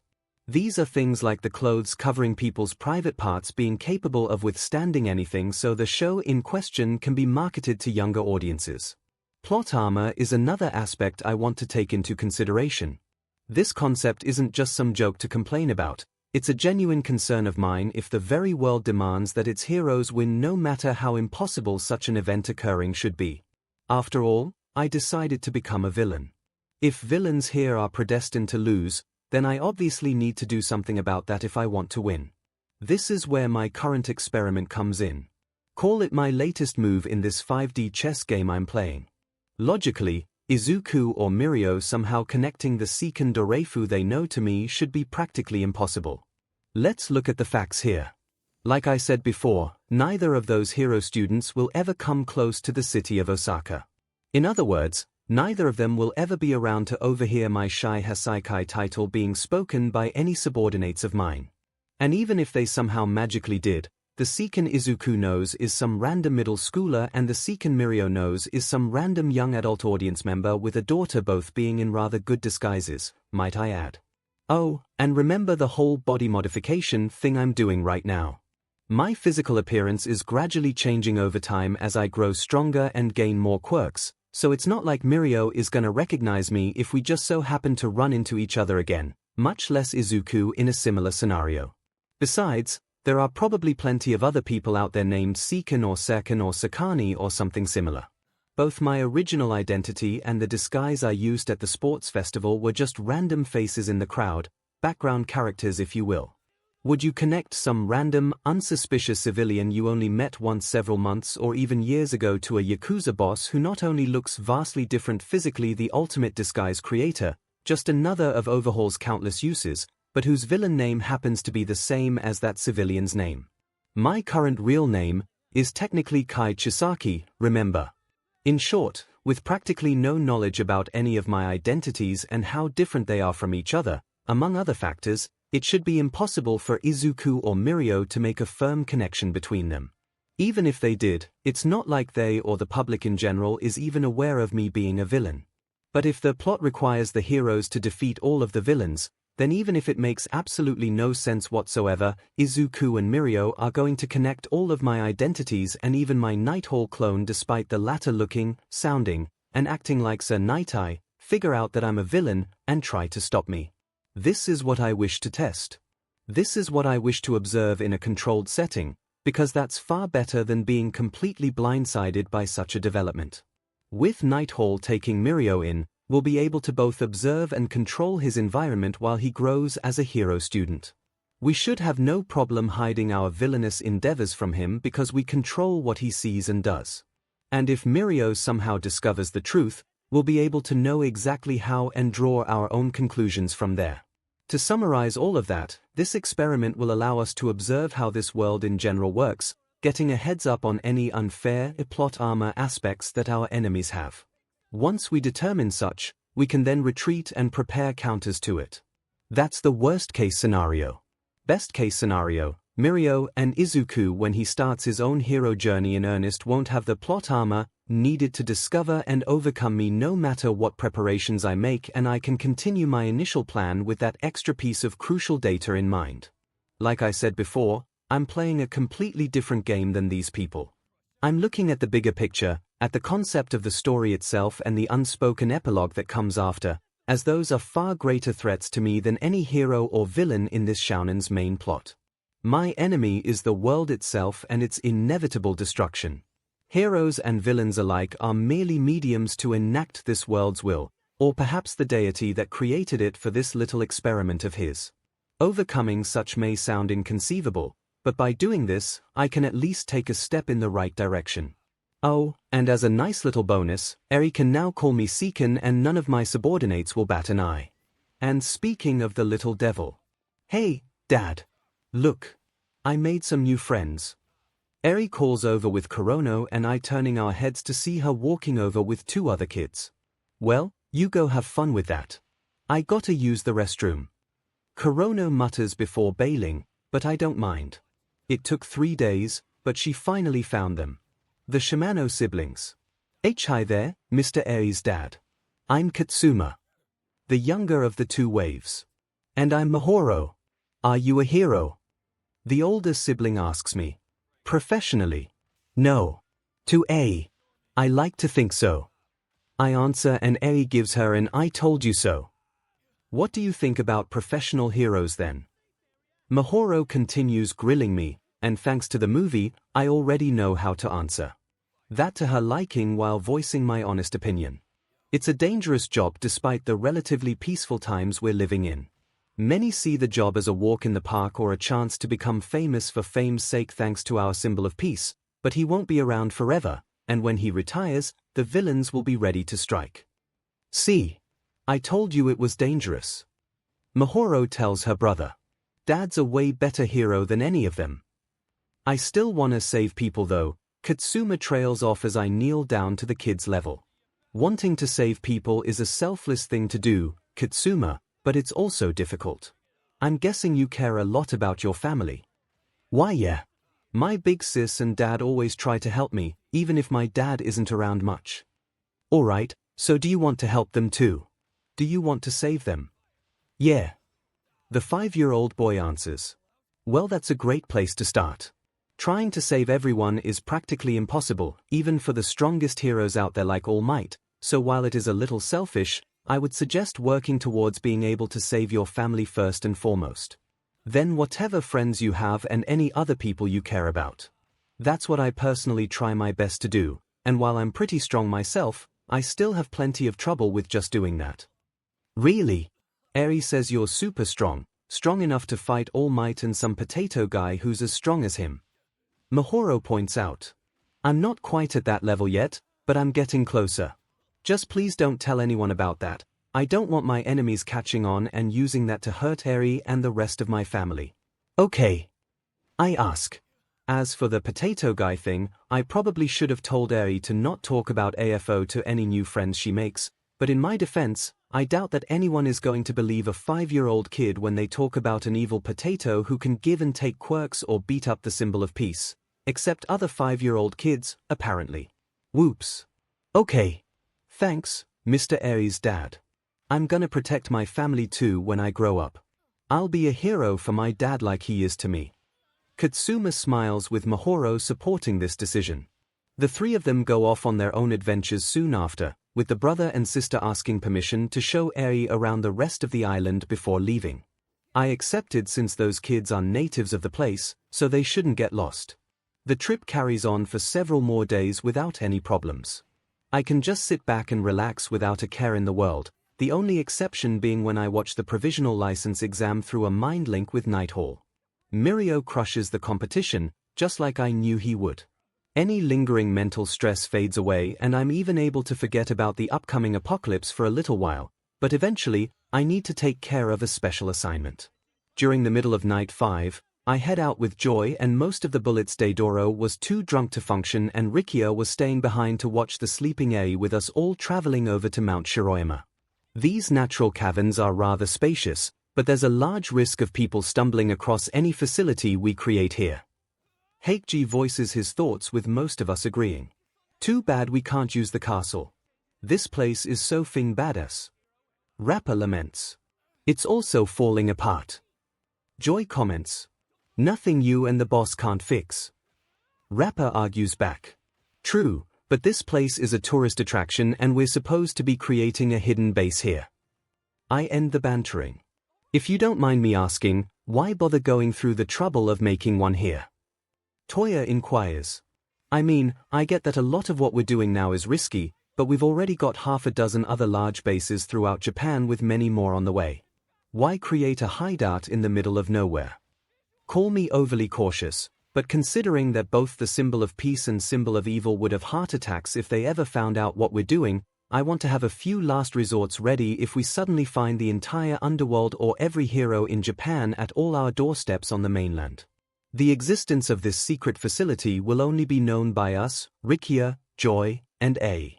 It will be storing everything we need to start over and build ourselves back up in case the worst were to happen, and I will be slightly altering all your memories to not know its exact location once we're done. The telepathy quirk I managed to acquire isn't the only one out there, after all. Remember that little experiment I mentioned earlier, and how if the heroes somehow magically discovered the web of identities and endeavors I'm forming, then I would retreat and plan again with their confirmed plot armor in consideration. Well, this is one of the potential places I'd go to lay low until I'm ready to strike back. A quick reminder, all these guys know about Mind Web already, but they believe I took the quirk from a telepath who passed me by and nearly exposed us to some heroes upon reading my thoughts. But back to our secret base building assignment, which isn't really villainous besides the quirk usage involved with making it, but quirk laws are stupid. We next head on over to the bits of subtropical forest scattered around the north and west of the island. We didn't bring any trigger with us, so Mimic can't really help out much here, but Overhaul does a good enough job for now. The others just start unloading the basic supplies we brought along, mostly stuff you would find at a campsite. We'll be smuggling in things like weapons and trigger to store later while I carve out a decent enough space underground. I've become somewhat of an expert with creating and modifying underground bases over time, as I end up making ones for every new property we get, as well as places like our planned SUM's second underground masquerade locations. And why is Mind Web picking up several people approaching? Who the hell is out and about at 2 in the morning, and in the middle of the Fing forest at that while we're, oh, god damn it. You had one job, 𝐒𝐿𝐴. One job. I groan, catching the other's attention. What's wrong, boss? Joy asks, and I just give a long sigh back. I'll take care of it. You guys just keep up the good work. I then deadpan before using overhaul to get me out of our half-finished labyrinth. I soon arrive back on the surface, and with my best disappointed dad expression, I call out, pretty sure it's past your bedtime, kids. Care to explain? A few seconds later, Eri, Katsuma, and Mahoro all step out of a bush, one after the other, guilty expressions on all their faces. I'm sorry, Dad. I was just curious what you were doing after I overheard you talking to Kurono about it, and my friends were with me at the time and wanted to come along too. And how did you get out of the house?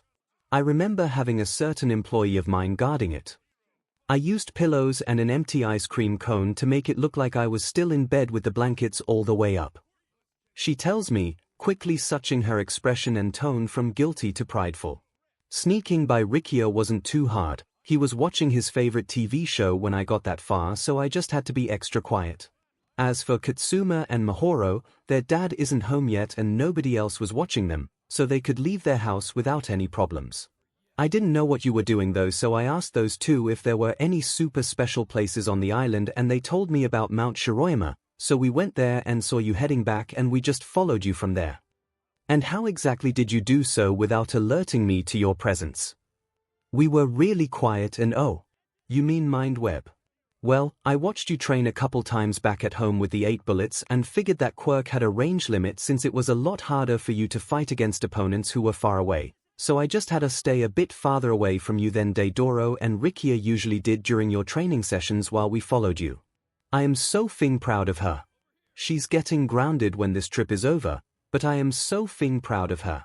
Now how to get out of this mess? As Eri Doreifu stepped off the giant boat, she couldn't help but take in the appealing view of Nabu Island. So much to see. So much to do. So much to explore. She felt no fear or shame wandering around the island in her bathing suit. Every single scar and blemish that Kai left on her was overhauled away, and it didn't hurt one bit. Her dad altered her nervous system at the start, preventing her from feeling any pain. There were just several moments of numbness and a slight tickle before she looked like her appealing princess on the outside. She already was one on the inside. Her dad made that very clear to her. But back to her dad's big vacation. Such a shame it won't last forever. The ice cream is really good here, and she had a lot of fun watching the volleyball games Rapper and 𝐒𝐴 had.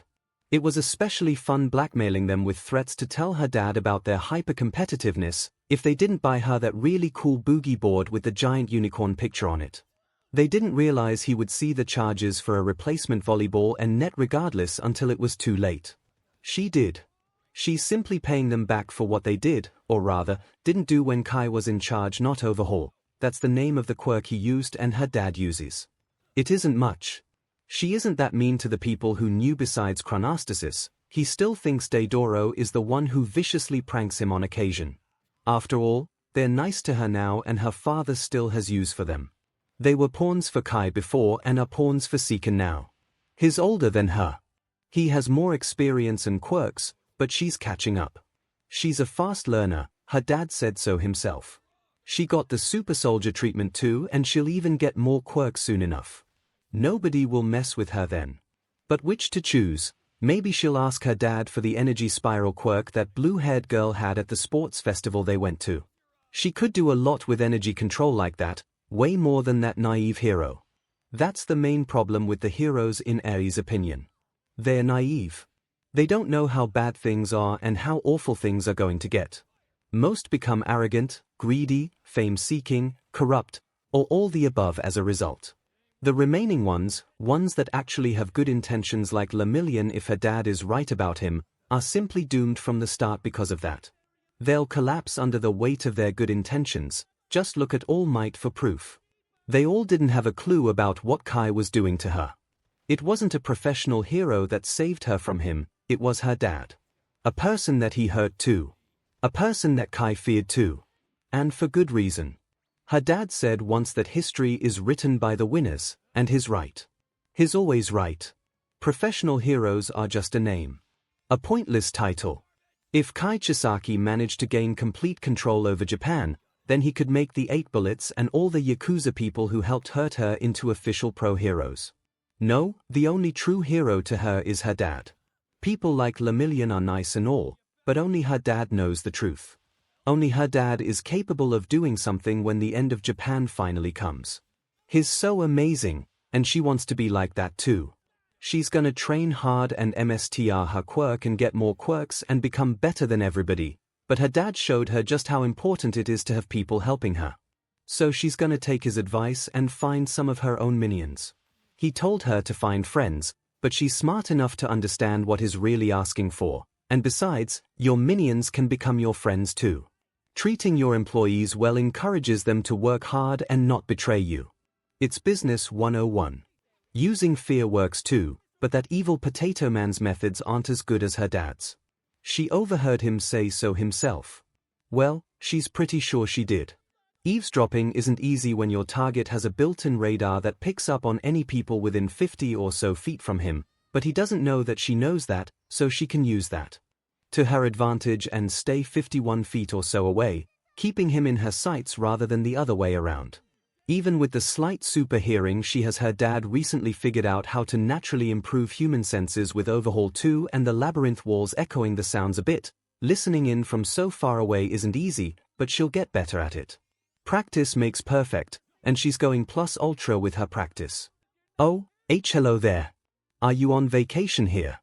I don't remember any other people our age moving in. She hears a meek voice question and looks around before spotting 2 people her age. Targets acquired. Time for the little genius manipulator to do her thing, just like her dad taught her. Yeah, I'm staying here for the week with my dad and his friends. I'm Eri, by the way. What are your names? She asks, giving her best smile. She hasn't learned much about charisma yet, but she knows how to weaponize her cuteness. Right now, in her yellow sundress, straw hat, and sandals, she looks innocent enough. Like a regular old tourist instead of a Yakuza princess. I'm Mahoro and that's Kitsuma. The girl says. Where's your parents? Being too forceful will drive them away, but she needs to get them hooked. My dad is relaxing at the beach. He deserves it after doing so much to help me. After that, she'll gradually reel them in. Is your dad a hero? They'll question her less and less until eventually, they follow her to the ends of the earth without hesitation. He's not a hero. He's my hero and way better than any pro-hero out there. Her dad also said that he would help her with pretty much whatever she needed, so she's gonna have him help her start her own secret organization, just like how Kai unintentionally helped him start his organization. She ends up taking them to him, learning more about them and showing off some of her skills in the process. She can jog for super long now thanks to all the stamina training she's been doing. She's really strong for people her age too. She also told them a bit about her dad, like how he's strong enough to take on All Might and the evil Potato Man. Those guys are super weakened after almost killing each other and her dad can overwhelm them with an army of clones, so it's 100% true. She won't show them her quirk yet though. Same goes with her dad's quirks and his job. Keeping your best cards close to your chest is super important if you want your secret organization to last. Her dad ends up making them think more like her, just like she knew he would, making them a lot easier to subtly recruit. With how useful their quirks are, they're gonna be super helpful in the future. Eri knows how strong her quirk can be, but she also understands the one major disadvantage she has to other healing quirks. She doesn't technically heal damage, she simply undoes it. Take Tomura Shigaraki after the attack on Deka City for example. If Eri used Rewind on him, it would heal him, sure, but it would also undo his quirk awakening. Katsuma, on the other hand, would fully heal his injuries and even improve his physical condition. It's almost like a Zenkai boost from Dragon Ball, and unlike super regeneration or other similar healing quirks, cell activation can be used on others too without relying on quirk transferring anyway.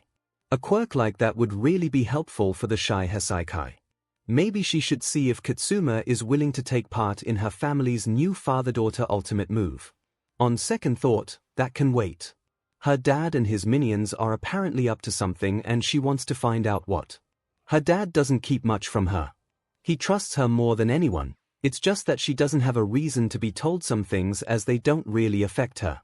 He probably just wants her to enjoy her vacation while they handle serious adult work stuff, but she's super curious and this'll serve as great spying practice for the future. She can even start teaching her new minions how to do spy stuff. They became a lot more willing to follow her orders after a couple days. They showed her around the island, took her to most of the cool spots, and listened to her when she offered ways to improve their quirks or just use them more creatively. Hologram is just that, a hologram that isn't physical at all, but people won't figure that out unless they try and touch said holograms.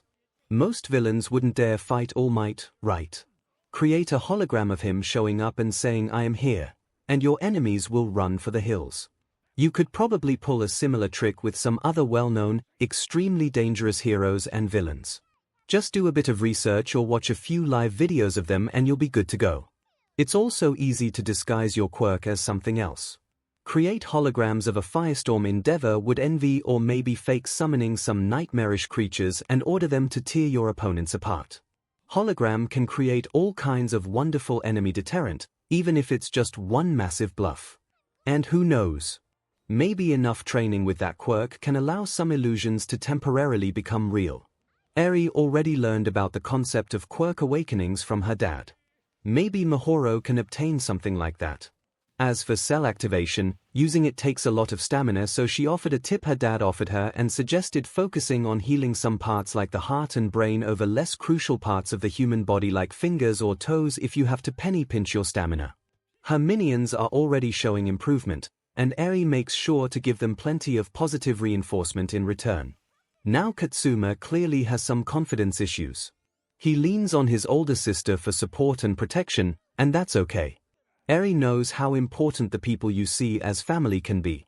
She just needs to redirect those feelings towards her, and she'll accomplish that through Mihoro.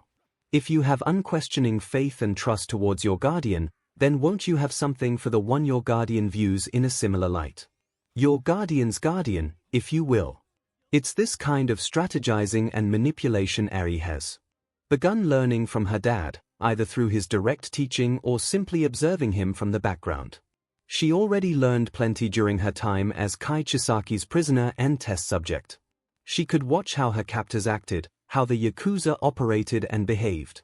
And now, she can really start solidifying and applying that knowledge thanks to finally having a proper teacher. A proper parent. What happened tonight was a perfect example of that application. Once she planted a good enough dummy some pillows and an empty ice cream cone on her bed and snuck past Rikia, she met up with her two minions and went off to spy on her dad. We're off on a secret mission. A totally secret 𝐒𝐿. We'll find what the Hasaikai dish in. And make my dad blue screen. Eri happily sings to herself as she and her minions trek through the island. Katsuma and Mihoro didn't get the pre-quirk movie reference, but that's to be expected. Her dad's been collecting a lot of stuff from before the dawn of quirks lately, from books and games to saved footage of TV shows and movies to all kinds of memorabilia. It's a strange hobby of his, but Eri has really enjoyed watching The Wizard of Ounce and some of those pre-quirk animes. Anyway, they did a really good job with the top brass of the 𝐂𝐻𝐻𝐼𝐾, a group of dangerous and experienced villains, genuinely not having a clue about the three children trailing them. Unfortunately for the tiny trio, Eri failed to consider her dad getting close enough to detect her with Mind Web while creating his latest secret underground base. She still has room to improve, but that's to be expected for a 5-year-old. She did a good enough job, so now her dad should totally tell her his secret plan as a reward, right? We're creating a secret safe house. That's really all we're doing right now. 𝐒𝐭𝐚𝐲 explains to the kids. What's a safe house? Katsuma asks, and Eri knows the answer. It's a house that's meant to keep people safe from something or someone who makes living in their main house unsafe. It can be either super hidden or super well defended or both, as long as it does a good enough job protecting people. Right, Dad? That pretty much sums it up, yeah. Why do you need it then? Aren't you super strong? Mt asks the guy currently leading one of Japan's largest villain organizations. Yeah, but not the strongest.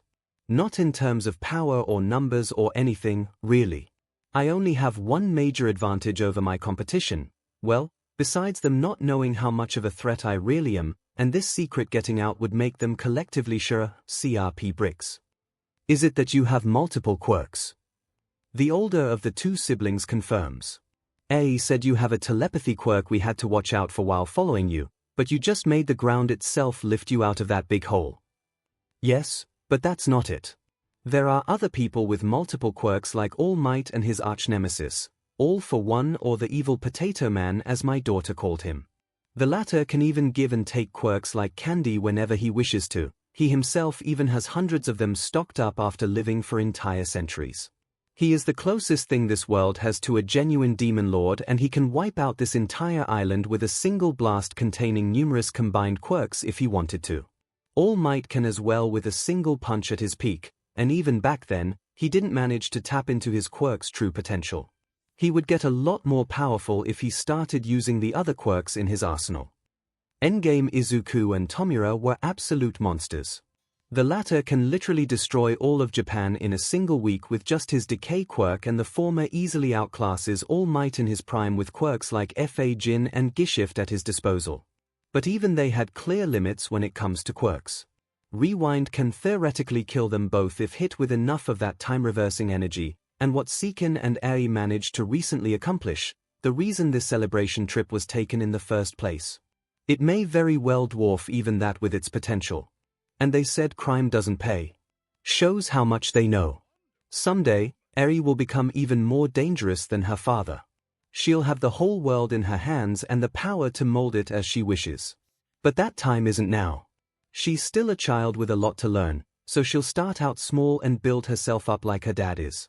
It doesn't mean she won't help him and he won't help her during this. They promise to save each other, after all.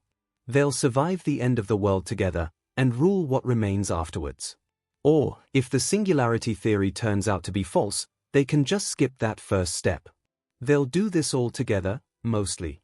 𝐸 still wants to get some of her own minions. Deep within the secret, underground chambers of Jaku Hospital, one of the oldest beings in the world laughs maniacally as he succeeds in copying another quirk. Another superpower.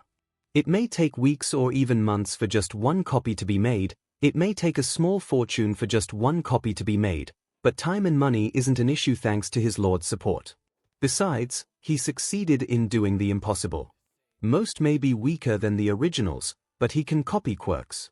Even giving and taking them like his MSTR can is possible thanks to his surgical expertise.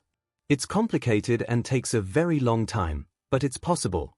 The world shunned him for his theories on the incoming singularity, refusing to leave their little hero-obsessed bubble. Shows how much those fools know. They've been under the control of his lord for generations and don't even know it. But that demon All Might, well, it won't matter soon enough. Dr. Kyudai Garaki knows it won't matter soon enough. Tomura Shigaraki should be ready soon enough. His Nomus will be ready soon enough. And with a new body capable of taking one for all as well as an army of multi-quirked superweapons at his command, nothing will ever be able to hinder his MSTR ever again. Countdown to canon. 7 months 25 days before entrance exam. Are you absolutely sure? You want to do this? I asked Katsuma one last time. Why yeah. 𝐸 said it won't hurt at all and I'll be unconscious the entire time. It'll also be really quick and I want to help you guys. The 5-year-old boy answers with determination, Mt not objecting. All right. Thank you for doing this, Katsuma. The 𝐻𝐻 Saikai is in your debt, so if you ever need our help at all once we leave, just let 𝐸 know and I'll do whatever I can. Money, protection, even a new place to live near our territory, just say the word and I'll do my best to deliver. I sincerely tell the little kid who is understandably a bit overwhelmed. But he's determined to go through with this, And I'd be lying if I said I didn't secretly hope 𝐂𝐲 would convince him to do this. I know he's just a kid, but in this world, kids are capable of pretty much anything if they put their backs and minds into it. Now as for what I'm doing with him, it involves my earlier mentioned major breakthrough. One of the reasons why Overhaul and Rewind is the most overpowered combination of quirks in the entire MHA series. So as you know, Rewind is capable of reversing time around biological organisms, bringing them back to a previous state depending on how big of an energy dose they're hit with. As long as it's a living organism, this quirk can reverse pretty much anything, with the two exceptions being memories and death. Of course, this is only what is shown in the series. 𝐂𝐲 may very well be able to reverse those things too as she grows older and her quirk develops more, but this breakthrough doesn't require either of those things. No, this cheat is capable of being done with Overhaul and Rewind as they are shown in canon. None of the improvements I made to Overhaul are necessary for this to work, they just make it a bit easier. Now onto the cheat itself. All for One, Redestro, and Flecked Turn had all the time in the world to cook up their schemes. I don't have the luxury of ample time, in the traditional sense. So I had to get a bit creative and focus on controlling what little time I do have. And by controlling time, I literally mean controlling time, as doing such opens up so many wonderful possibilities.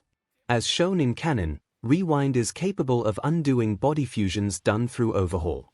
Rewind is also capable of bringing back quirks, with such a thing also being shown in canon when she brought back 𝐼𝐼𝐼's quirk just in time for the Paranormal Liberation War. She rewinded his body back to before he got hit by the quirk-erasing bullet. So with her quirk capable of affecting even Overhaul body fusions and quirks themselves, I came up with a potential use for her quirk and mine that lets us completely break the system, and we recently managed to pull it off thanks to all the training 𝐂𝐲's been doing. Step 1. Use Overhaul to body fuse with someone. Step 2. Maintain that fusion for some time, how much time specifically depending on how accurate and skilled 𝐂𝐲 currently is without putting her Rewind quirk. Step 3. Use Overhaul to undo the body fusion. Step 4. Have 𝐂𝐲 use Rewind to rewind me back to how I was during Step 5. Repeat steps 2 to 4 as many times as I want or until 𝐂𝐲 runs out of stockpiled energy. The result of all that, the ability to infinitely duplicate quirks. Infinitely duplicate quirks. Not fake quirk copies like what Jin's double can do. Not inferior, synthetic copies of quirks like what Dr. Garaki can create through his own mad science. The power to continuously create both quirks and the bodies that use them. As many times as you want. So long as you have somewhere or someone to store the accumulated quirks and the Rewind quirk user has enough energy. The having and not having of quirks is a core part of MHA's world, and all instances of that part being altered so through All for One, One for All, etc. are treated with massive focus and reverence. That's from the story's point of view. Most in this superhuman society would never even imagine the possibility of giving, taking, or having multiple quirks, much less all three at once, as most people see their own quirk as a fundamental part of their identity. See why I think that everyone, All Might and AFO included, would collectively SHT bricks upon discovering this. And don't even get me started on the mustached lump that serves the latter. It takes Dr. Garaki weeks or even months on end as well as a shitload of resources to create just a single weakened quirk copy, but 𝐂𝐲 and I can create dozens of copies in a single session that lasts half an hour at most, with every single one of them being as good as the original. A person's body or the part of their body with their quirk factor is currently needed, but soon, all I'll need is a small BLD sample to infinitely copy a quirk and all the work that was put into developing it. The kind of quirk doesn't matter either. Theoretically, this cheat would even be possible with quirks like One for All for One, and New Order. This trick alone completely trivializes the pinnacle of what this entire world has achieved. It can't duplicate lives though. Rewind can't bring back the dead, so that body and quirk copy which forms doesn't have a single shred of life attached to it, even if I use Overhaul's return to factory settings function afterwards. Speaking of, said function can't do this trick on its own. The godlike time manipulation power of Rewind is required for such a ridiculous cheat to work. But this is more than enough. The concept of this is so unbelievably overpowered already that it completely breaks the world itself. I'm satisfied with that, as it speeds along my plans for this world immensely. To defeat this very world, to defeat such an unfair opponent, I need to become an unfair opponent myself. Now just to be clear, this doesn't mean I can suddenly give myself 100 copies of some strength enhancer quirk or something. My body still has a very clear limit when it comes to the number of quirks it can hold, and while I can technically get around said limit through body fusion to an extent, trying to equip that many quirks would make me resemble a Lovecraftian abomination or AFO during his Omnifactor Unleash Ultimate. But I'm gradually improving that limit thanks to my trademark mad science, and I have several other ideas on how to further improve it without relying on AFO or OFA. And that's not even mentioning the fact that instead of giving myself 100 copies of some strength enhancer quirk, I can give 100 of my subordinates 1 copy each of some strength enhancer quirk. That's what I'll be doing with Katsuma's incredible healing quirk. Overhaul lets me heal pretty much everything, and while I have several clones helping me out at the Hasaikai, said clones and I usually have important business to attend to and we can't be everywhere. So giving a dozen or so of my trusted clan members a second quirk that lets them heal pretty much any injury they or other people get will help out a lot. And that's just one possibility. I already have quite the long list of heroes with interesting quirks that I have the Hasaikai thugs spying on for some bonus pay. I could fuse with them through Overhaul, undo the fusion, alter their memories with Mind Web, then go back to the compound and have 𝐸𝐸 rewind on me to bring me back to my fused state.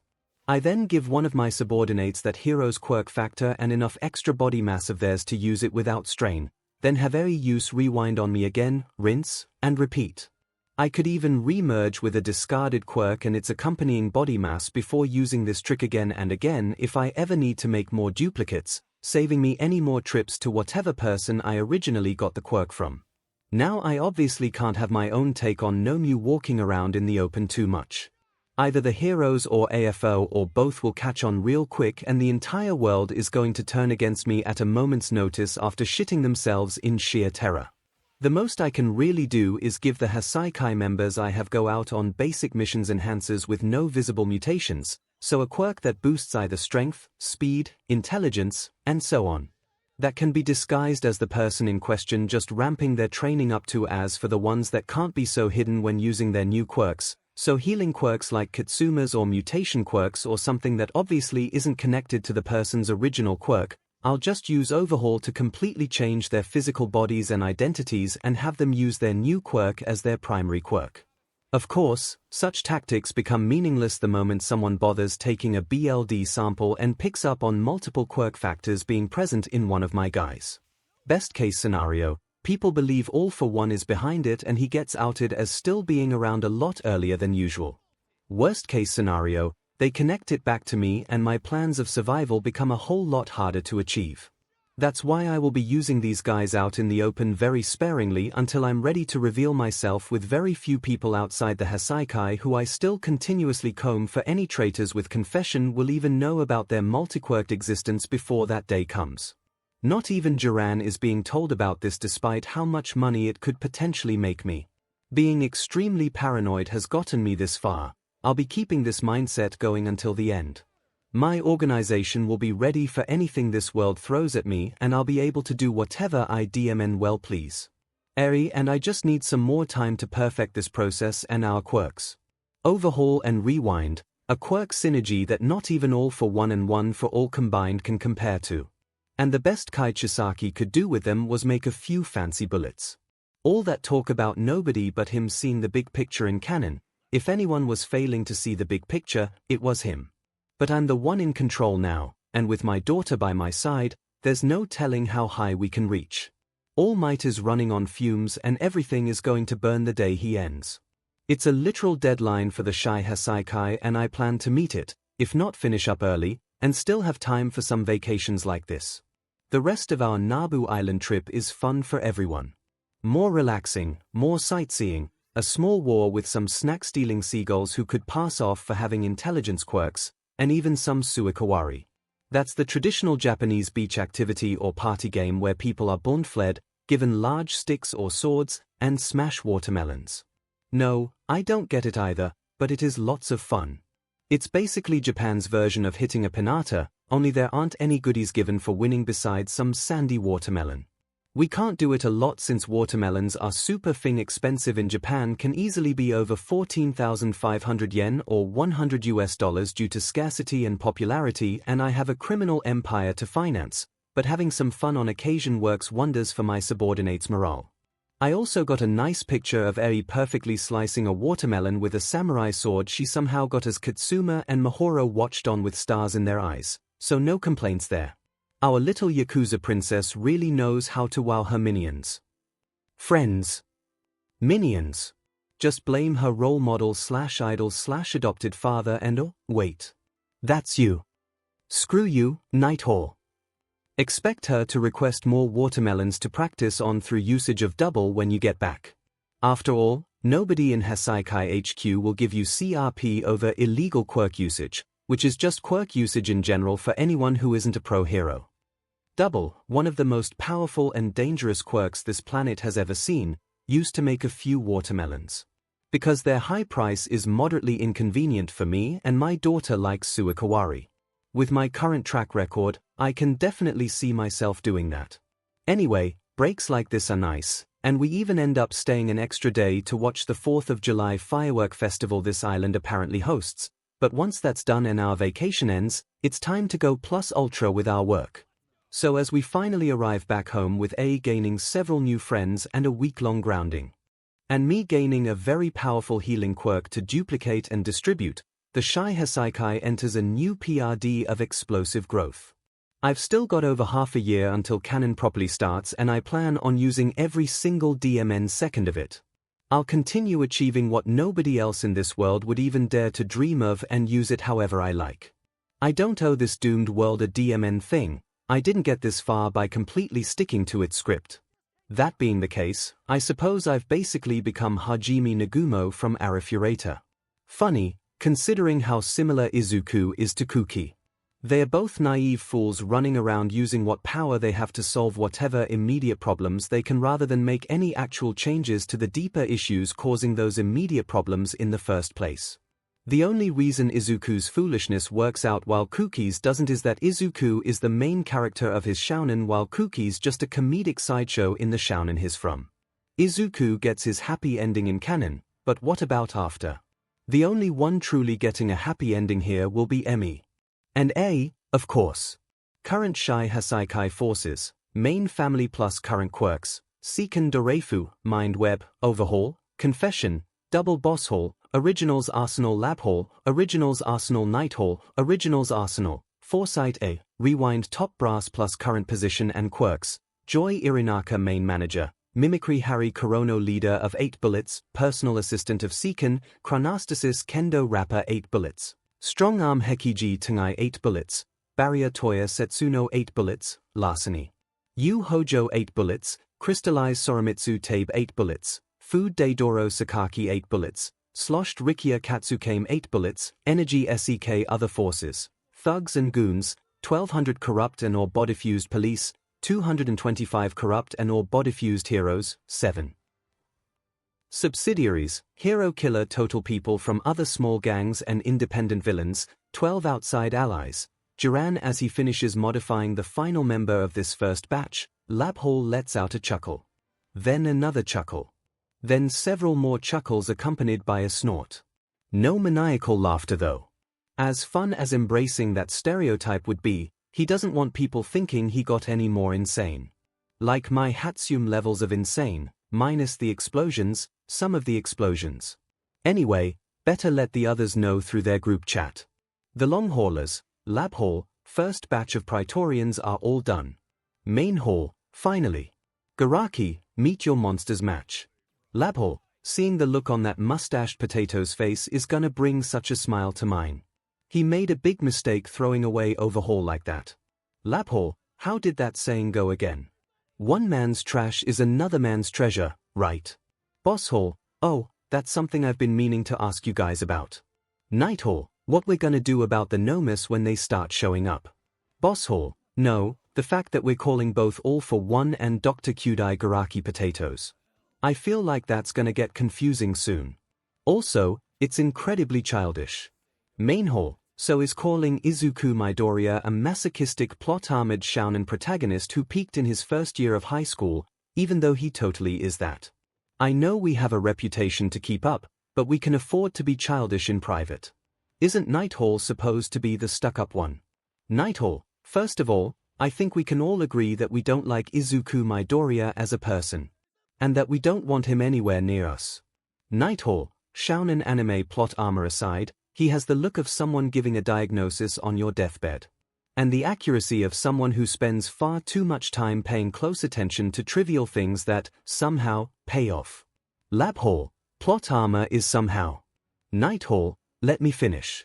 What's even worse is that he's happy that he was the one to discover the disease.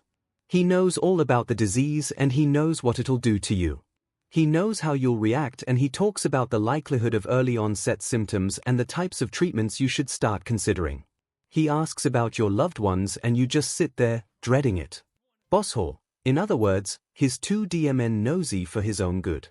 The kid does information gathering into personal matters when he should be focused on proper strategizing, but when the plot dictates that simply punching an opponent harder or a talk no jutsu is all you need to do to win, why bother strategizing at all? Bosshall, look at his fight with Muscular. Look at his fight with Flecked Turn. Hell, look at his fight with AFO Tomura. At the end of the day, no matter how ineffective pure physical strength should be against them, Izuku just had to punch them harder to win. Bosshall, it always destroyed his body and Izuku was always conveniently fine the next chapter with no long-term consequences whatsoever besides some small scars and a bad haircut for a bit at the end. Mainhall, this deep dive just confirms what we already know. It's unfair, plain, and simple. We can somewhat replicate the main villain's unfair advantage, but not the main hero's unfair advantage. In a world like this one, the villains are never supposed to win even though that's what logic points towards. Mainhall, maybe we're overreacting.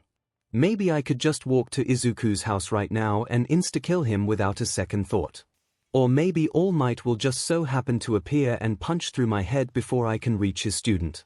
Mainhall, the point is we don't entirely know yet how this world works and if it is designed to protect people like Izuku Midoriya or not. However, what we can do is find out more about how the phenomenon works here and prepare as much as we can if that does happen to be the case. Our experiment with Mirio is just one example of this. Mainhall, we can complain and joke and whine all we want, but we need to put our money where our mouths are. If the very world is on Izuku or All for One side, then we simply need to become more powerful than whatever support the world can give its main characters. Bosshall, that was a nice speech and all. But we should probably get back on track if we really do want to defeat the very world we're in. Mainhall, right. So Nighthall, you think the Kai Chisaki part of us was inadvertently responsible for going with a disease example? Nighthall, interesting theory. Potentially, considering how much his memories have impacted us when compared to others. We got more from him than anyone else and he was also the first set of outside memories we obtained. There's also the subconscious effect of his vestige on our psyche to consider. Bosshall, that wasn't what I was referring to. Labhall, are you talking about the potato insults? But they are potatoes though. You know how those two look. Mainhall, oh, potato poterato. Nighthall, born and bred by the dawn of Quirk's vegetable garden of death and despair. Mainhall, Elmfow Labhall, HH. Bosshall, getting warmer. Labhall, we should use Overhaul to give him the Gladys treatment in Portal 2 when we take him down. Merging Potato Face into an actual potato would be hilarious, more so if he understands the pre-Quirk reference. Bosshall, colder. Labhall, oh, you mean the Praetorians? Sure, I'll send them up for combat testing now. If you want more details on their specs, I'll print out a copy of those documents for you. Just make sure not to lose them. Nighthall, I'll take a copy of those. Also, let's at least consider coming up with other insults for the main hero and villain of this world so we don't end up stuck in the same creativeless rut they are in. Bosshall, creativeless isn't a real word, but I see your point. However, I will make no promises regarding the evil potatoes. Labhall can't help but smile as the others start bickering again over text. It's nice having people who can truly understand him, even if they are other versions of himself. Even if he's just a clone of himself. He can be honest with Eri too, mostly. And when they are alone. If only he and the others could have more of that. But for now, he has some body-altering mad science to get back to. Reinforcing the human skeleton using minute concentrations of iron drawn from the test subject's bloodstream seems to be viable, but altering the body to continuously do so automatically without direct and constant interference through usage of overhaul looks like nothing short of a pipe dream. Expecting it to eventually produce greater results than their new high-resistance polymer is even more unlikely. Back to the drawing board. Countdown to canon. 7 months 1 week before entrance exam. Growing a villain organization isn't easy, especially when you're trying to keep so many things a secret and the fact that you're a villainous organization at all under society's nose. There's people to recruit, funds and resources to collect, rivals to compete with, and so on. The amount of knowledge needed to properly execute all of that is no joke. Even I had trouble obtaining it despite the advantages my quirks and previous life give me. Fun fact about Japan. One of the most popular college degrees people obtain in that country is business administration. That was the case in my old world, and that's also the case here post-Dawn of Quirks, mostly because Pro Hero isn't a college degree. Remember the little trick I used to get heaps of medical and surgical knowledge early on? Well, I've been doing the same trick at other top colleges throughout Japan over time, the main topic this time being everything business-related. Boss Hall has benefited immensely from such, but that doesn't mean rapidly building up a villainous organization under society's nose has become child's play, even when the society in question is full of lazy, overconfident fools. Gaining enough funding and members to take over an entire city in secret isn't easy. There's a limit to how much money and how many people you can permanently hide, and if you make a mistake, everything comes tumbling down. But if the MLA did it, then so can I. First up, there's bribing, recruiting police officers, bankers, and perhaps even corporate CEOs and board members to either look the other way or help a bit more directly on occasion. Then there's recruitment and maintenance of loyalty, keeping everyone satisfied and ready to work for your goal with enough loyalty and drive to keep lying to everyone around them. Even with most people being on a need-to-know basis, subordinates spilling the beans about the few details they were made aware of to your enemies can really hurt. The 𝐒𝐲 PR has been steadily climbing in Osaka ever since we started helping out publicly. And speaking of PR, there's a certain 20% of the planet, most of which are currently adults, that I have every intention of roping in, the quirkless. Considering his ideology, why Canon Kai didn't attempt to go the Humorize route and make the 𝐒𝐲 a haven for the quirkless is beyond me. Knuckleduster is an butt-kicking vigilante after losing his quirk, Melissa Shield is a genius riding her dad's coattails over on Island, and All Might is All Might. Those three and Izuku are the only quirkless shown besides international Humorize grunts. Not every quirkless person is so lucky. In fact, from what I've seen in Kai's memories, he had an obvious interest in them but never capitalized on it. Most quirkless in Japan appear to be treated either almost or as badly as Izuku in Aldera. In short, they are treated like SHT. And I can use that to my advantage. Not only can I offer them sanctuary from the society treating them as subhuman, but I can also offer them powers and a purpose of their own.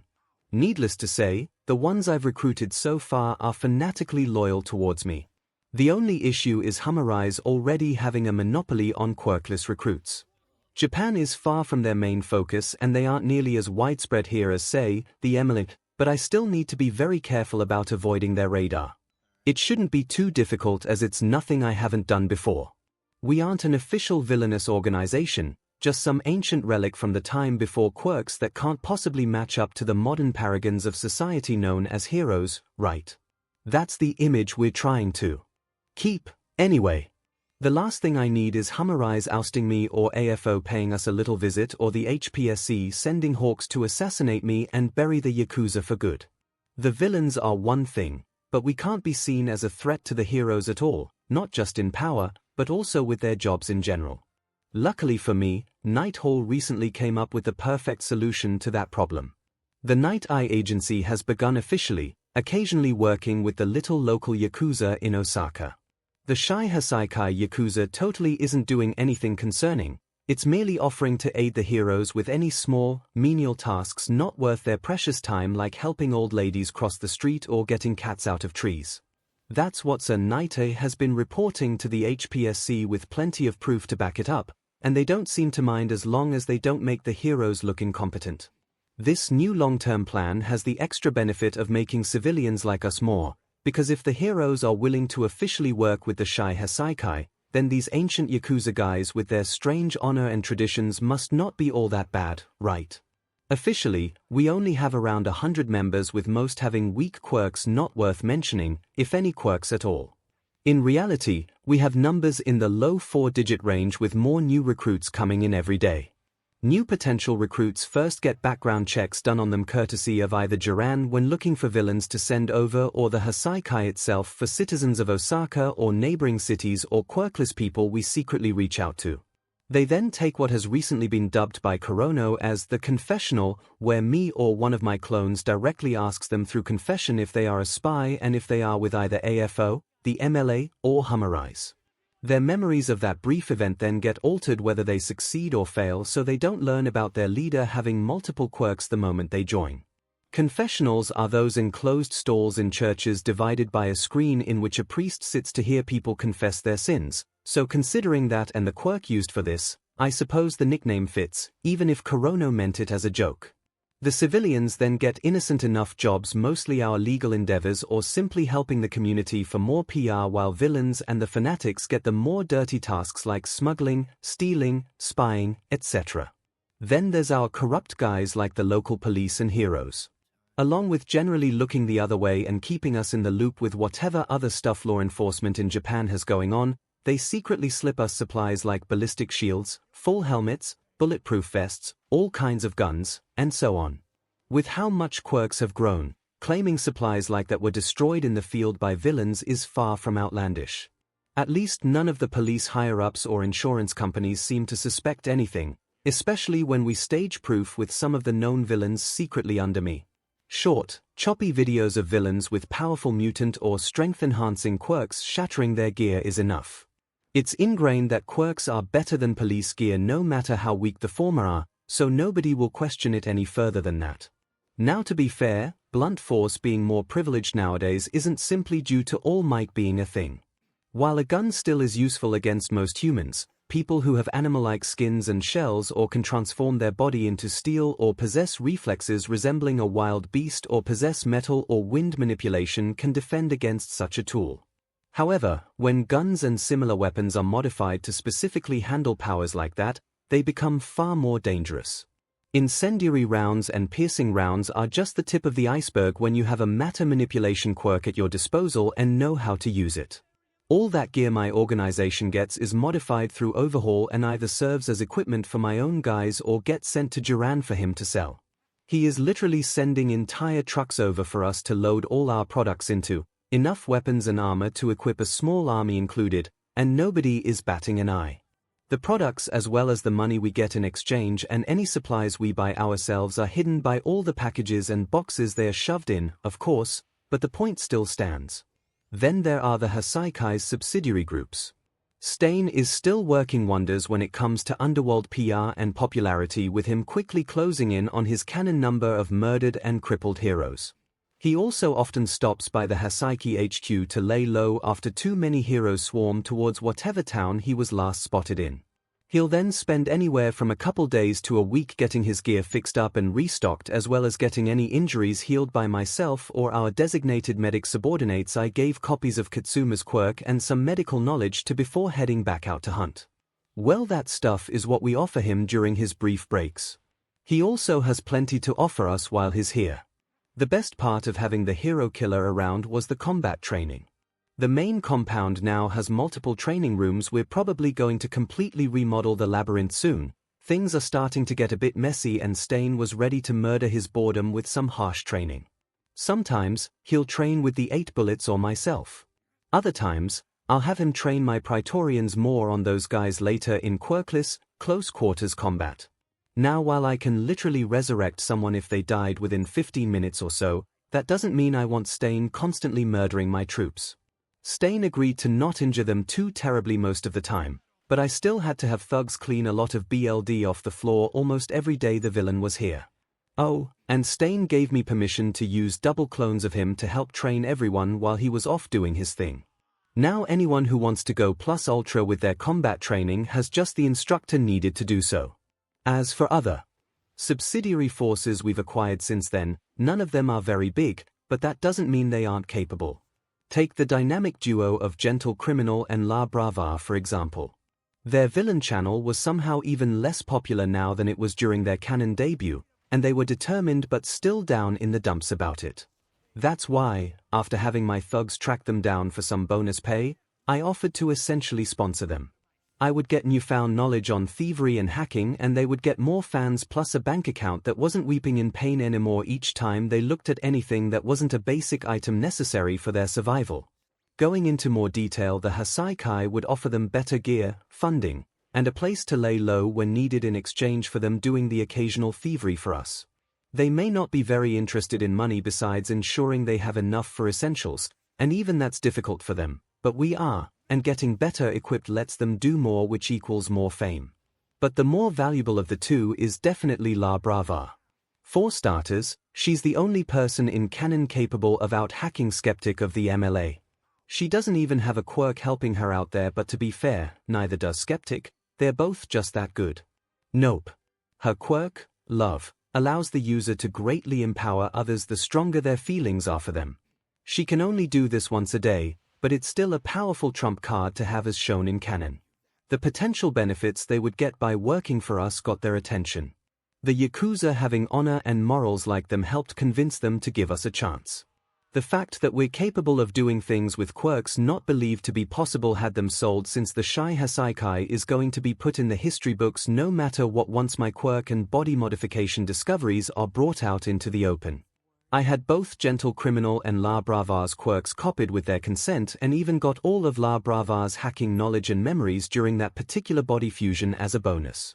Side note, seeing so many memories of being a total simp for Gentle Criminal in a first-person view was a little traumatizing, not gonna lie. Another side note is, for the time being, I decided to give myself a copy of La Brava's Love quirk. An odd choice, I know, but as always, I have good reasoning for such.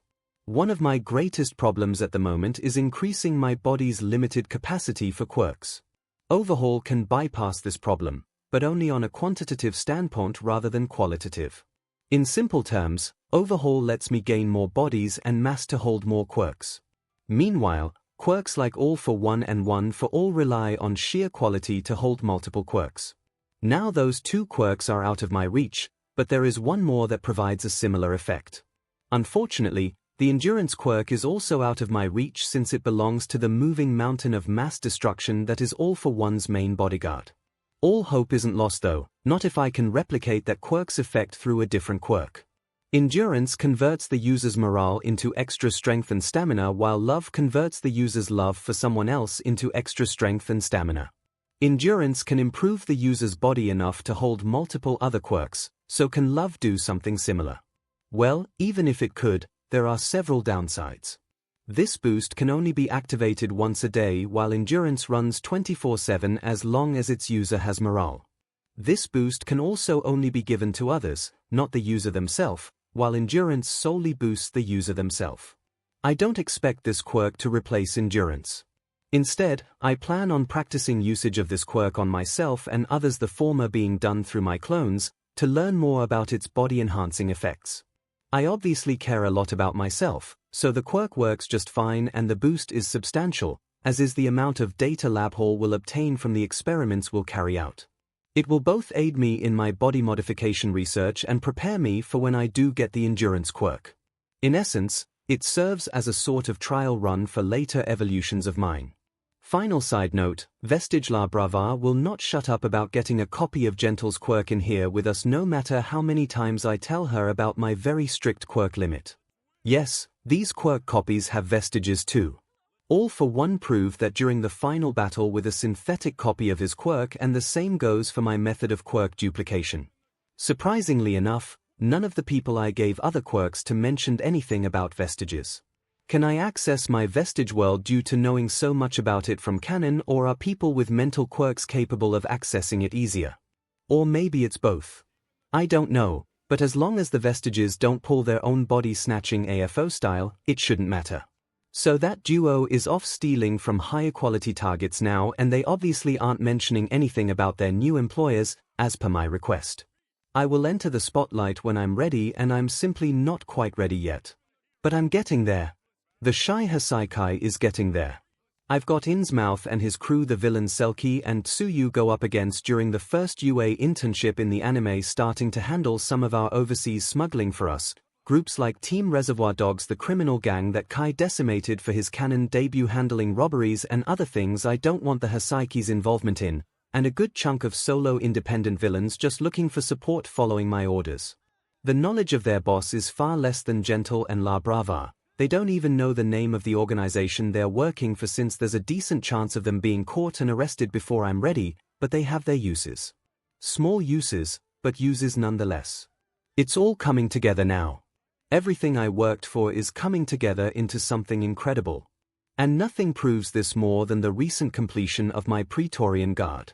Well, the first batch of them, anyway.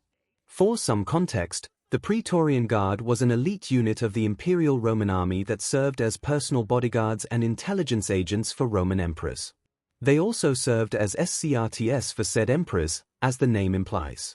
Taking inspiration from this concept and knowing that the capability to duplicate quirks wasn't too far away, I began preparing my own take on this concept before my trip to Naboo Island. Boss Hall personally handpicked the most loyal, hard-working members of the 𝐒𝐻𝐻𝐼 and offered them the chance to become something more. Most of these people are among the 𝐻𝐻𝐼's quirkless recruits, but those that have quirks already get their own scraped out of them, wiping the slate clean. From there, training began. Training far more intense than what the regular members got, and included regular sessions with Stain original or clone, classes with Night Hall involving investigative and reconnaissance work, quirk analysis included, and getting used to various body modifications given by Lab Hall. They were also provided with years' worth of memories and experiences related to combat from people like Stain and Rapper, allowing them to basically speedrun their growth phase. All they needed to do was practice physically what they already knew mentally, and they were good to go. Several months of hellish training later, and the first batch of Praetorians was ready for what we nicknamed graduation modifications. With access to both the hero network courtesy of Night Hall and the quirk registry courtesy of the 𝐻𝐻𝐼's new cyber warfare branch, I was able to compile a list of people with useful quirks to track down and let the 𝐻𝐻𝐼 handle the rest. Said cyber warfare branch is particularly tech-savvy members of the 𝐒𝐻𝐻𝐼 given a copy of La Brava's hacking knowledge and experience, with all the gentle criminal propaganda taken out for their own sanity. Both Skeptic and La Brava herself were my inspiration for this. Look at all the technological wizardry those two accomplished in canon. Now imagine a small army of such people working together. If Skeptic alone can make any incriminating CRP, the MLA has poof away from data to camera footage to even mentions on the internet or Discord servers, then several dozen of him should be able to easily cover up the activities of a much smaller organization, right? And that's not even mentioning the potential of out-hacking my enemies. Look at how Skeptic screwed over UA during the final war. I could have my guys do that too, or open up secret backdoors to HPSC and MLA online networks, or even take over the security system at Tartarus if I wanted to. I am literally copy-pasting memories to create my own small army of expert hackers through a combination of overhaul and mind web. It's basically cheating, but I'm a Fing villain, remember? It would be weird if I didn't cheat. Anyway, when the data we had was sufficient, I would head on over to the target, use overhaul and mind web to temporarily fuse with the targets, head back to base, and do my duplication trick with rewind to stock up on quirk copies before working on the finer details with some more uses of overhaul. By finer details, I mean trimming down the amount of flesh and BLD on the body copies that came along with the copied quirk factors. Think of it like a full body haircut. You would think that this is less efficient than using AFO, but this is actually better since body fusion is what lets people handle multiple quirks to begin with. It just takes a little bit to make the recipients actually look like normal human beings. The all-for-one quirk is just as the name implies, all quirks for one person. Overhaul is better for those who aren't stupid, self-centered pieces of SHT. With enough time, entire armies can be given multiple quirks to wield with no drawbacks whatsoever.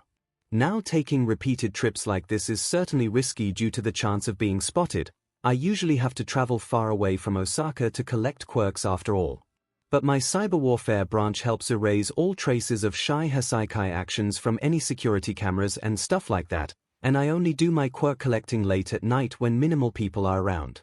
But the part that helps cover my tracks the most is that my way of getting quirks isn't even taking them, it's copying them. I only temporarily body fuse with these people and return them exactly the way they were soon after, quirk and all. I can then use MindWeb to mess with their memories if necessary. This isn't like All for One where his victims usually go missing right after. I'm not kidnapping people or taking anything from them, there's no evidence of any crime whatsoever. It's absolutely perfect for someone as paranoid as I am when it comes to covering up their tracks, and pretty much everything else, really. But back to my Praetorians, I went ahead and collected several quirks over the last few weeks that would be going into them. I then made copies with 𝐸𝐸 and worked with LabHall to complete the surgery and final modifications. Said modifications include completely replacing their skeletons with some high-resistance polymer that was sufficiently neutral for the body in terms of chemical components as to not cause any long-term health issues. Duran found us some potential nanocomposite contenders, and from there, a little playing around with overhaul got us the intended results. It makes them weigh a lot less, have much more protection. Major bones like femurs are straight up impervious to gunfire and most weaker quirks. The other bones aren't very far behind, and doesn't hinder them in any way short-term or long-term. This alone makes them much stronger, faster, and more resilient than before the addition. All the other body modifications stacked on top of that bring them to another level. I have all this too. Same goes for Mimic, Stain, and the 8 bullets. The polymer materials are expensive and tough for Duran to find, so I'm only giving it to the best of my subordinates at the moment. Then there are the quirks given to my new elites. At the moment, they all have a basic strength enhancer, speed enhancer, durability enhancer, sense enhancer, and Katsuma's cell activation. Frankly, the latter quirk is better than super regeneration for the same reason that overhaul is better than All for One. It can just do more. Super regeneration can only heal the user while cell activation can heal the user and anyone the user touches, if they so choose to.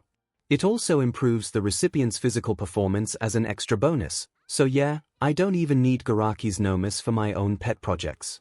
I was hoping to get them an intelligence-boosting quirk too, but those kinds of quirks are stupidly rare. Psycho Intelli will get her quirk copied eventually. Warping quirks are even rarer in this world, and that really 𝐒𝐸𝐽𝐵 because having even a much weaker version of Kurogiri's quirk would be such a f***ing godsend. Transporting your thugs and resources around the country without getting caught isn't easy, damn it. That's not even mentioning how long it usually takes and all the shipping expenses involved. I'm honestly tempted to launch a sneak attack on Airfo's Camino bar just to try my luck at getting a warp quirk for myself. But my latest pet project is satisfactory enough for now. The Praetorian Guard, my own version of Dr. Garaki's Nomus. These guys all still look like regular human beings rather than Frankenstein abominations or, well, Nomus, but all that extra flesh they have makes them rival All for One in height. They are further equipped with an arsenal of weapons that rival Stain's with some modified guns and bullets added in alongside some melee weapons and a full set of body armor under suits or cloaks, with those things being mostly made out of 𝐒𝐻ojo's trigger-enhanced quirk crystals, and then further modified by me or my clones using overhaul.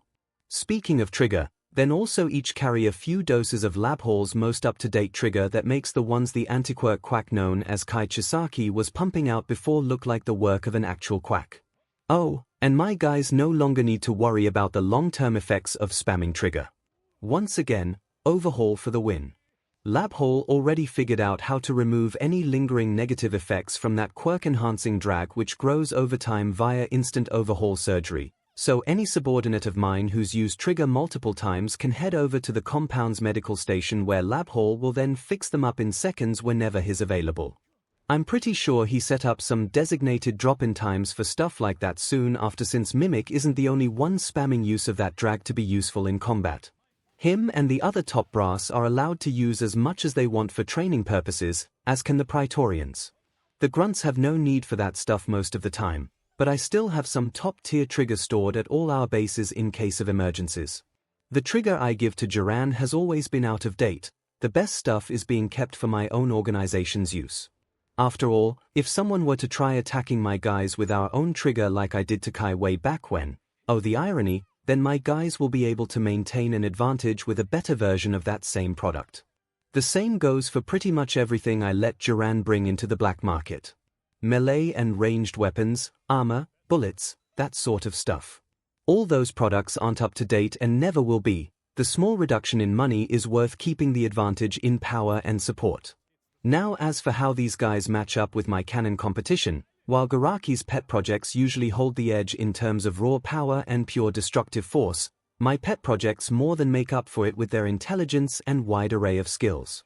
The lower tier Nomus are basically mindless beasts that can only follow specific orders from the people they are programmed to serve.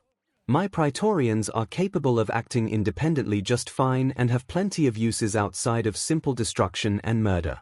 Everything from investigative and undercover work to defense, protection, and transportation to quiet assassination or even commanding groups of regular thugs underneath them, these guys are well-rounded elites who are the pride of the 𝐒𝐻𝐻𝐼. Now in terms of pure physical power and combat capability, while their enhancer quirks and body modifications certainly make them much more powerful than the average human, they still pale in comparison to heavy hitters like Muscular or Redestro. However, with cell activation, their skills in combat and teamwork, and their massive arsenals, I'm confident that half a dozen or so of my Praetorians can succeed in slaying those walking juggernauts at their best if they confront either one together. If they don't get the opportunity to transform or use their full power support gear, then the number of Praetorians needed to win drops severely. There are 25 Praetorians in my first batch, by the way. There will be more in the second batch and they should be ready for their graduation modifications in about a month.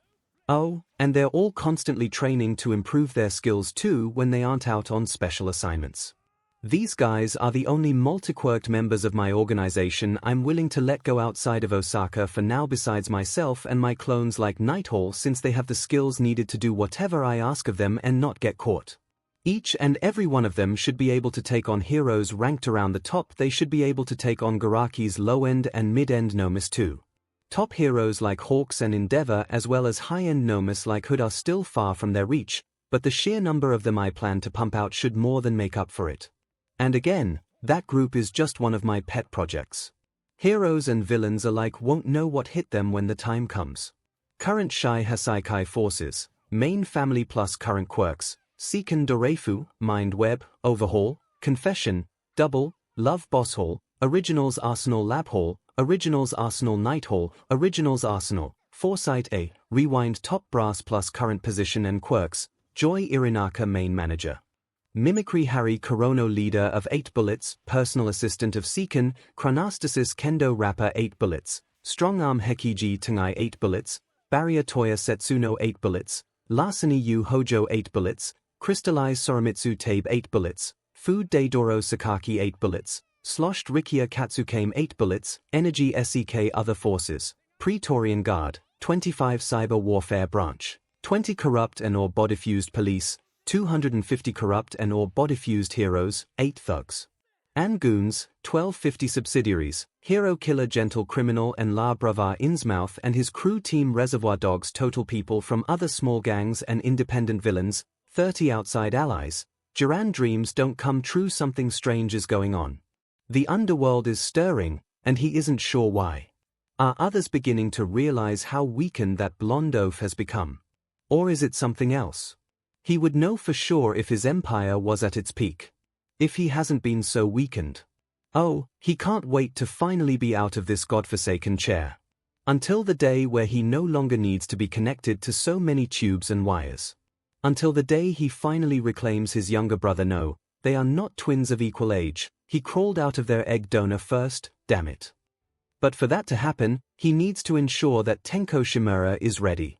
Everything from setting up his Beartage to swapping his quirk with Decay to bringing him into his embrace has gone according to plan so far, and the time for his emergence as Tomura Shigaraki is right around the corner. His new body is almost complete, and when it is, the world will once again either unite under him or perish. It's as simple as that. It's all for one, after all. Or for him. Countdown to canon, 7 months before entrance exam. So the first few subarenas are almost ready to go and interest has already begun to grow if Jiran isn't bullshitting us. Also, either someone new decided to take up the mantle of Tiger Bunny, or Miko has been getting rather bored lately since rumors of her return to the ring are spreading like wildfire across the underground. Kurono finishes his report as we walk through the upper levels of the compound. It's kind of weird, being up here. My secret underground labyrinth is multiple times larger and stores over 90% of the stuff in this building. At this point, you could compare it to an anthill. Anyway, Kurono and I soon split up with me being the one to visit the main office for a change. That spot is pretty much reserved for Boss Hall while the lower levels of the labyrinth are Lab Hall's domain and Night Eye's hero agency belongs to Night Hall. As for me, I don't really have a main area besides my bedroom. I know that this entire place belongs to me and my clones are technically me, but as more time has passed, said clones and I have really grown into our own.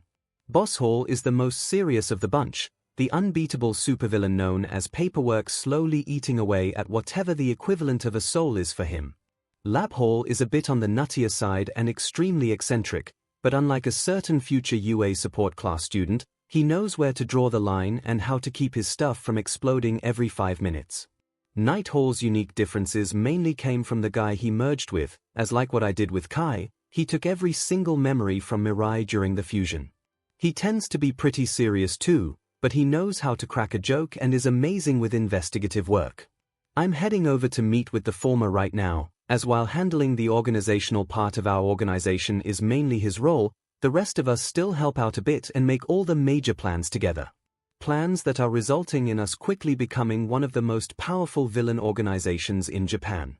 Plans that led to me getting a small but extremely powerful arsenal of quirks. Plans that are going to let me survive this shounen. And you've done one heck of a job so far, Seiken Doreifu, but caution and a bit of luck only gets a person so far. All for One is at my desk. All for One is sitting at my god. DMN. Desk. How didn't Mind Web detect him? Where's Boss Hall?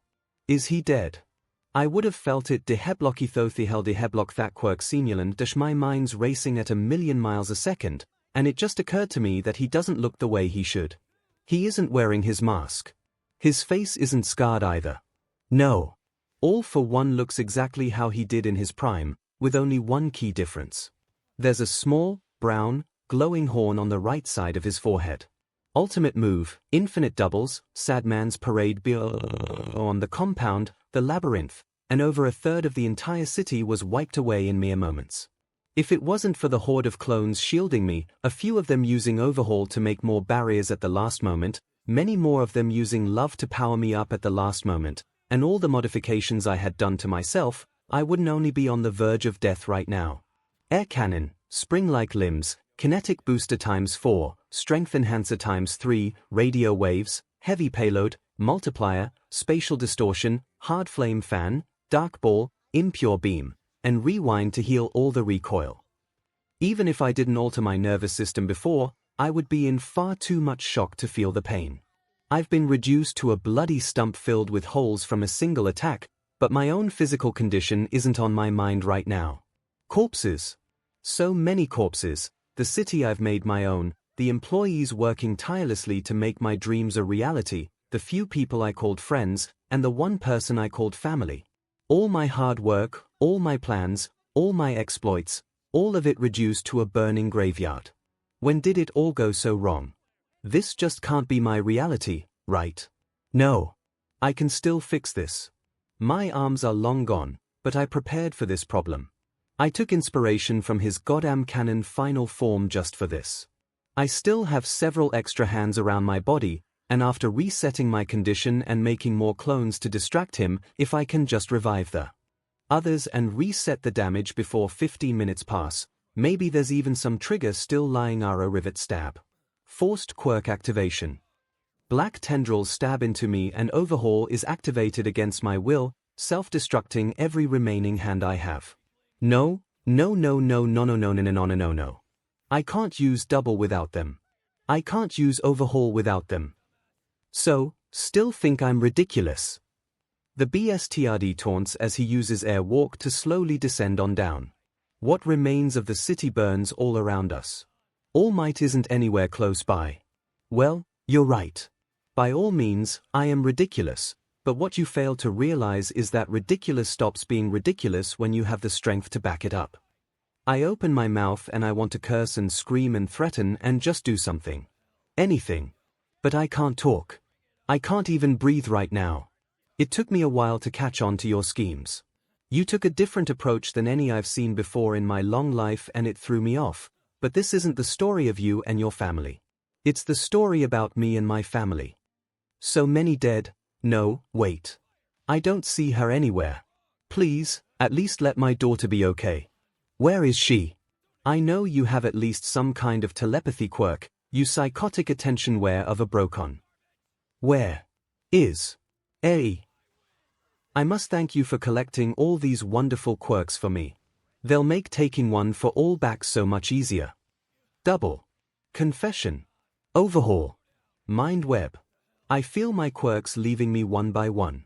Give your adoptive daughter my thanks as well when you see her in hell. Did he not care about the last one? Probably. Love is something he would never understand. Hate, on the other hand. The monster raises an eyebrow as black smoke begins to rise from his body. His strength and quirks begin to weaken as my final quirk awakens. You really are the gift that keeps on giving, 𝐒𝐭𝐚. But he simply takes that too. A last spark of hope, a goddamn quirk awakening. All that managed to do was make my final quirk more suitable for him. How? How could I let this happen? Should I have stayed in my house back then? Should I have gone to UA? Should I have relied on the 𝐭𝐻𝐿 plot to protect me? I'm so sorry, they. Goodbye, 𝐒𝐭𝐚. Ultimate quirk combination, Omni Factor Unleash. I scream, falling out of bed. Normally I'd get a good laugh over falling flat on my face, but right now, the only thing on my mind is getting to A. I don't even bother opening the door, Overhaul doing that for me. Dad. What's Rodish? I collapse on her bed, wrapping her up tight in my arms and making sure that nothing below tearing said arms off makes me let go of her. He isn't here. I check mind web over and over again, but the demon lord isn't here. He shouldn't be here. I've done so much to hide what I've done from him. It shouldn't be possible, but since when does something being impossible stop people here from achieving it? Unfair. Just plain old unfair. I can't think of a better word to describe this world. Perhaps it's being given a hard reminder of that fact, or perhaps it's the thought of losing the one person I've grown to truly give a DMN about, but a single tear drops from my eye as I hug my daughter. At the start, I probably wouldn't have cared all that much. I would be more afraid of the potential pain than anything else and curse the god that brought me here for ramping up the difficulty too high. I still don't care about this world or the people in it, bar my daughter. But to have all my hard work taken away just like that, losing everything just like that, and not being able to do a single thing to stop it. It's okay, Dad. My daughter assures me. Never fear, for I am here. She then adorably imitates All Might, and I can't help but give a small smile back. I won't let anything happen to her. I won't let that pathetic excuse of a 𝐿𝐴𝐴𝐴 or his ghastly brother have their way, and I don't need their quirks to do it. I have other methods. Seriously. You know this isn't going to do much, right? With how much we're having Eri use her quirk and the effects of using other time-related quirks like chronostasis. Just shut up and read my future already. I growl at Nighthall. I shared my memories of that dream with you and the other clones for a reason.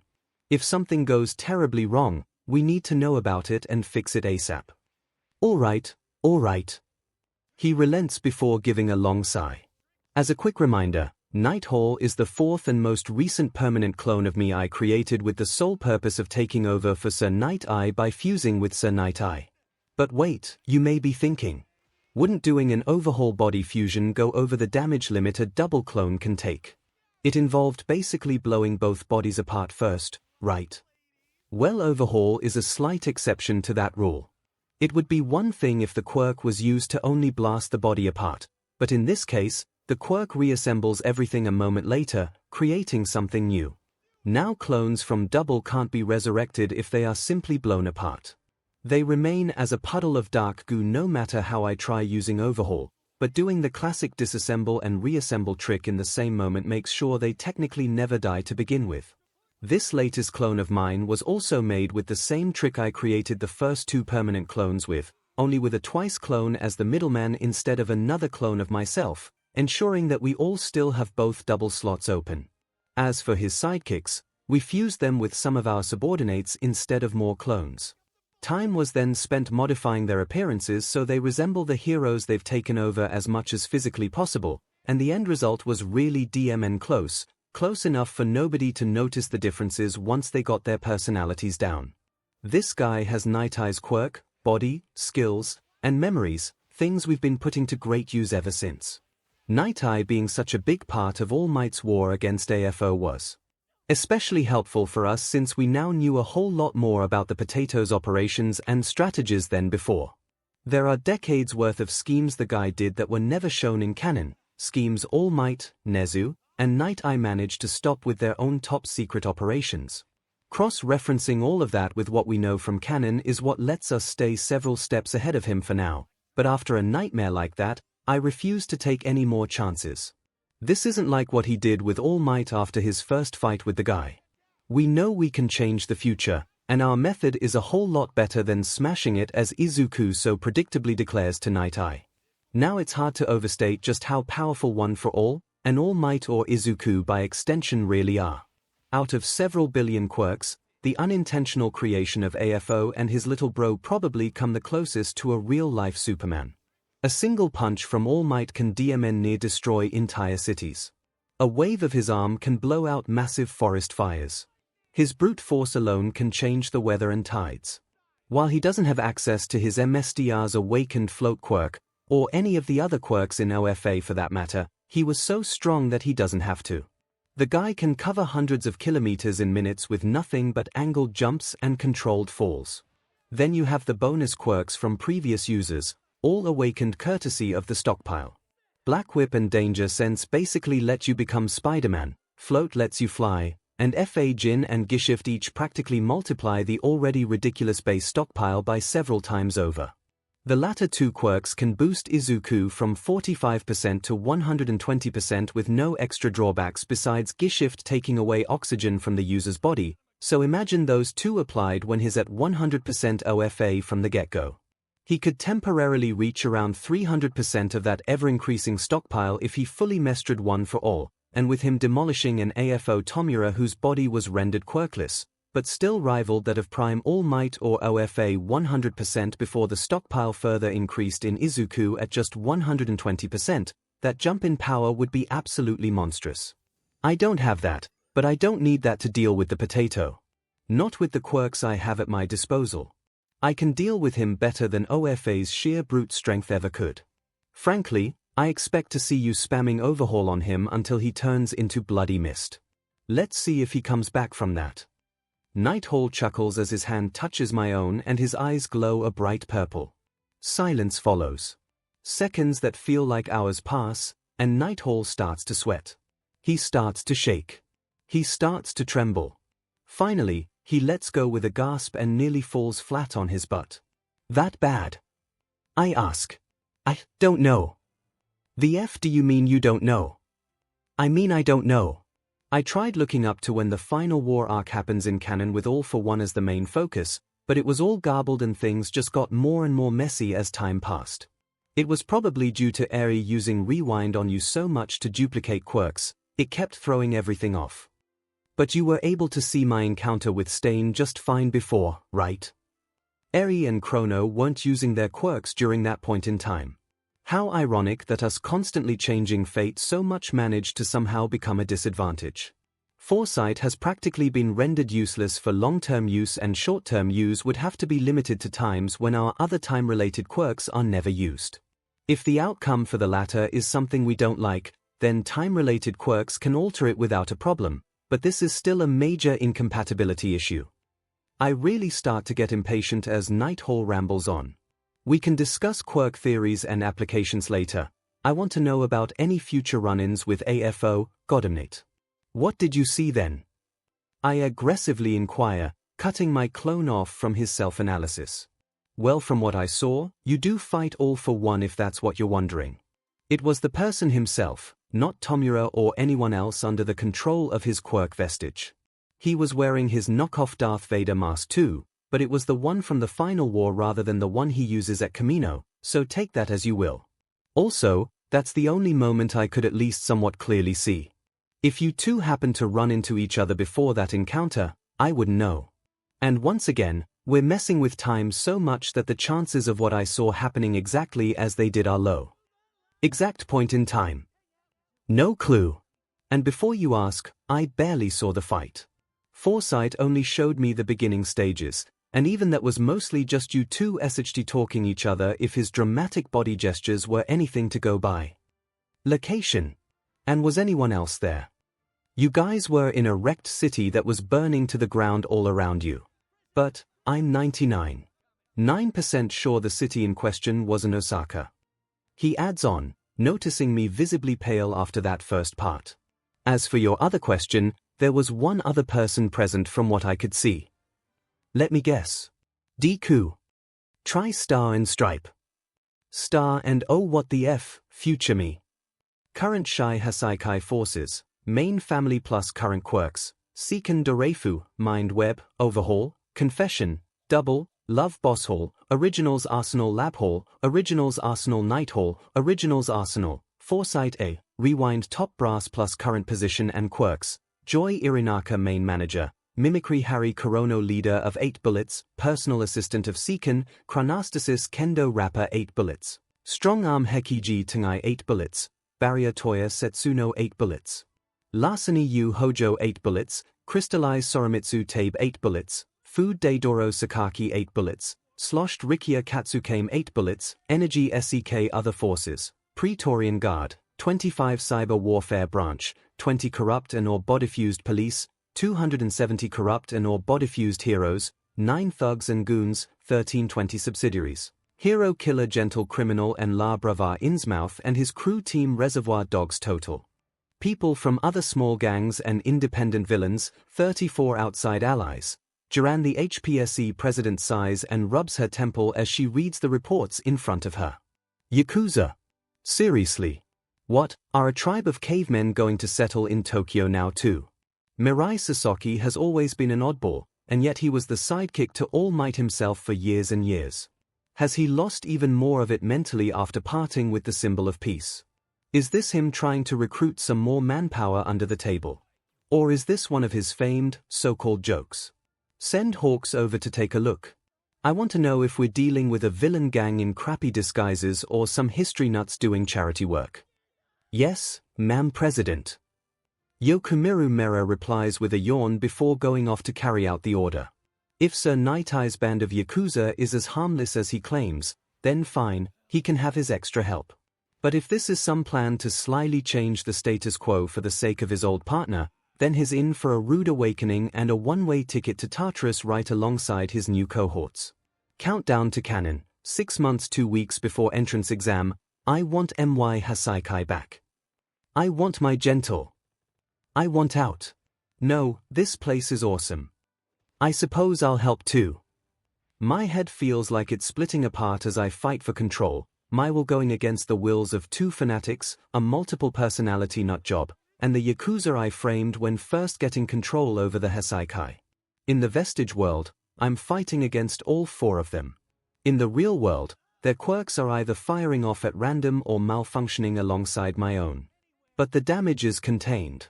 I make sure of it every time I do this training exercise.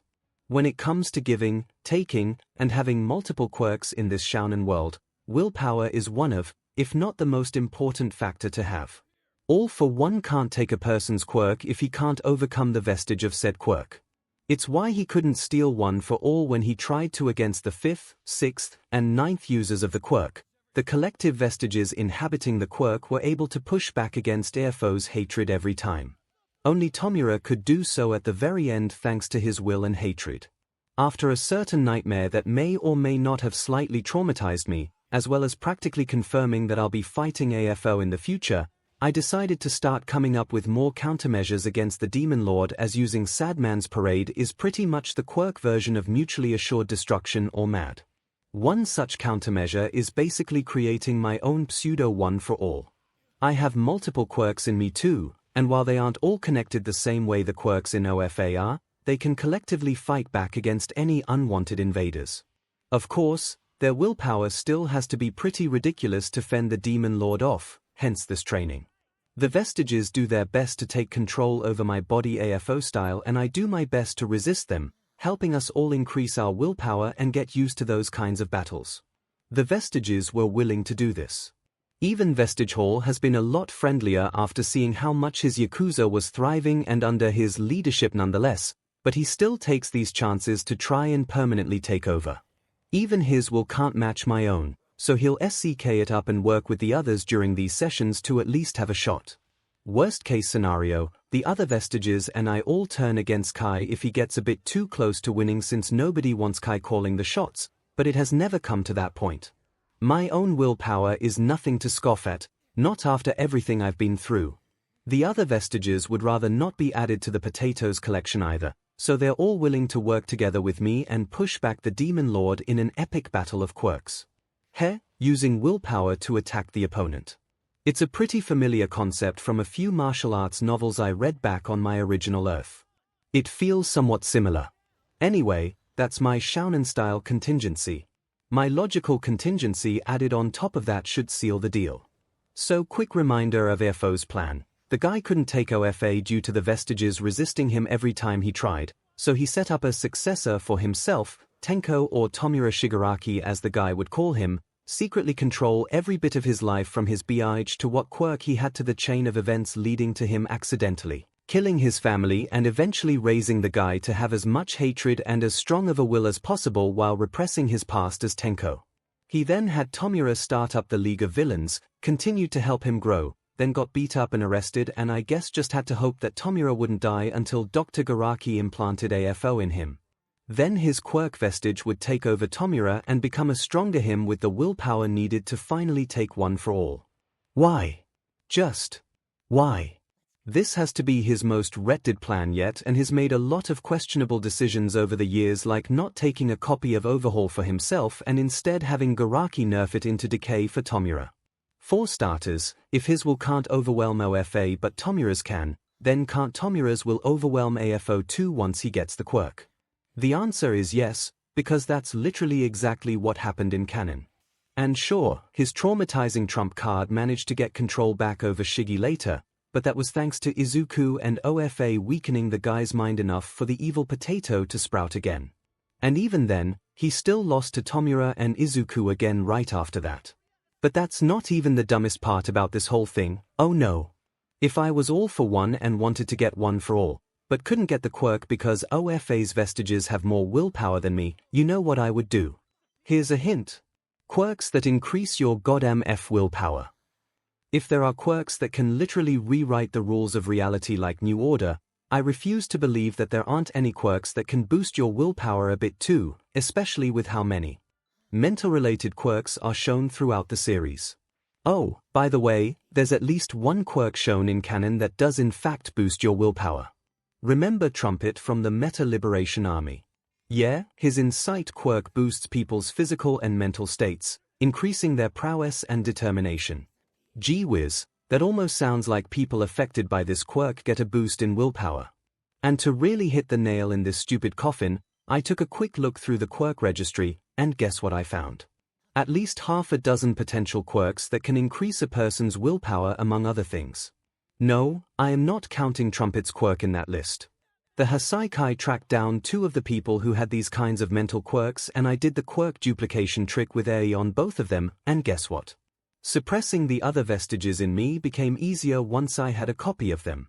How about that? Oh, and I can prevent them from turning that against me too.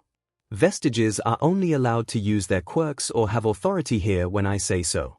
They're in my vestige world after all, and I already know far more about this concept than the OFA and AFO ghosts combined. Thank you, logical perspective of mine. You are a godsend in shounen worlds like this one. I don't keep these quirks equipped all the time though, because I can only get so tall without people thinking I somehow developed a second, gigantification escape quirk, and the strain is a bit too much for my body right now when considering my current size. But if AFO ever decides to show up, then my other anti-quirk stealing contingencies should be able to hold them at bay while I temporarily equip as many copies of these quirks as I need. So yeah, All For One basically shot himself in the foot when attempting to take One For All, setting up a stupidly complicated, decades-long, heavily luck-based master plan to get his brother back when he could have just stolen a few more quirks and had Dr. Garaki create copies of them if the originals weren't enough already. As for why the Potato Man would do such a thing, or rather, not do such a thing, the answer is simple. All For One is a clown lord Alapa who decided to become a villain for kicks and never got told he was a retarded drama queen with ideas dumber than plans most toddlers can come up with because everyone is too scared of the guy to do so. He also uses his quirk to like 10% of what it could be. That being said, just like what the fake him said while monologuing in my nightmare, ridiculous stops being ridiculous if you have the strength to back it up. It doesn't matter that he barely scratches the surface of his quirk's potential and all the other quirks he's collected, as a matter of fact, because even that is enough to effortlessly defeat most people. Only All Might was able to defeat him before Izuku came along, because in Tomura terms, the guy is like a wizard trying to outpunch a paladin for reasons only known and logical to him. I was able to get this far without AFO or OFA, and if I could now get my hands on the former or even the latter, assuming I can deal with their vestiges, I would basically become unstoppable. Same with New Order. Kathleen Bate is an awesome character, but holy F does she squander the potential of her quirk. The power to rewrite reality itself, and she uses one of her 2 rules to keep herself as physically close to All Might's strength as her body can handle. That is seriously the best she can come up with. Seriously. Now this doesn't mean she isn't a threat. In fact, I'd say Star and Stripe will be my greatest challenge before the singularity arrives. The crippled symbols of peace and evil don't hold a candle to her power, even when she half-buttes with her own quirk. Even at their peak, they both fall short to her. Just look at how she folded AFO Tomura like a lawn chair in canon, and that guy had both All Might's raw power and All For One's quirk arsenal. Plot and her lack of creativity were what allowed the main antagonist to barely win that battle. If I somehow started out with New Order instead of Mind Web, I could slay the symbols of peace and evil before conquering the entire world in less than a week if I wanted to. Countries were lining up to kiss AFO Tomura's but in canon, and I could easily surpass him with that quirk.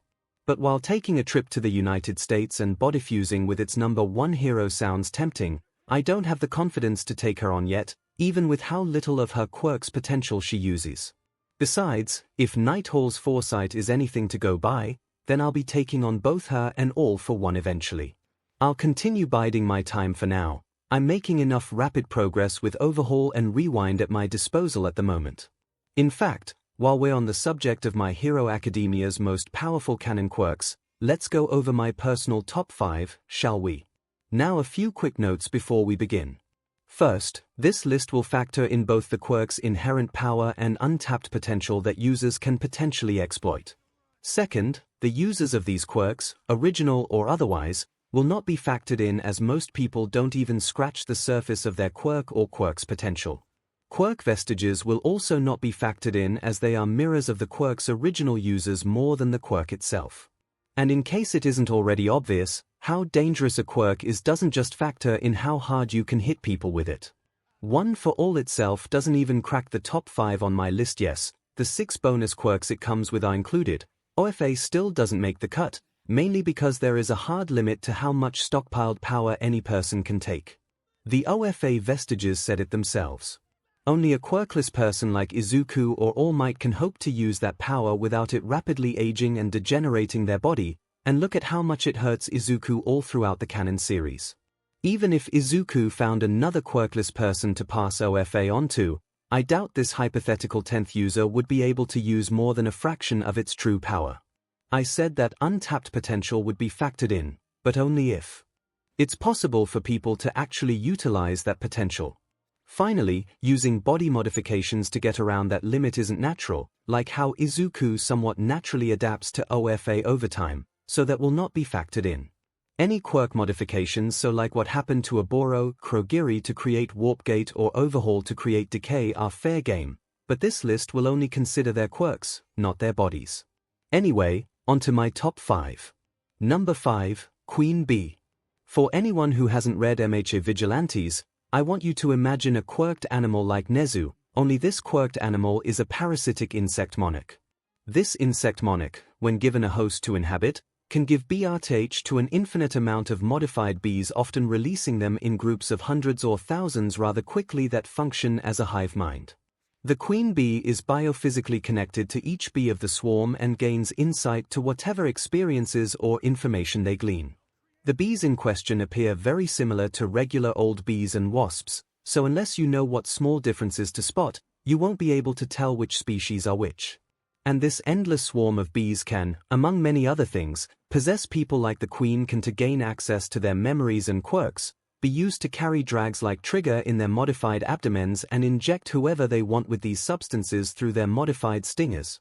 Do the opposite and steal samples of BLD from people via their stingers before injecting said samples into any queen or swarm vessels to temporarily give these bodies copies of those quirks, be turned into suicide bombs, bomb bees that can each pack a serious punch in their own right, and be used to form a new queen if the original queen bee dies, so this nightmarish CYCL can keep on going for eternity. Pretty DMN scary, right? A smart enough user of this quirk can take over an entire country or even the world if they play their cards right.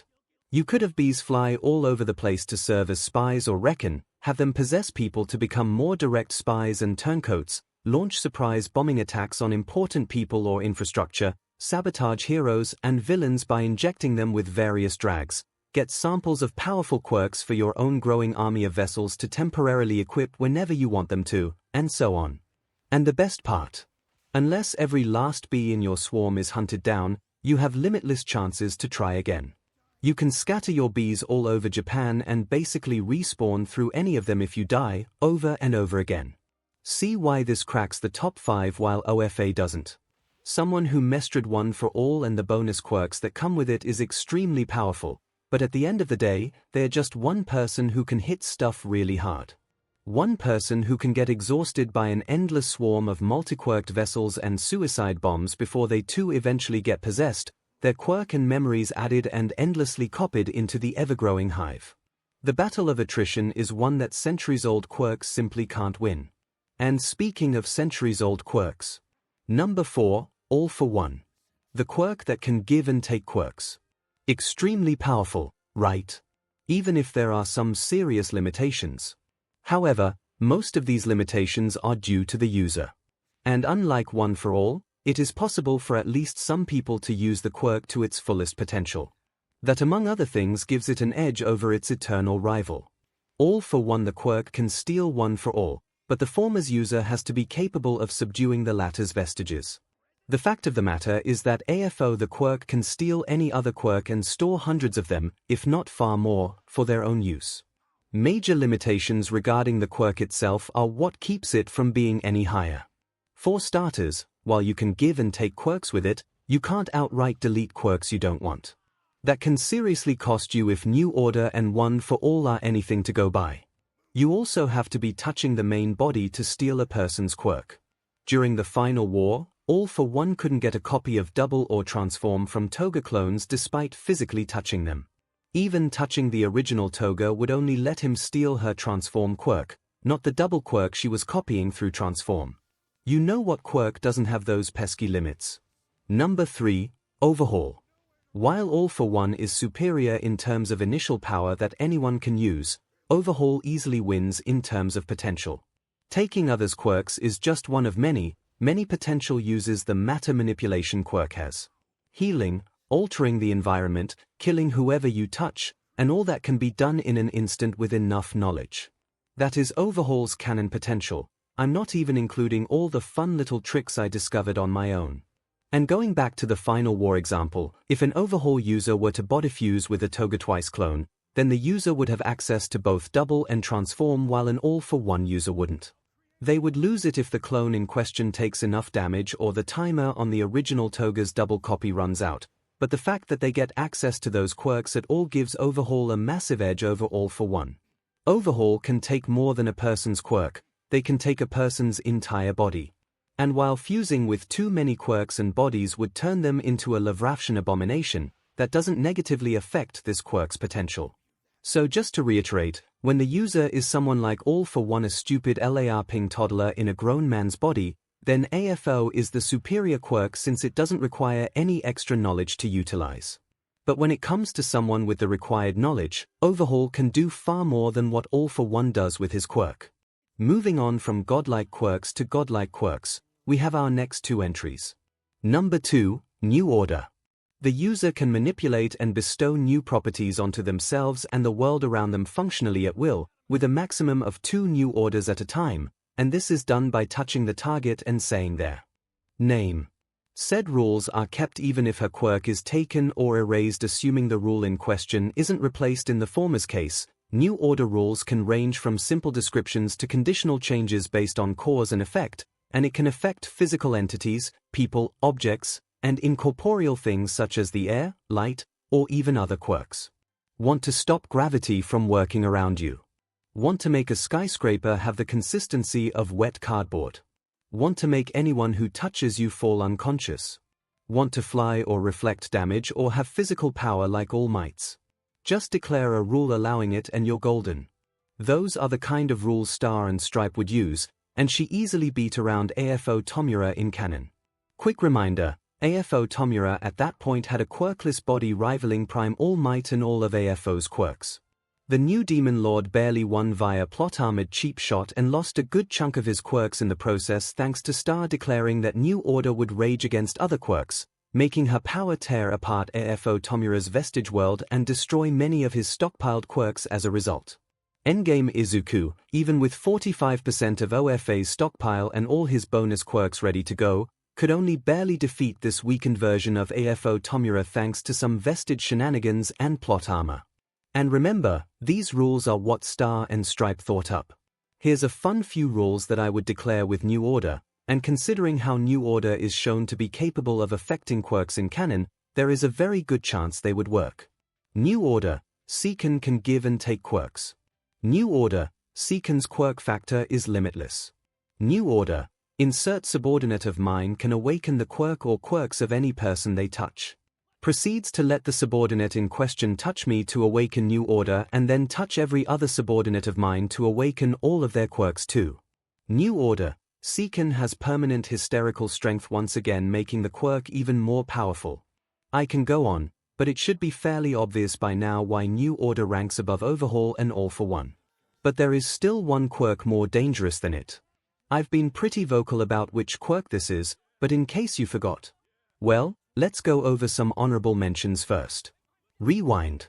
It can heal, insta-kill, or act as a de facto fountain of youth, but the slow stockpile aspect and its limited range dock some points.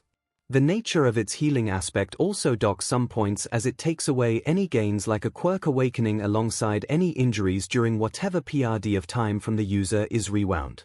Foresight. Way too easy to counter its one and only job if you have the right quirk for it.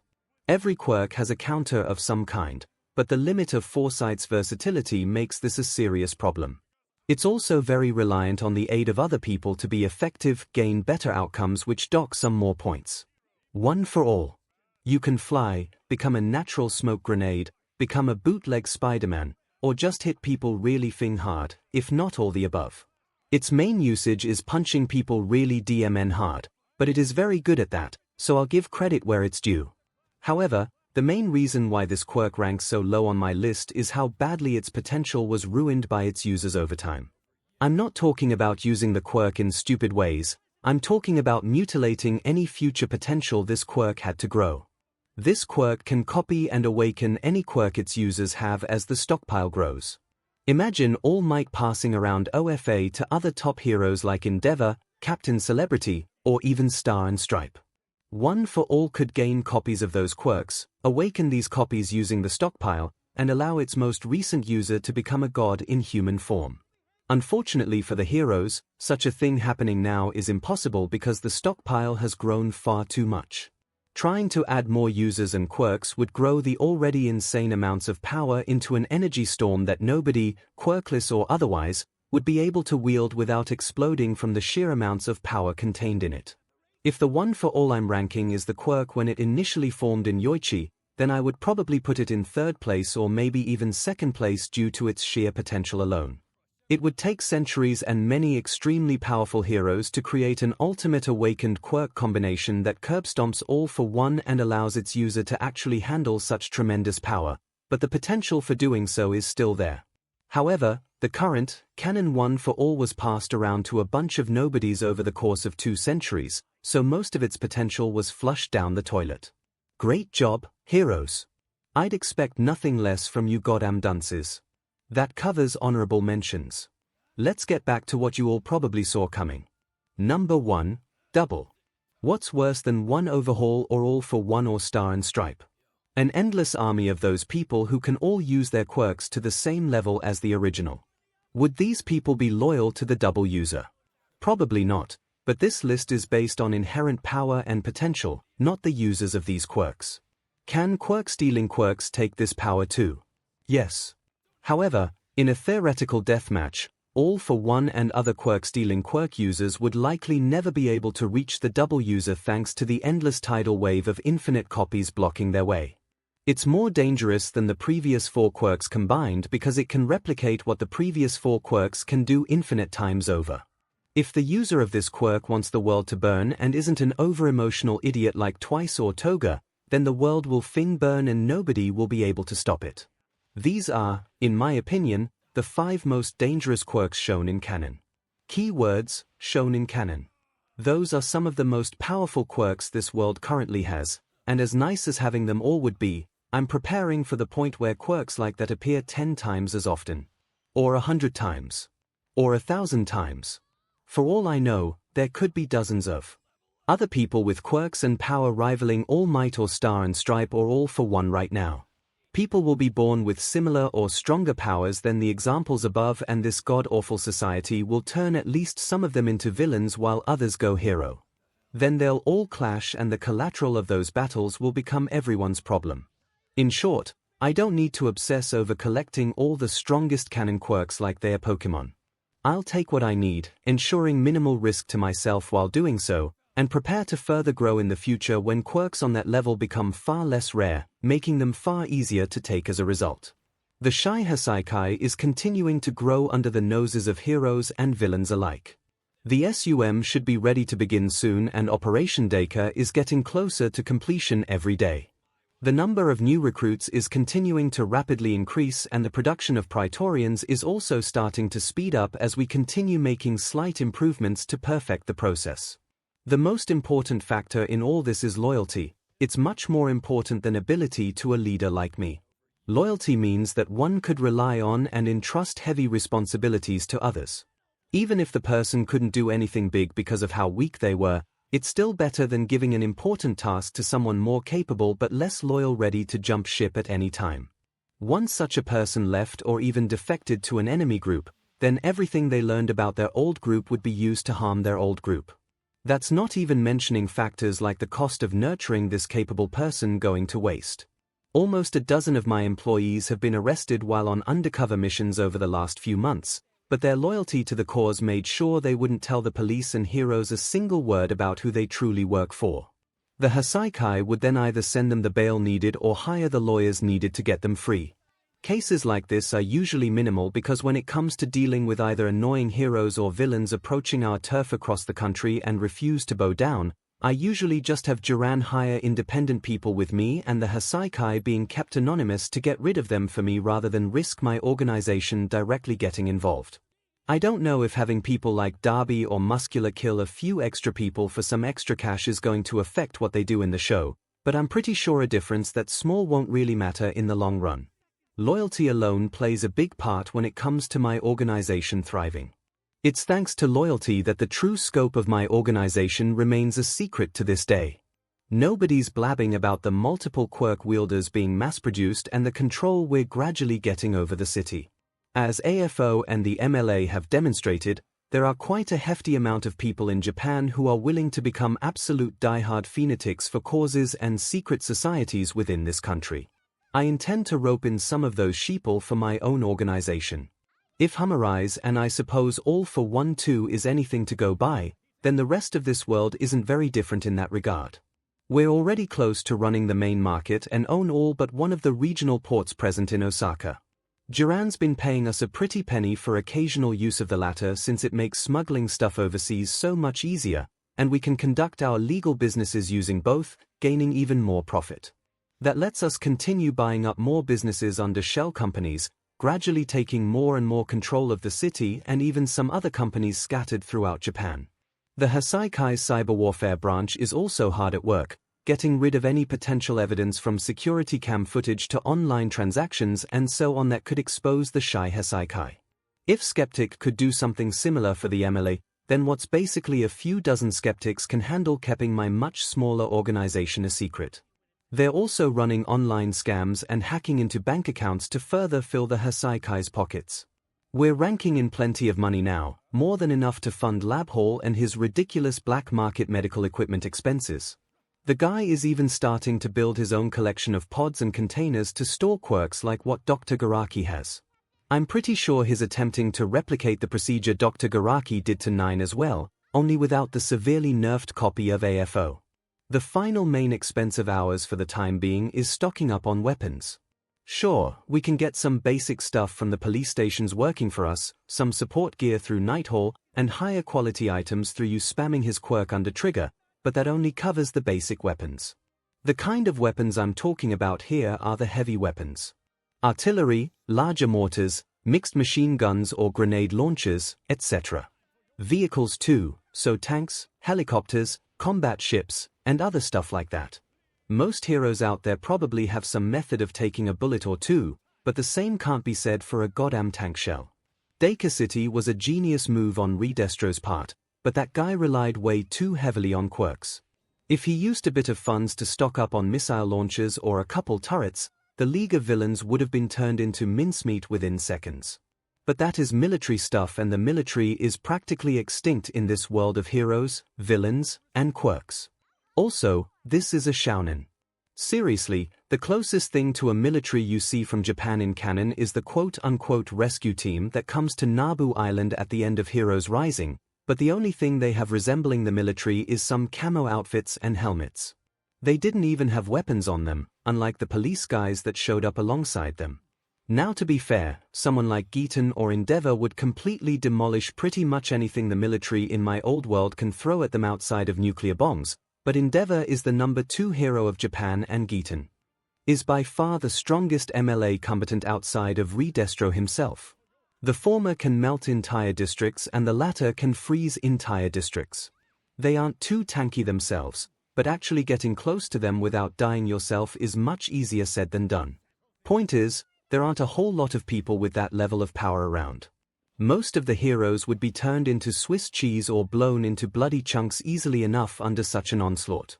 Guns can find themselves outperformed by quirks, excluding ones modified by quirks like my own weapons, but the same can't be said about tank cannons or missile launchers. That's why I've begun to stock up on stuff like that.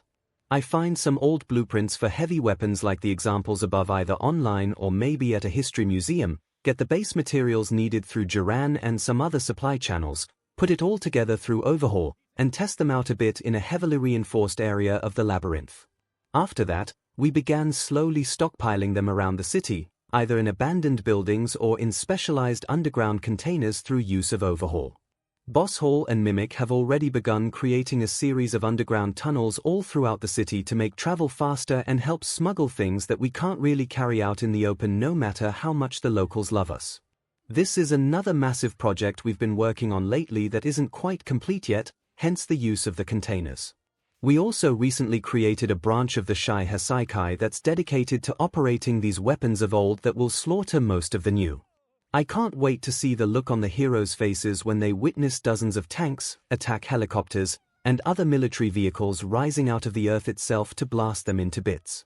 Same goes for all the turrets and missile launchers we're hiding on top of buildings we own all around town.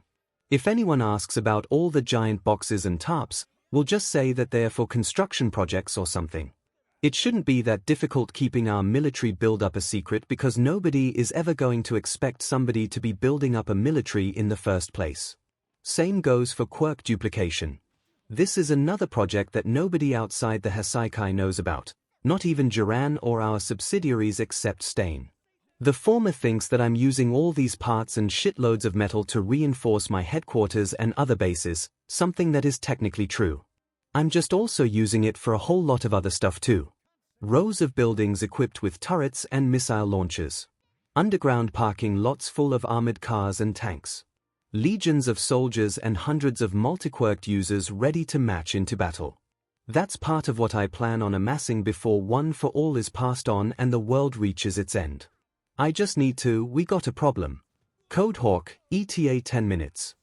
A message from Boss Hall rings in my head. Oh.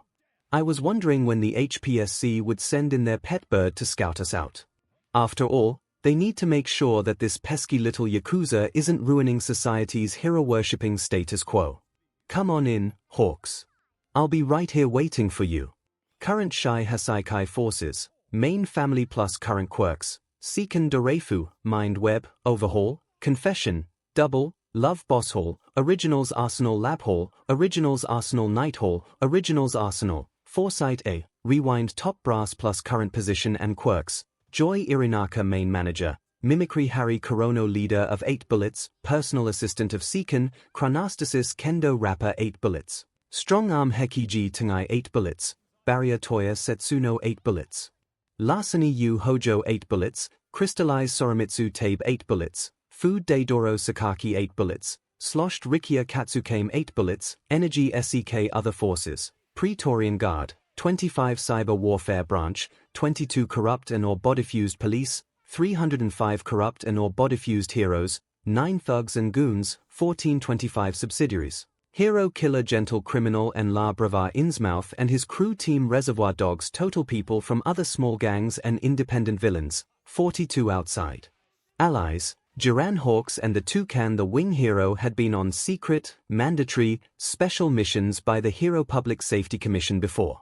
Some were boring, others had him ruffling his feathers, and a few were just plain strange. This one seems to be a bit of all three.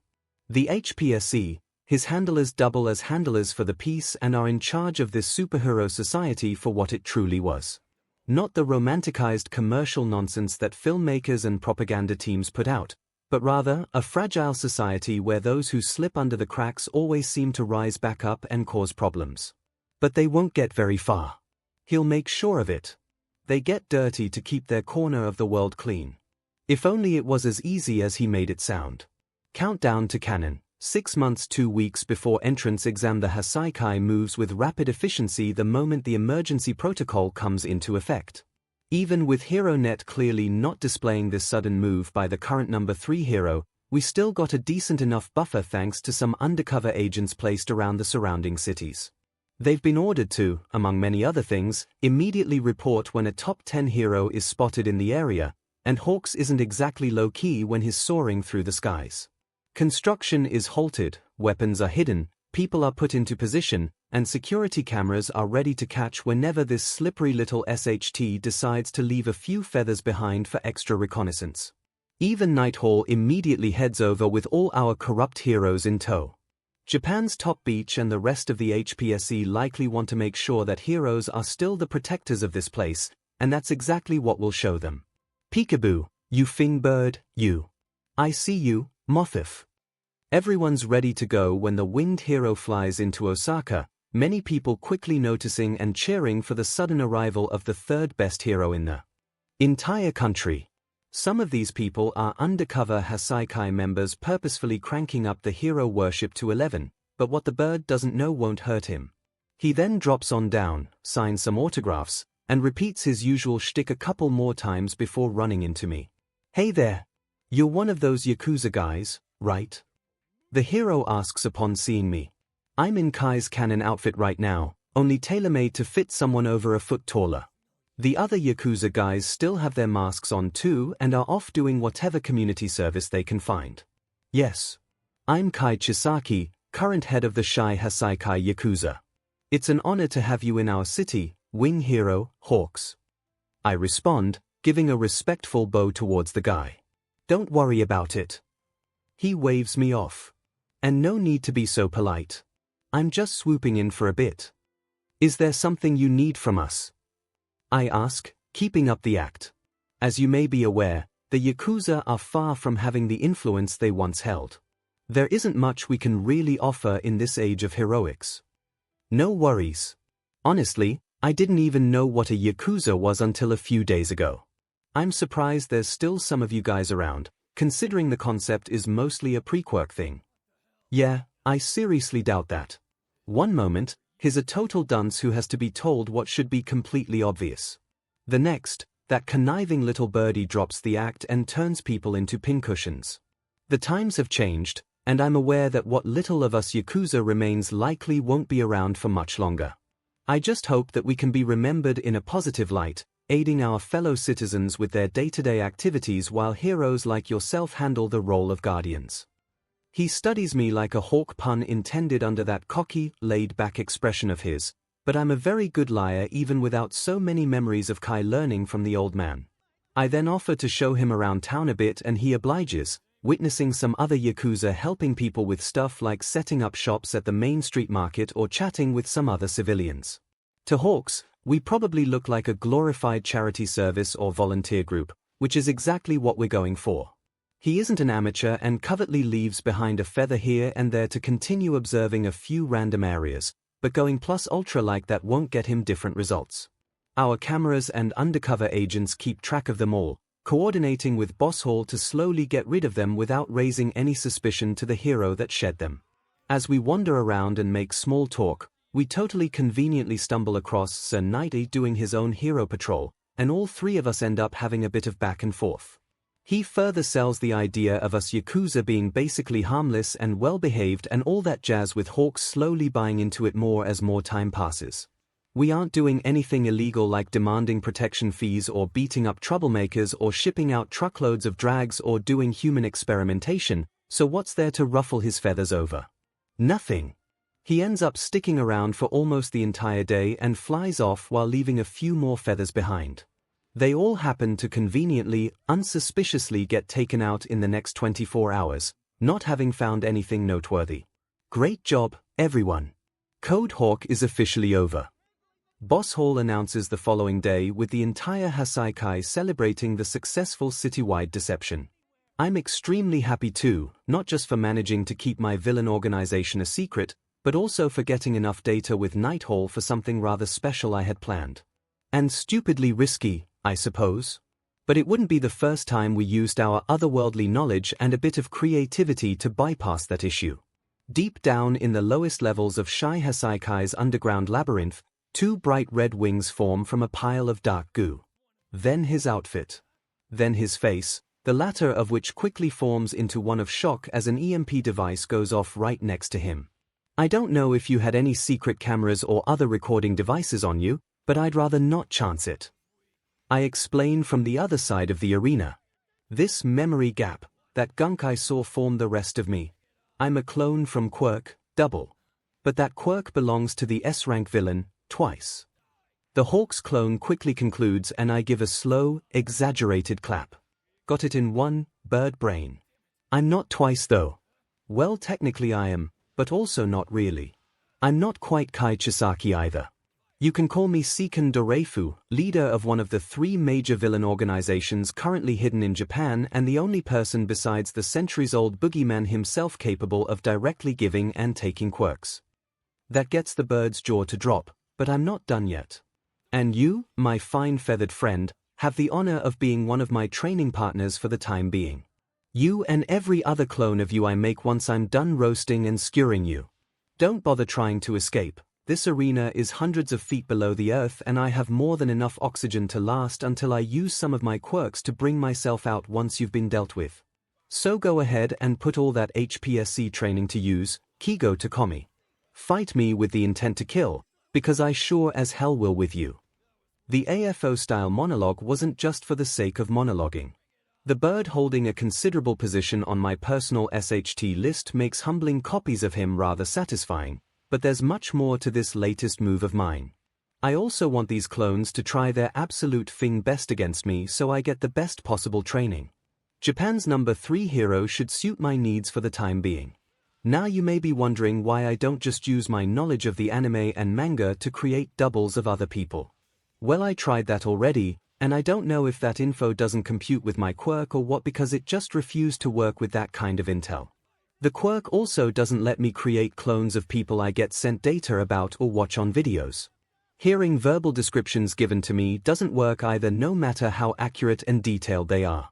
An unchangeable requirement to create a double clone of someone or something seems to be seeing them in person, with the only workaround being using Overhaul or MindWeb to copy the memories of others for myself. When I do that, their memories technically become my memories, so as long as I get enough intel from them, I can successfully create a clone with double. It's a tad bit annoying even with that loophole, but I suppose this quirk is overpowered enough already. This is gonna be fun. Let the battle begin, birdie. Hawks lunges at me with dozens of his feathers split up and ready to skewer me from all angles, but my sparring sessions with the 8 bullets have long since gotten me used to omnidirectional assaults. I use Overhaul on the ground, the area all around me turning into spikes that most of the hero's feathers quickly dodge and weave through, but that extra time let me boost myself into the air, the ground right below me turning into a giant stone snake with myself as the head, though constant use of my matter manipulation. More feathers come my way, colliding with numerous spikes I continue forming as he soars all around the arena. Using the ground to boost me up like a tidal wave, I stay right on his tail as we clash quirks over and over again. Feather blades slam against my shape-shifting crystal weapons. They could be katanas 1 second, daggers the next, and a side that severs your head with one swing right after that. Directly touching him is much trickier, as while Overhaul has a massive leg up over your basic 5-finger point quirks like Tomura's Decay and 𝐒𝐭𝐲 Zero Gravity, it still requires at least some part of your hand to have physical contact with a physical object to become usable on that object. Learning how to move fast is crucial, and who better to learn the art of speed from than the wing hero, even if it's while dueling clones of him to the death. The guy is quicker than Stain, his combat skills aren't too far behind that, and he has plenty of other tricks up his sleeves, a few feathers too. Literally. That particular discovery came with a nasty gash to my forehead, but I could fix the damage in a moment's notice. Slightly over a minute into the battle, crystal spikes, thanks again. You emerging from my outfit mostly deflect several feathers packed closely together to appear as one until the very last second. All of them were ready to cut both my arms off, but they only caused minor cuts on my body that were quickly fixed through Overhaul.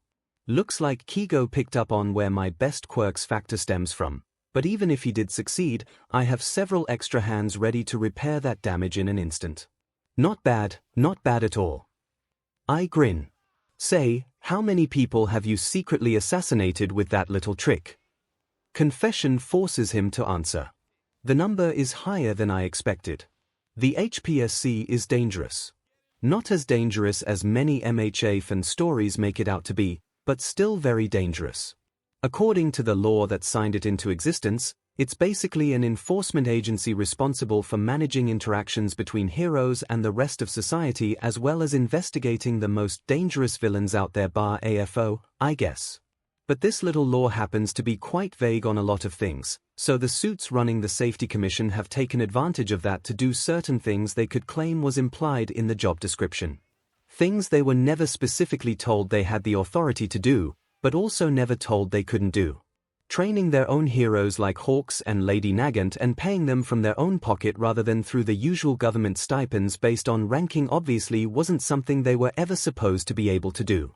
And that's not even mentioning the fact that they double as secret assassins to murder heroes, villains, and civilians alike to maintain the status quo.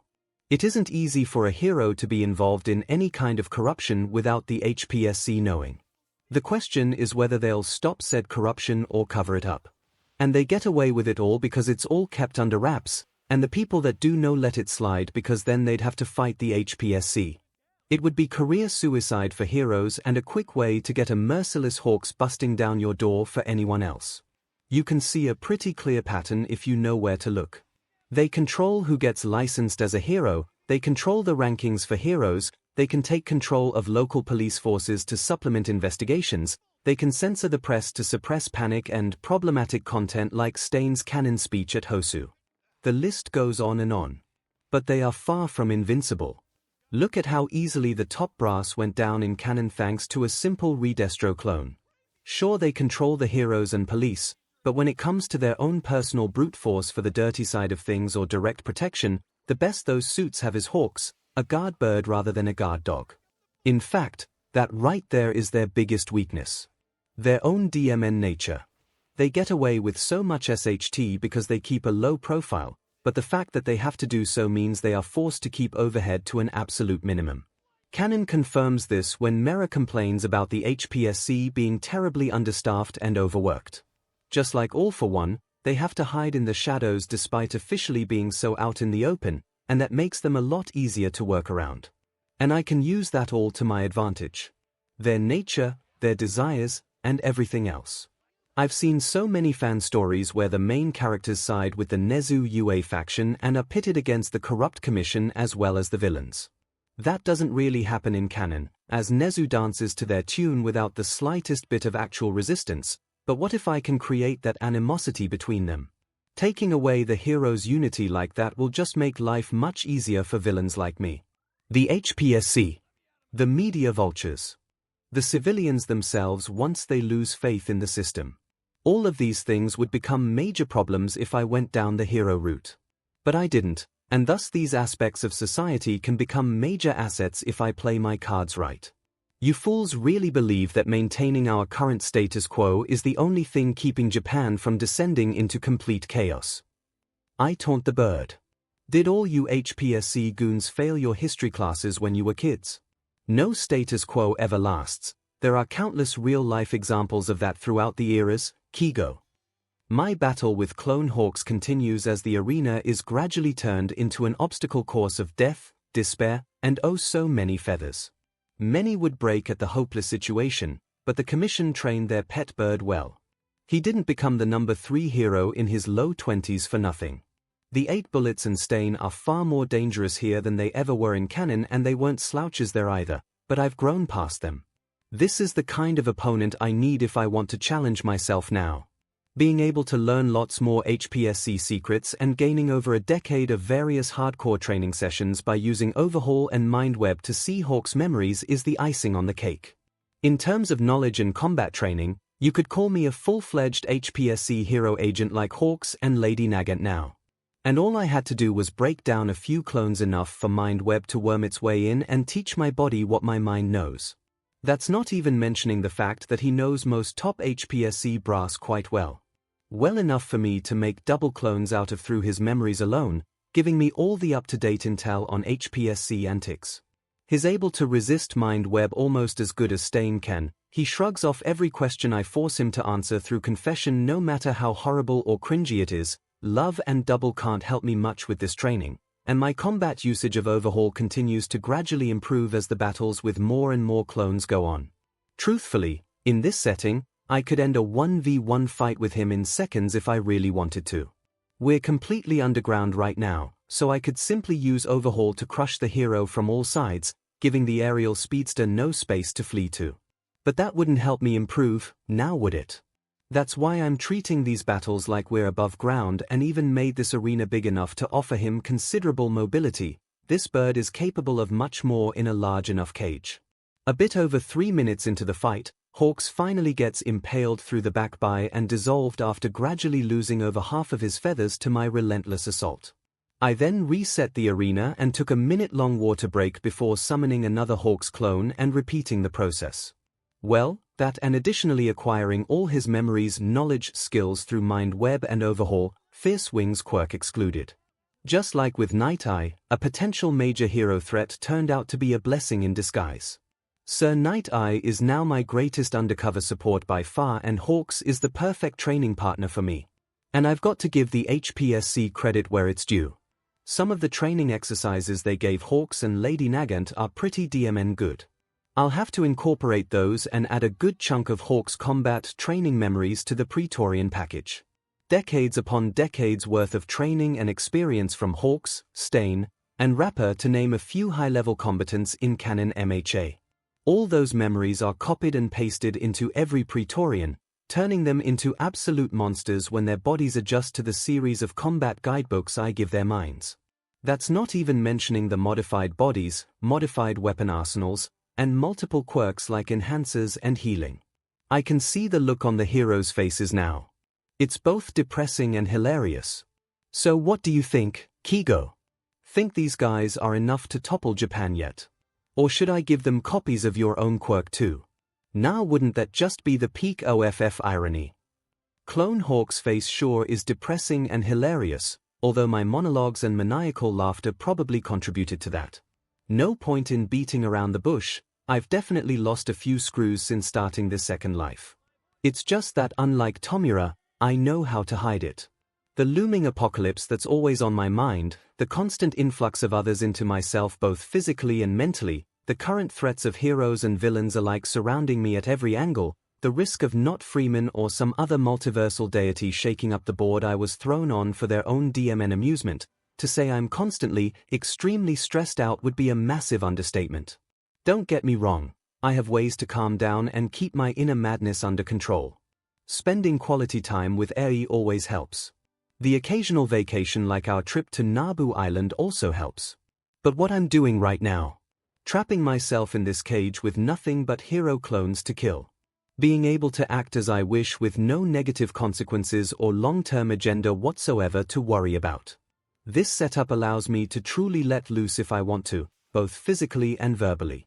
And I absolutely love it. Half an hour, 4 more Hawks clones, and one very close call later, I emerge from the appropriately named bird cage and collapse on the nearest couch in exhaustion. You okay, boss?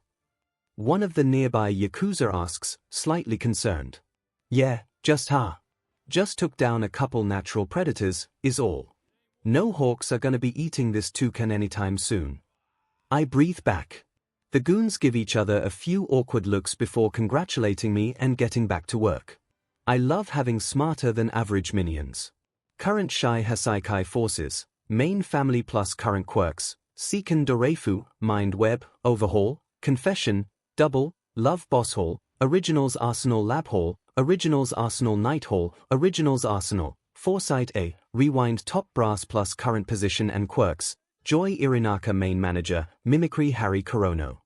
Leader of 8 Bullets, Personal Assistant of Seiken, Chronastasis Kendo Rapper 8 Bullets, Strong Arm Hekiji Tengai 8 Bullets, Barrier Toya Setsuno 8 Bullets, Larceny Yu Hojo 8 Bullets, Crystallize Soromitsu Tabe 8 Bullets, Food Daidoro Sakaki 8 Bullets, Sloshed Rikia Katsukame 8 Bullets, Energy SEK Other Forces, Praetorian Guard, 25 Cyber Warfare Branch, 22 Corrupt and or Bodifused Police, 305 Corrupt and or Bodifused Heroes, 9 Thugs and Goons, 1425.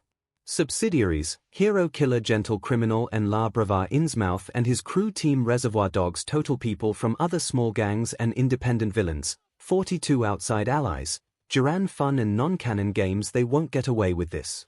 Those pathetic excuses for cultists took what Curator claimed as his and they won't get away with this. They swarmed into his main lair. How the actual hell did they find it when even the heroes couldn't? Preaching about his physical abnormalities, and how he and his kind need to be purged and all this other CRP. It's like they were looking down on him and his organization from their imaginary pedestals. No, that's exactly what that group was doing despite the situation they themselves were in. He recognizes their robes and knows their heyday has long since passed. Even if that wasn't the case, he would have no intentions of letting this attack go unpunished. They think they can break into his home, kill his men, and get away with it. They're the animals that need to be tamed here. And if they want a war, then that's what they'll get. Countdown to canon, 6 months before entrance exam, we got it right here, boss. The heroes around didn't stand a chance. Maguma Iwata reports, much to my satisfaction. Maguma Iwata, otherwise known as Volcano, leader of the Volcano Thieves. Yup.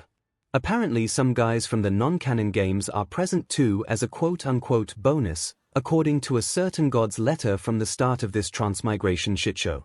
Thanks a lot, not Freeman. At the very least, some of these guys being here doesn't really change the main story. None of them were very big deals in the grand scheme of things, but I can change that while turning this situation around.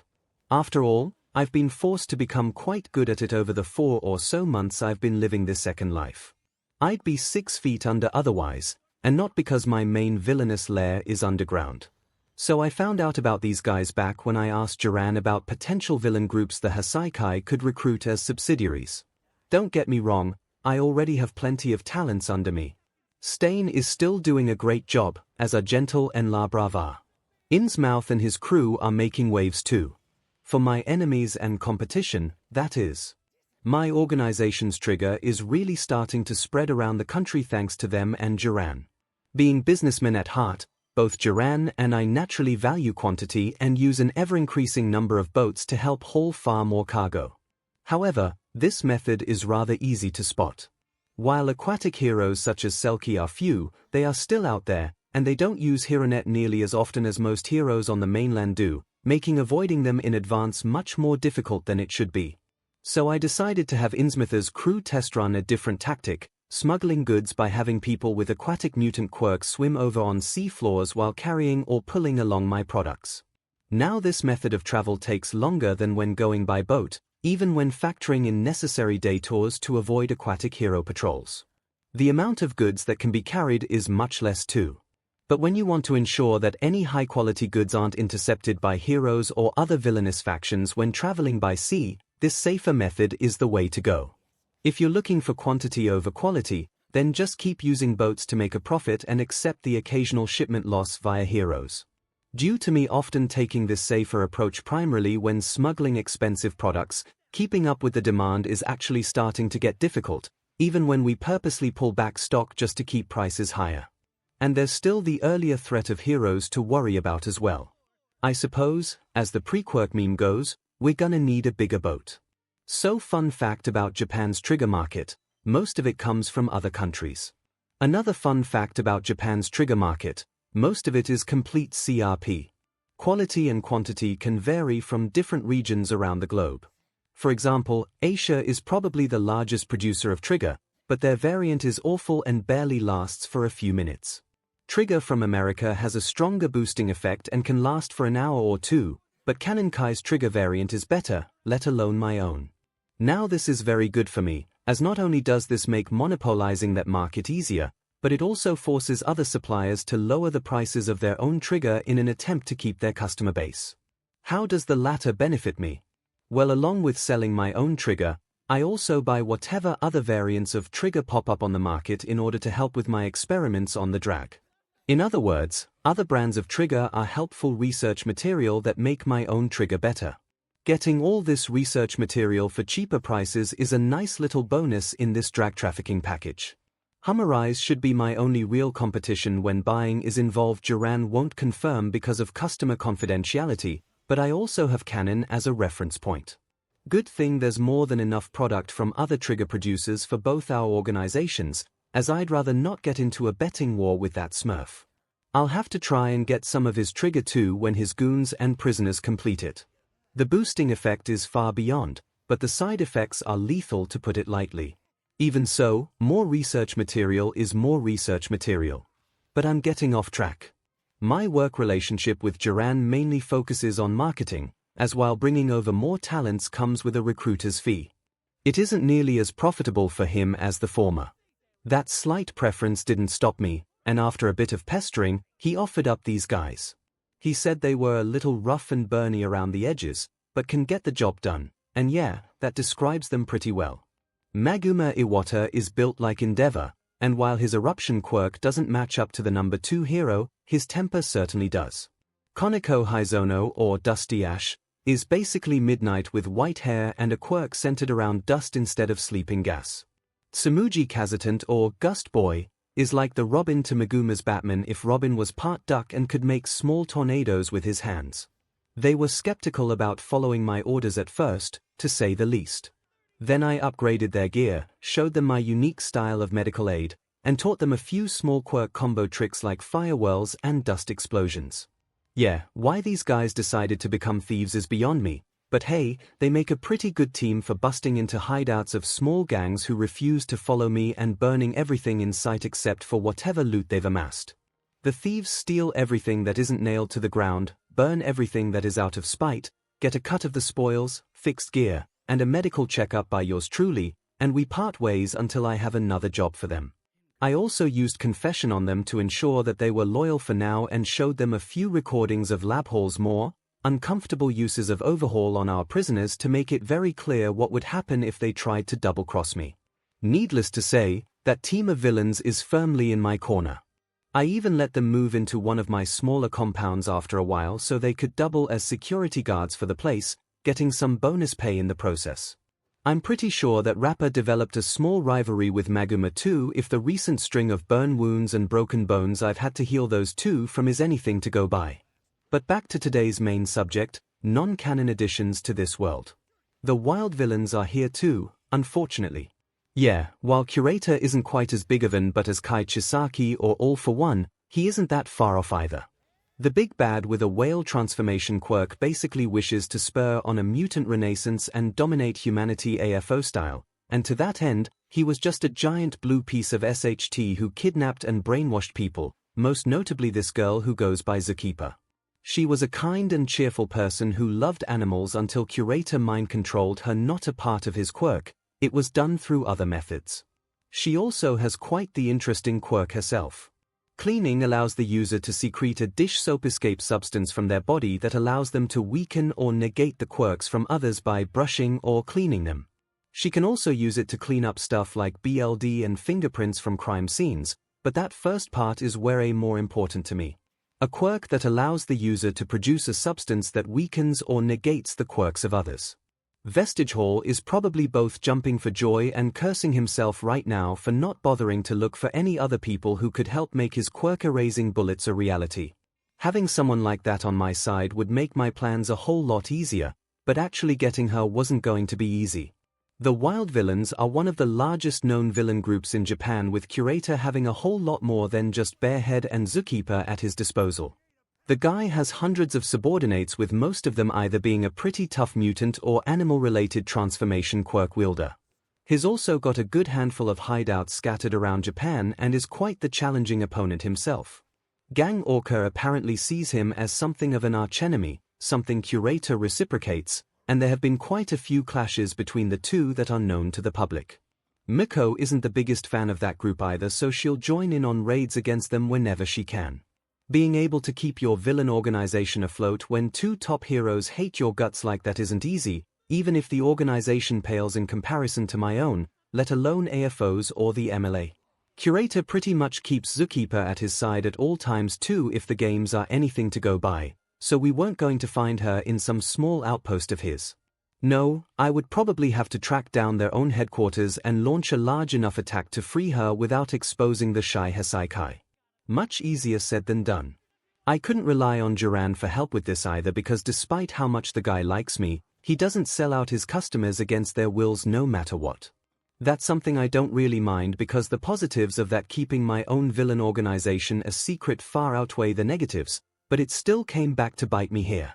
It took the combined efforts of my cyber warfare branch and Praetorian Guard to locate the wild villains HQ, and that took close to a month to pull off. At the very least, it gave those guys plenty of useful experience with that sort of thing, so they're going to get a lot better at it in the future. So we found their headquarters. That was one tricky part down. The other tricky part was getting 𝐒𝐿𝐴 back while staying anonymous, and the plan I came up with to do so was ridiculous. But also genius. Ridiculously genius. I feel like that's starting to become a common theme with me lately. Oh well, whatever works. Anyway, using my knowledge of canon, I decided to launch a raid on the place with myself and my entire Praetorian Guard making up the assault force. As for how we kept our identities a secret and took suspicions from the Shai Hassaikai off of us, no, we didn't disguise ourselves as heroes. That would be too ridiculous, even for me. Instead, we went into this raid cosplaying as members of the Creature Rejection Clan, or CRC for short, another minor villainous organization that comes with a side of social commentary. The CRC is basically MHA's version of the Ku Klux Klan, a cult. Shown in canon that abolishes the idea of people with physical abnormalities, especially people with mutant-type quirks. They were a pretty big deal back in the day, but they lost more and more support as they started getting radical.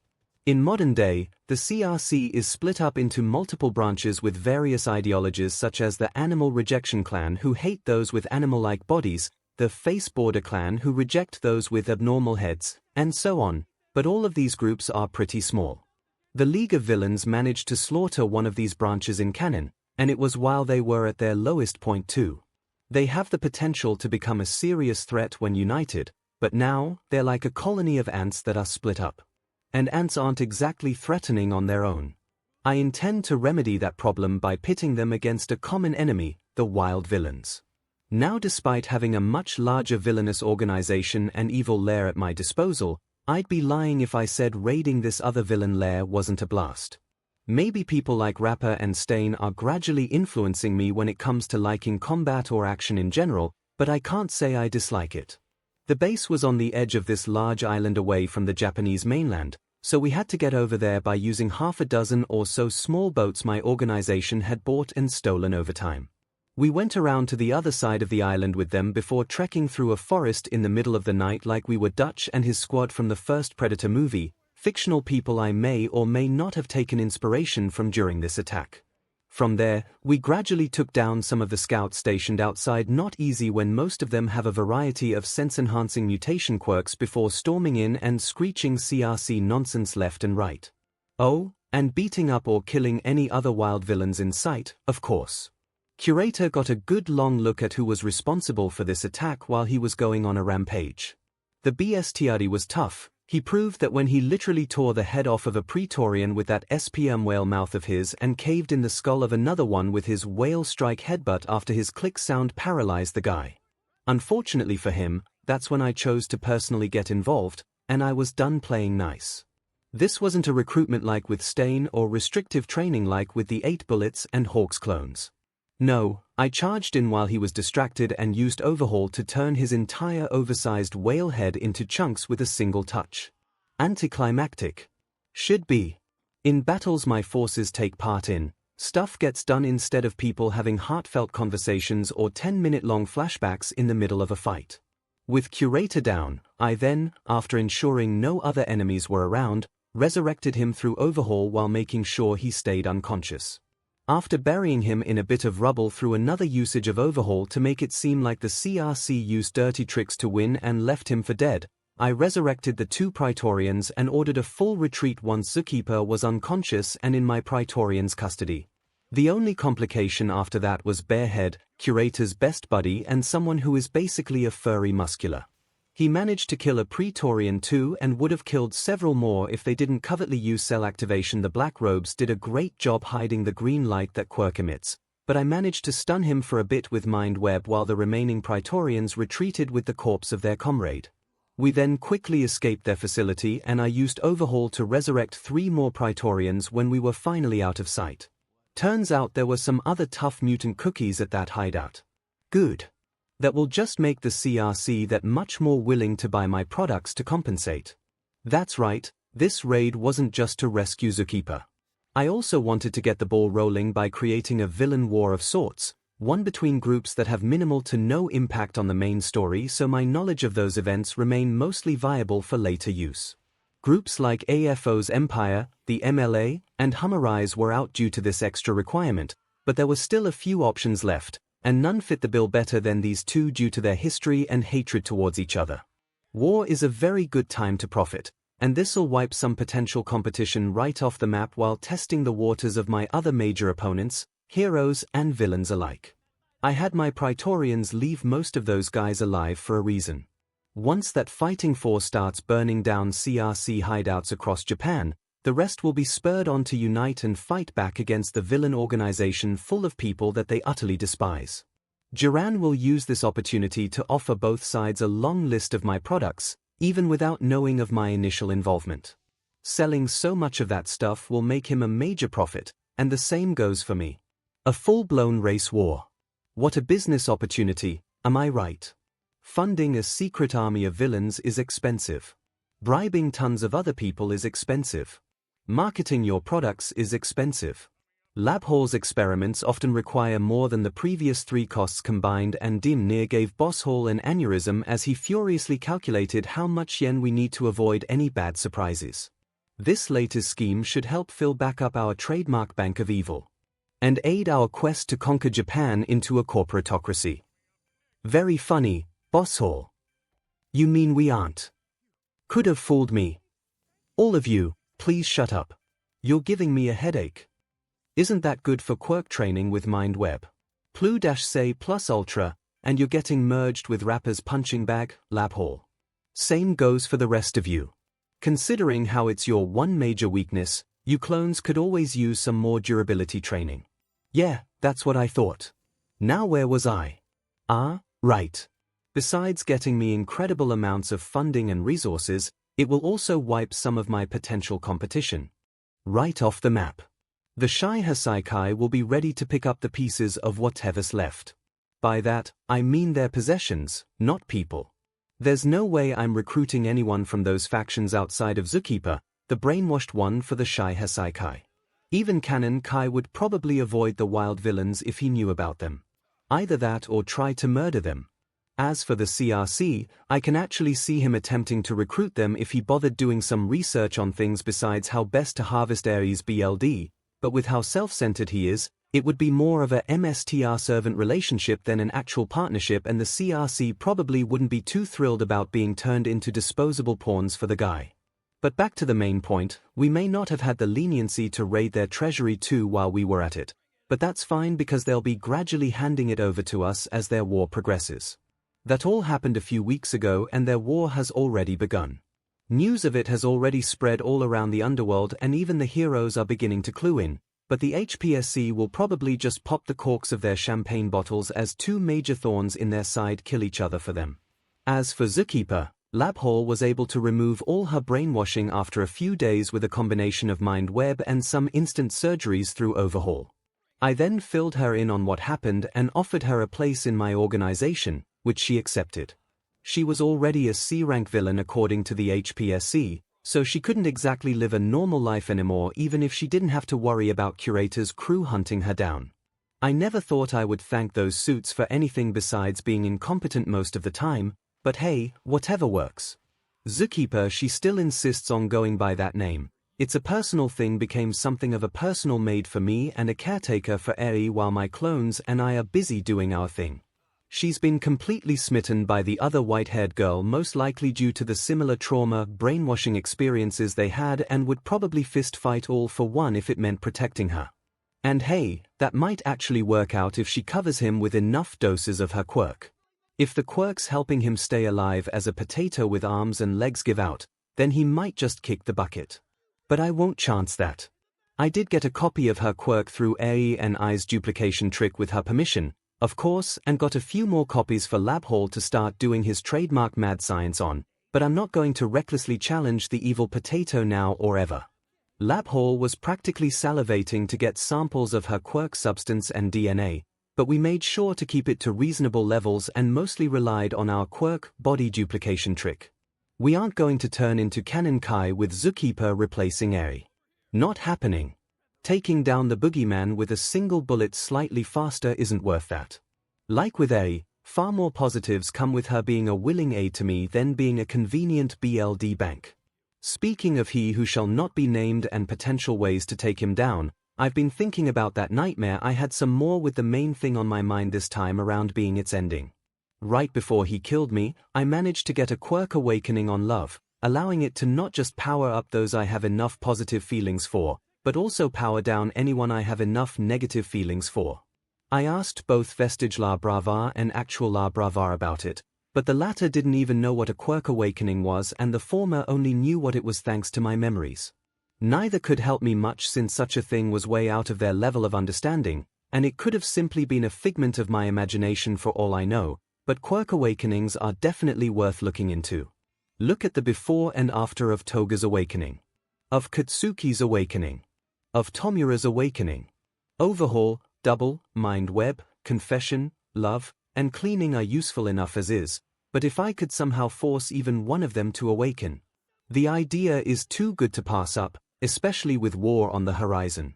Current 𝐤𝐤𝐵𝐾𝐽 forces, main family plus current quirks, 𝐒𝐭𝐴 Doreifu, Mind Web, Overhaul, confession, double, love, cleaning boss hall, originals arsenal lab hall, originals arsenal night hall, originals arsenal, foresight rewind top brass plus current position and quirks, Joy Irinaka main manager, Mimicry Zookeeper Personal Maid Aries Main Caretaker, Cleaning Harry Corono Leader of 8 Bullets. Personal Assistant of 𝐒𝐭𝐚𝐲 Chronastasis Kendo Rapper 8 Bullets, Strong 𝐒𝐩𝐤𝐚𝐱 8 Bullets, Barrier Toya Setsuno 8 Bullets, Larceny 𝐒𝐻ojo 8 Bullets, Crystallize Soromitsu Tabe 8 Bullets, Food Deidoro Sakaki 8 Bullets, Sloshed Rikia Katsucame 8 Bullets, Energy SEK Other Forces, Praetorian Guard, 25 died but they were all resurrected Cyber Warfare Branch, 22 Corrupt and or body-fused Police, 320 Corrupt and or body-fused Heroes, 11 Thugs and Goons, 1600 Subsidiaries,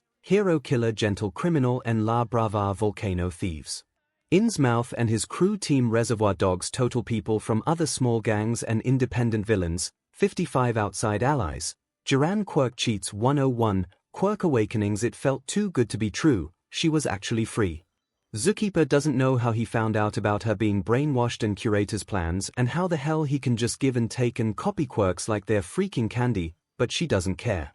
𝐒𝐭𝐚 saved her, offered her a place to stay and food to eat and anything else she needed, so she'll do her best to pay him back. And after learning more about him from his absolutely precious adoptive daughter, she only wants to help him more. It's absolutely insane. Preparing for the end of society, manipulating time itself to endlessly duplicate quirks, leading symbols of peace and evil alike by the nose. If this was all a dream and she was still Curator's SLV, she wouldn't be surprised. But that possibility is becoming less and less likely by the day, so instead of getting too caught up over her past, she'll focus on the future. She needs to make sure that Aries' dad doesn't do anything too reckless, or at the very least, be there for him when he does. She'll be a pillar of support that he can truly count on.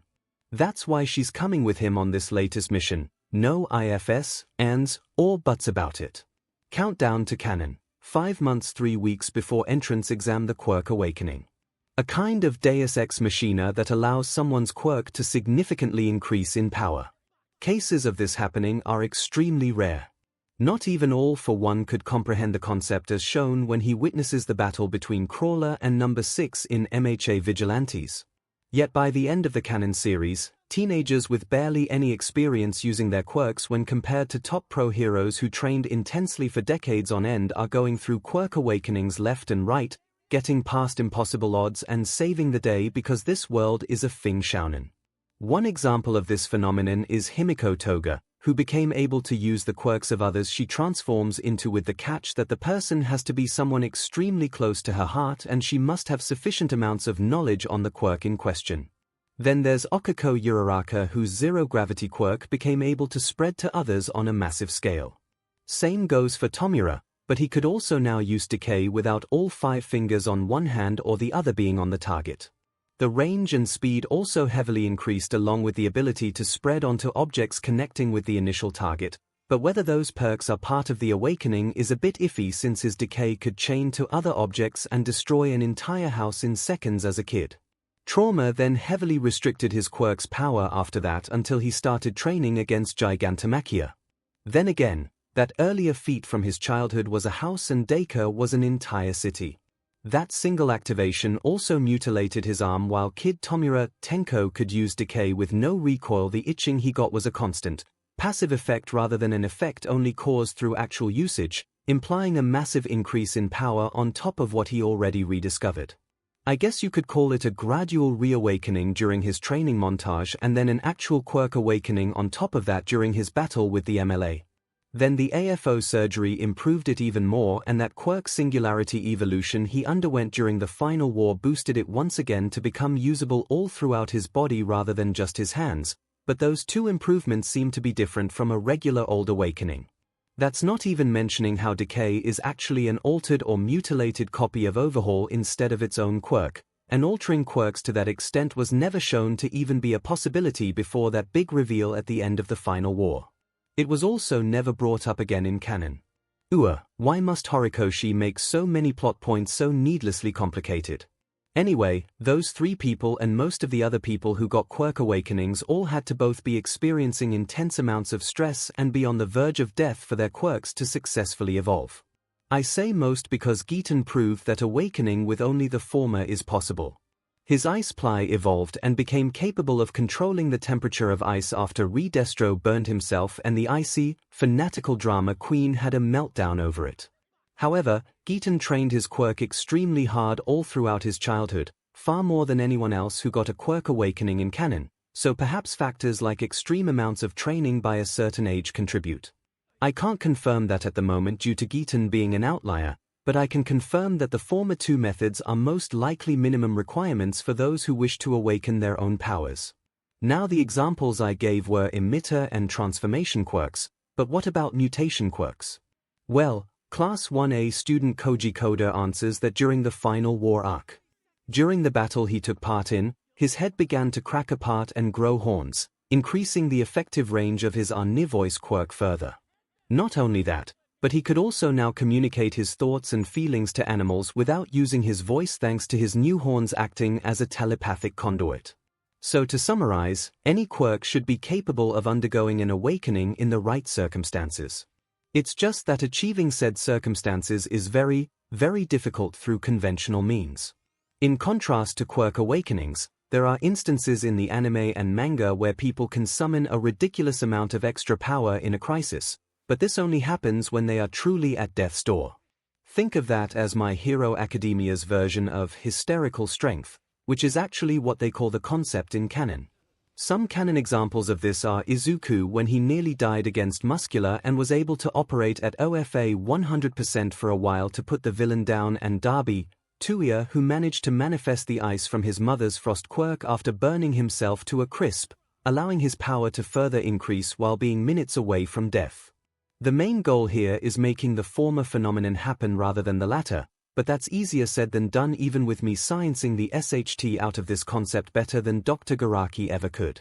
For starters, all of those earlier examples I gave for quirk awakenings were people who only had a single quirk at the time anyway. Tomura getting a lot more quirks later doesn't affect this.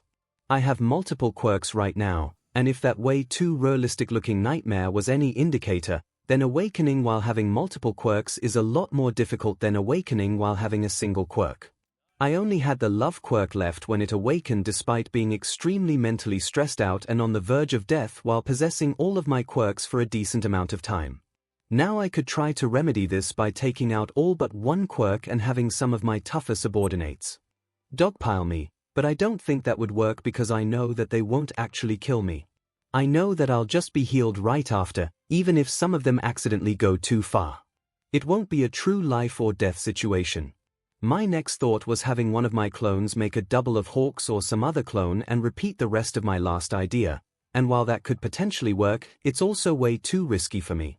No, putting my life on the line like that for a slight chance at more power wasn't worth it, especially with me having so many other methods of increasing my strength. I'm not like Izuku Midoriya. I don't rely on brute strength and mutilating myself to solve all my problems. 𝐒𝐭𝐸𝐽 also gave me an earful after she caught wind of that idea. She's supposed to be looking after Eri, but it feels like she's babysitting me almost as much. I'm a young adult just like her, damn it. Both physically and mentally. I can't say her affection isn't nice though. Having someone genuinely show care and concern for me like that rather than feel obligated to since I'm the big bad boss and all. The respect-to-fear ratio is far greater with me than it was for Kai thanks to how much nicer I'm treating them and how much more I'm giving them, but I do need to make it clear what will happen to anybody who dares to backstab us and F up my plans. 𝐒𝐭𝐸𝐽 still watches over Eri and takes care of the lizards and bugs used to train her rewind quirk, but she always seems to be ready to check up on me and make sure I don't do anything too reckless or risky. It's probably Eri asking her to look after me. The little unicorn helped her get over her own trauma so much faster than I thought. Hearing about how the wild villains are destroying themselves while fighting the CRC thanks to us probably helped too, but just seeing that soft, kind smile on her face with my own eyes. I'm getting off track, aren't I? Back to my latest batch of plans, the conventional canon means of getting a quirk awakening are out. That left me brainstorming other potential solutions. One solution I know for sure would work is getting one for all. That super quirk basically gives every quirk it shares a body with a free quirk awakening thanks to all the energy it stockpiled over several centuries.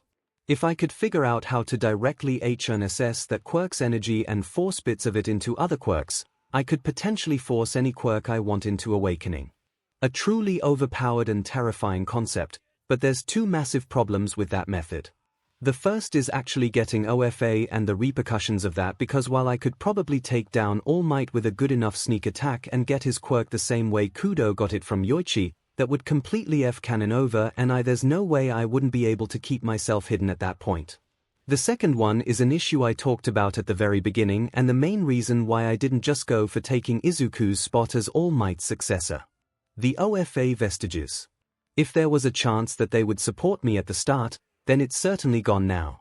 I could potentially subdue them the same way I plan on subduing All for One's quirk vestige, a shitload of willpower boosting quirks, but with this world being a shounen, the possibility of them somehow miraculously breaking through and completely f***ing up my plans is way too high for me to take the risk. With that option being crossed off too, it was back to the drawing board for me. Some other potential methods that could let me study and perfect the quirk awakening process are trigger very unlikely of leading anywhere, but it does temporarily boost your quirk a good bit. The quirk amplification device that David Shield and Samuel Abraham made. I plan on altering the Two Heroes movie events a good bit, but that's almost a year away, and studying the biology of someone who experienced a quirk awakening themselves. The latter option is why I am currently walking around Deka City of all places, hoping that I can coincidentally run into the Meta Liberation Army's second strongest warrior and a solid contender for the #1 spot if you think about it in the organization's own goddamn city. And to make matters even more awkward, both Zookeeper and 𝐸 insisted on coming along because the former wanted to make sure that someone was watching my back in case anything went wrong, and the latter wanted to come along to learn more about one of the world's most powerful and secret villain organizations. Oh, and they both wanted experience with undercover operations too. So here we are, walking around this secret society while disguising ourselves as your average, everyday family who is secretly part of the MLA. At the very least, I don't have to worry about people giving us weird looks as I tell the two girls the history of Destro and the Meta Liberation Army based on what I know from canon. We even had people giving us the goddamn MLA salute while we were walking around, with Zookeeper and I making an with our index fingers and thumbs on our foreheads right back at them. 𝐸 played along too and signed back, which was just so adorable. The irony of Kai Chisaki giving an MLA salute will make me laugh for years to come, even if it's technically someone else wearing Kai Chisaki's face. Well, it's not like the MLA even knows what the Shai Hasai Kai is, and even if they did discover the name despite all I'm doing to prevent such, they would simply see a regular old Yakuza rather than a group of villains run by some quirk-ending quack. So that means no risks for us as long as I don't suddenly duke it out with Giton in the middle of the city, right? Totally. Probably. This little educational field trip goes on for most of the day with no Giton in sight.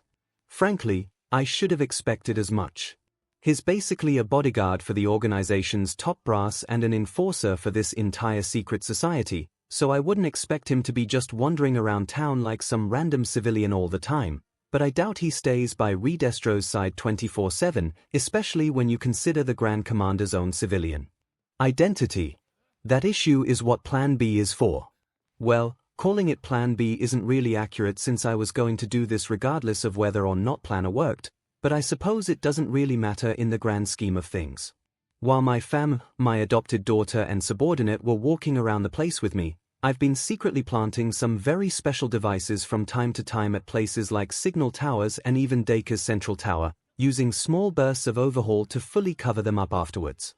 At the same time, quite a few Praetorians are doing something similar in various locations across the country where Feel Good Inc. buildings are located. Some are even directly breaking into their server rooms and uploading a little thing or two into their online systems. The second batch of them recently finished their graduation modifications, so I have a lot of manpower to work with. The company's main headquarters alone had a dozen Praetorians visiting it alongside Boss Hall, although that was mainly due to Skeptic being present there. Being skilled at hacking and being skilled at fighting are two very different things, and with the MLA agent only having the former under his belt, he was screwed from the start. Taken down in an instant. Overly long functions and variables with excessively wide scopes. His coding habits haven't changed a bit.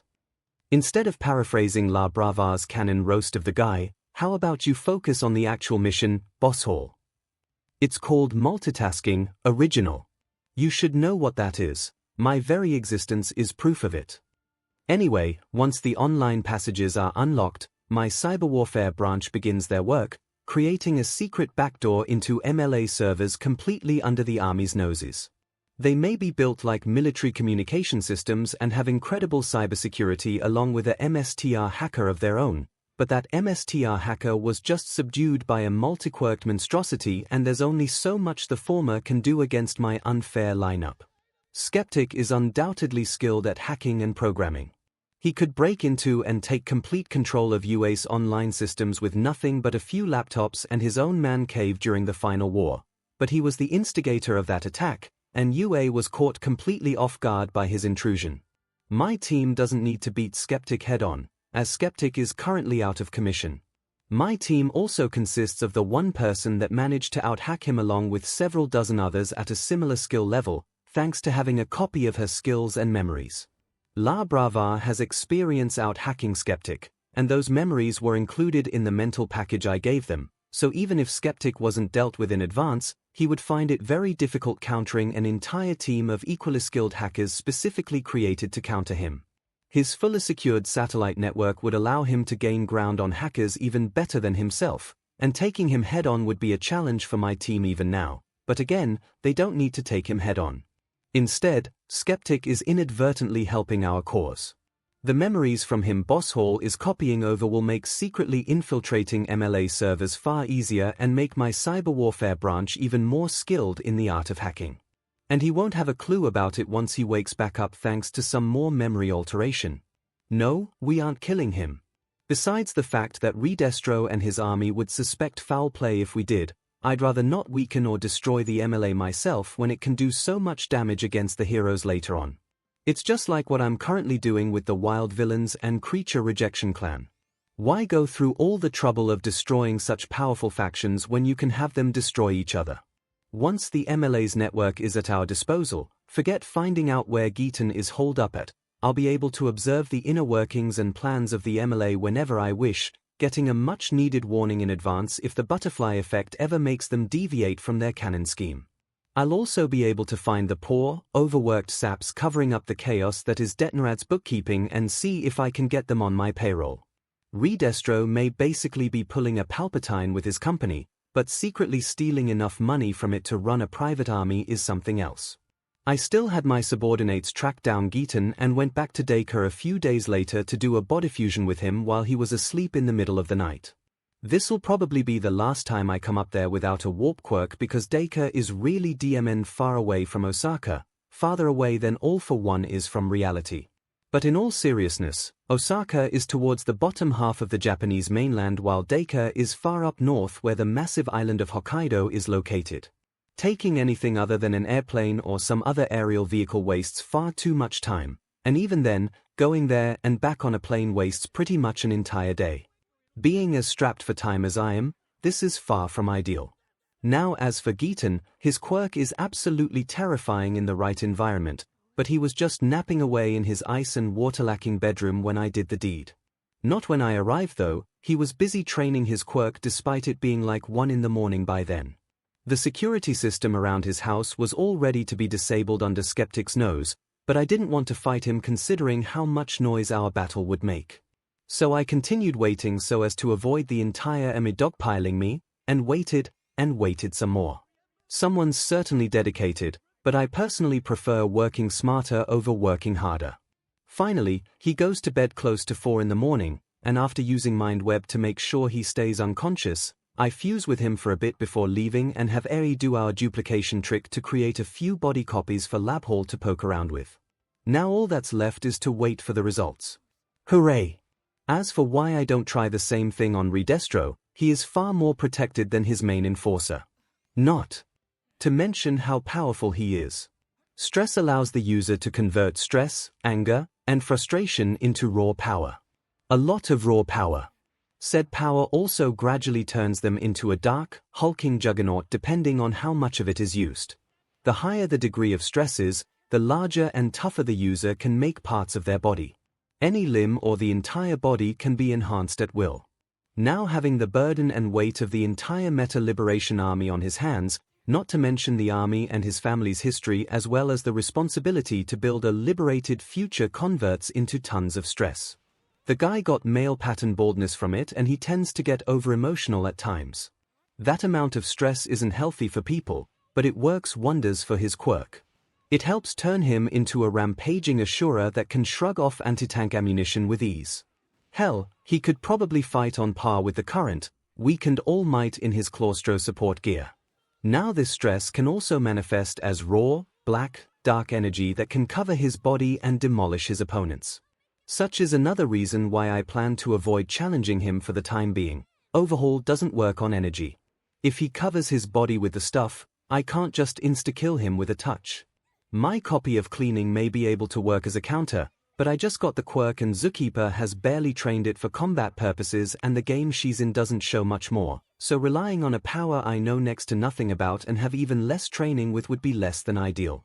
I could still probably win, but combine his power and counter to overhaul with the fact that he isn't some dumb brute like Muscular and you get a battle that would go on for a long time, more than long enough for his army to show up as support. Not a good plan when secrecy is key. 𝐒𝐿's quirk is enough for me for now. It will help a ton with my research on quirk awakenings and just be a boon for my own army. Oh, I gave a few of my new Praetorians copies of 𝐒𝐿's Iceply quirk before stationing them down at Osaka's ports to handle security there. Fighting people with that particular quirk at large bodies of water is a death wish, just like how fighting someone with Overhaul or Earth Flow or some other Earth Manipulation quirk underground is a death wish. It helps that they have more than enough water to train and MSTR their new quirks right next to them. As long as they don't make too much of a ruckus and ensure that no outsiders are around to witness it, they should be fine. Innsmouth and his rapidly expanding crew are certainly happy about the extra security. With the support I've been giving him, he's been improving quickly in both skills and sheer competency to the point where his canon self looks like a complete buffoon in comparison, which frankly, isn't that far off from what he was like in canon. The octopus mutant has been rising through the ranks over time and is now handling most of my smuggling across Japan's coastline. Even Jiran sends me requests for his services from time to time, and I certainly don't mind getting the extra cash. Maybe I should create a few other specialized Praetorians in the future to better carry out certain tasks. Granting them an extra quirk copy isn't too hard or makes them look too different, and depending on the situation and quirk in question, they can become massively more powerful. Hell, Endeavor could show up at Osaka's ports and get demolished by my 3 pseudo-𝐒𝐿s. Even if he could melt the mountains of ice they make all he wants, Iceply can just recondense the water vapor back into ice at a moment's notice. Just food for thought. All these new projects are nice and all, but you're really putting a lot on my plate here. Labhole lets me know through a mental message. Body modifications, perfecting quirk transplants, our own quirk erasing bullets, research on quirk awakenings, and those are just a few examples. You know how I feel about making any more clones, Labhole. I know that, and I'm not suggesting that. I need some assistance if I want to handle all these new projects you're throwing at me. We've got plenty of new recruits swarming in, right? Let me pick a few out, give them a copy of appropriate knowledge and memories from our mind, and let them ease my workload a bit. That is dangerous.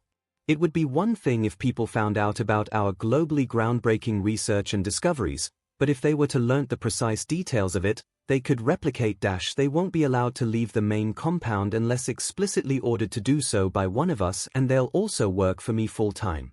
I know what I'm doing. I am a clone of you, after all. Labhole continues to beg and plead with me, eventually giving in and letting him go work out the details of that with Boss Hall. That should speed our mad science up a bit. Geez, our operations are growing at such a ridiculous rate. While eventually rivaling the MLA or Hummerize in sheer number is simply out of the question, especially as both loyalty and quality are my main criteria rather than sheer quantity, getting a fraction of their numbers without relying on double clones may be possible at this rate. Rivaling them in societal influence is also impossible.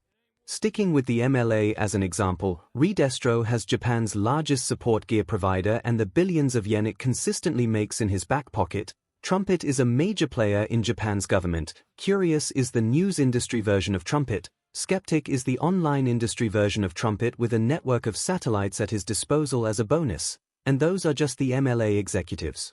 That's not even mentioning All for One's empire or 𝐻𝐼𝐲. It doesn't matter how many loopholes and quirk cheats I take advantage of, I simply can't match up to centuries-long country or even global-spanning conspiracies, especially when I only have a few years to do so. But who says I have to go that route? Why should I play to their strengths when I can play to my own instead? Beat quantity with quality. Work smarter, not harder. Do things my way instead of their own, and we'll see who has the last laugh. However, now isn't the time to get cocky. I can beat up Hawks pretty consistently and Endeavor would be crushed into a bloody paste in the right environment, but guys like All Might, All for One, Star and Stripe, and Gigantomachia would still squash me and my pet projects like bugs on the battlefield. Maybe I should consider getting some other talents to my side. The second Underground Masquerade will be starting up soon and I'm expecting plenty of familiar faces to come over and take a look. Of course, the more IF with canon, the more things are going to get completely derailed in the future. Meeting in the middle would probably be best, but who to pick for potential recruitment if they show up? So many choices, so little time. Even 𝐸 can only help me so much in that regard. Well, even if I am a little indecisive, you can't say I haven't made any progress. Current Shai Hasaikai forces, main family plus current quirks, Seiken Doreifu, Mind Web, Overhaul, Confession, Double, Love, Cleaning Boss Hall, Originals Arsenal Lab Hall, Originals Arsenal Night Hall, Originals Arsenal, Foresight A, Rewind Top Brass plus current position and quirks, Joy Irinaka main manager, Mimicry Zookeeper personal maid Aries main caretaker, Cleaning Harry Corono leader of 8 bullets, personal assistant of Seiken, Chronastasis Kendo rapper 8 bullets, Strong Hekiji Tungai 8 bullets, Barrier Toya Setsuno 8 bullets, Larceny Yu Hojo 8 bullets, Crystallized Sorimitsu Tabe 8 bullets, Food Daidoro Sakaki 8 bullets, Sloshed Rikia Katsukame 8 bullets, Energy SEK Other Forces, Praetorian Guard, 57 Pseudo-Gitans, 3 Cyber Warfare Branch, 25 Mad Science Branch, 10 Corrupt and or Bodyfused Police, 330 Corrupt and or Bodyfused Heroes, 12 Thugs and Goons, 1750 Subsidiaries, Hero Killer Gentle Criminal and La Brava Volcano. Thieves Innsmouth and his crew team Reservoir Dogs total people from other small gangs and independent villains, 60 outside allies. Duran there's no place like home. The war between the Creature Rejection Clan and Wild Villains organizations was in full swing now. Many flocked to their causes now that they were operating so out in the open. All that pent-up anger was just given the perfect outlet. The effects of this villain civil war on society may not be anywhere close to as large as canon events like the Hosu attack, Camino disaster, and everything involving the Paranormal Liberation War yet, but it's still practically unheard of in the Golden Age era of peace or whatever people choose to call it. The occasional villain gang forms, sure. Villains sometimes make temporary alliances for bigger jobs, sure. But both organizations are becoming far larger than most heroes could ever imagine, and Japan itself is struggling to contain them despite the groups involved being more interested in tearing each other apart. The heroes are a goddamn afterthought in this war and they're still losing right now. They all got complacent, and that's costing them big time. This starts the gradual decline in trust and faith towards heroes that's meant to happen half a year from now. Society has relied entirely on the pro-heroes for far too long. They were only people, even the strong and virtuous ones. Even All Might is just a person. Society and the government expecting them to solve all the problems that were born out of the mistakes and indolence of said society and government was the height on injustice. They needed support. They needed governmental policies that would work to mitigate or even solve the problems that gave BRTH to villains like those in the CRC and WV in the first place. And they needed society to do its part in helping the heroes. But no, that's not how things roll here. The good, lawful side of shounens usually has a fighting force of an exceptional few rather than a united many. Even a single military division of Japan's Ground Self-Defense Force or JGSDF for short would smash both villain organizations to bits, but the GSDF, and the military in general, hasn't existed for over a century. Then there's the glorified jailers known as Japan's police force. Pretty much everyone outside of Tsukochi is completely useless because God forbid they outshine the heroes. As Bakugu would say, they're nothing but extras. So all that's left are the heroes, and with most being de facto celebrities rather than hardened fighters, what, with their ridiculous aesthetics and publicity stunts, getting overrun by swarms of villains duking it out in one city after another was a foregone conclusion. Entire prefectures have become battlegrounds. Hundreds of civilians have already died, with that number rising by the day. And while many members of both sides have been arrested so far, these villain organizations only seem to be getting larger as time passes. Powerful people have begun to notice, and changes have begun to be made. Countdown to canon. 5 months 2 weeks before entrance exam at 2:15 in the morning, the attack begins. The building's security system has long been hacked and the power is completely cut. The currently awake security guards are knocked out and hidden in quick, efficient fashion. Dozens of people invade the property, spread out but moving as one, ready to take down whoever stands in their way. Now if this was my home, there's no way invaders would even touch our secret labyrinth before being slaughtered. A good chunk of the city it's in has practically become my eyes and ears nowadays, and I have a small multi-quirked army that even Garaki would salivate over. But this isn't my house. Nope. The target of me and most of my Praetorians tonight is the Yorozu mansion. The quirk called creation is one of those superpowers that just feels too good to be true. It's also one of the quirks that are criminally underutilized by their owners. It's one of the quirks in a certain special list of mine that I want to obtain no matter what, and actually can potentially obtain it without any problems, unlike One for All for One, and New Order. Other quirks on this little list include Erasure the Underground Hero. Wielding it is annoyingly difficult to track down on patrol. I can't figure out where the hell he lives, and there's no way I'm attacking UA to get it. Warp Gate trying to obtain it means confronting the potato, and I'm still not ready for that. And I plan on paying Psycho Intelli a similar visit with my Praetorians after this, to name a few. But back to the quirk I'm here for. Creation can literally create whatever the user wants, no matter how complex or advanced its structure is, as long as the user has enough lipids to do so and knows the atomic configuration of said objects. The only exception to this all-encompassing creation ability are living beings like humans and animals. Those can't be replicated with this quirk. So organic matter is a-okay. Momo wouldn't be able to make clothing otherwise, but no pumping out living animals or plants or people. Future canon UA student, Momo Yorozu, first imagines the necessary parts followed by the materials, the assembling process, and the coating, with the finished product emerging from her body. She doesn't even have to completely dispense a creation from her body either. She can materialize half or more of her creation's functional structures while the rest remains lodged in her with no negative effects. So what kinds of amazing, creative, custom-made, game-changing creations does she make with this godlike quirk of hers? Staffs, shields, wheelbarrows, goddamn ancient cannons. And don't even get me started on the complete and utter stupidity that is Yorozu's lucky bag. She could have prepared a pile of Tiamat nukes from the United States by asking Commander Agpa for the blueprints and eating a few burgers. Then just have Nito Monoma warp them over to some uninhabited island with a copy of Warp Gate and have the heroes shove AFO Tomura through another Warp Gate onto that island during the final war to instantly kill the BSTD. Or better yet, shove both his and regular AFO's cages into the nuke trap. Oh, and to add insult to injury in this hypothetical example, the heroes could have had Tomura's Trojan cage at the start be made of lead through creation, because lead doesn't decay, and decay is like the only quirk he even bothers using during the final war outside of AFO itself. But no. Why simply nuke the Demon Lord Elapis when you can have most of your guys create and run a Fing High School turned flying coffin to take them down? Goddamn shounens, I swear. Putting even a bit of brain power into questioning certain decisions made in those franchises can just ruin them for you. Also, the less said about the atrocity that is her hero costume, the better. And she's ranked as S-class in intelligence.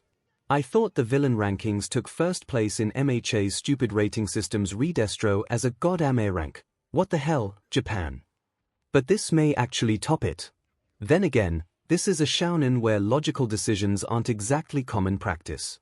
I know that canon MHA characters being stupid and shounen-like makes my job a whole lot easier, but does this kind of thing make me want to bash my head against a wall over and over?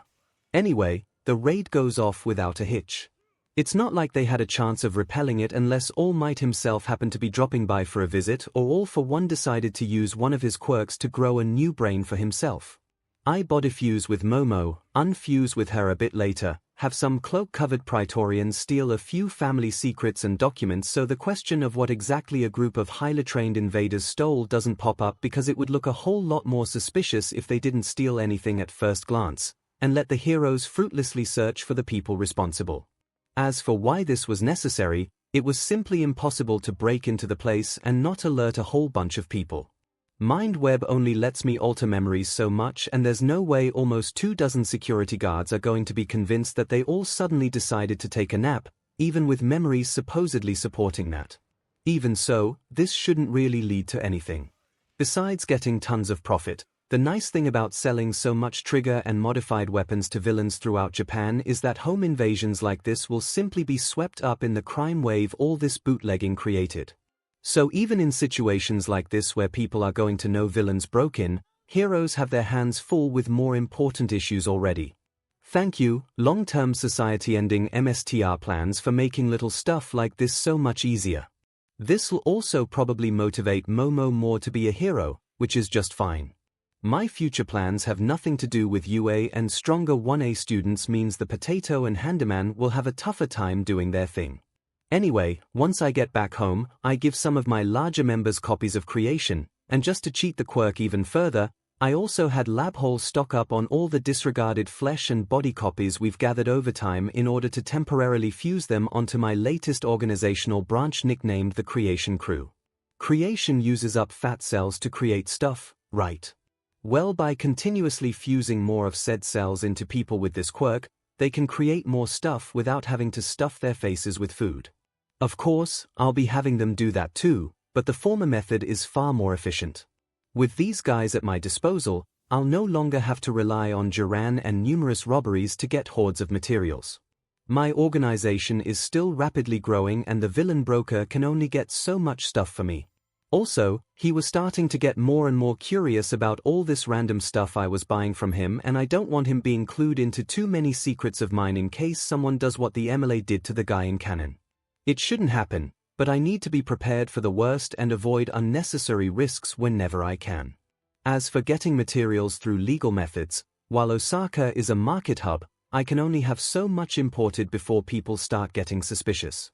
Doing this through shell companies helps a little, but doing such is a logistical nightmare for Boss Hall and his management team, and I'd rather not have my own clone start a strike. That's how you get a twice-like backstory, and I do not want to have a twice-like backstory.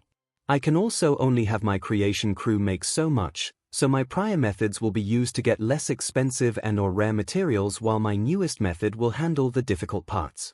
Anyway, with my Creation Crew ready to go, I first have them create the final materials needed for another big project of mine.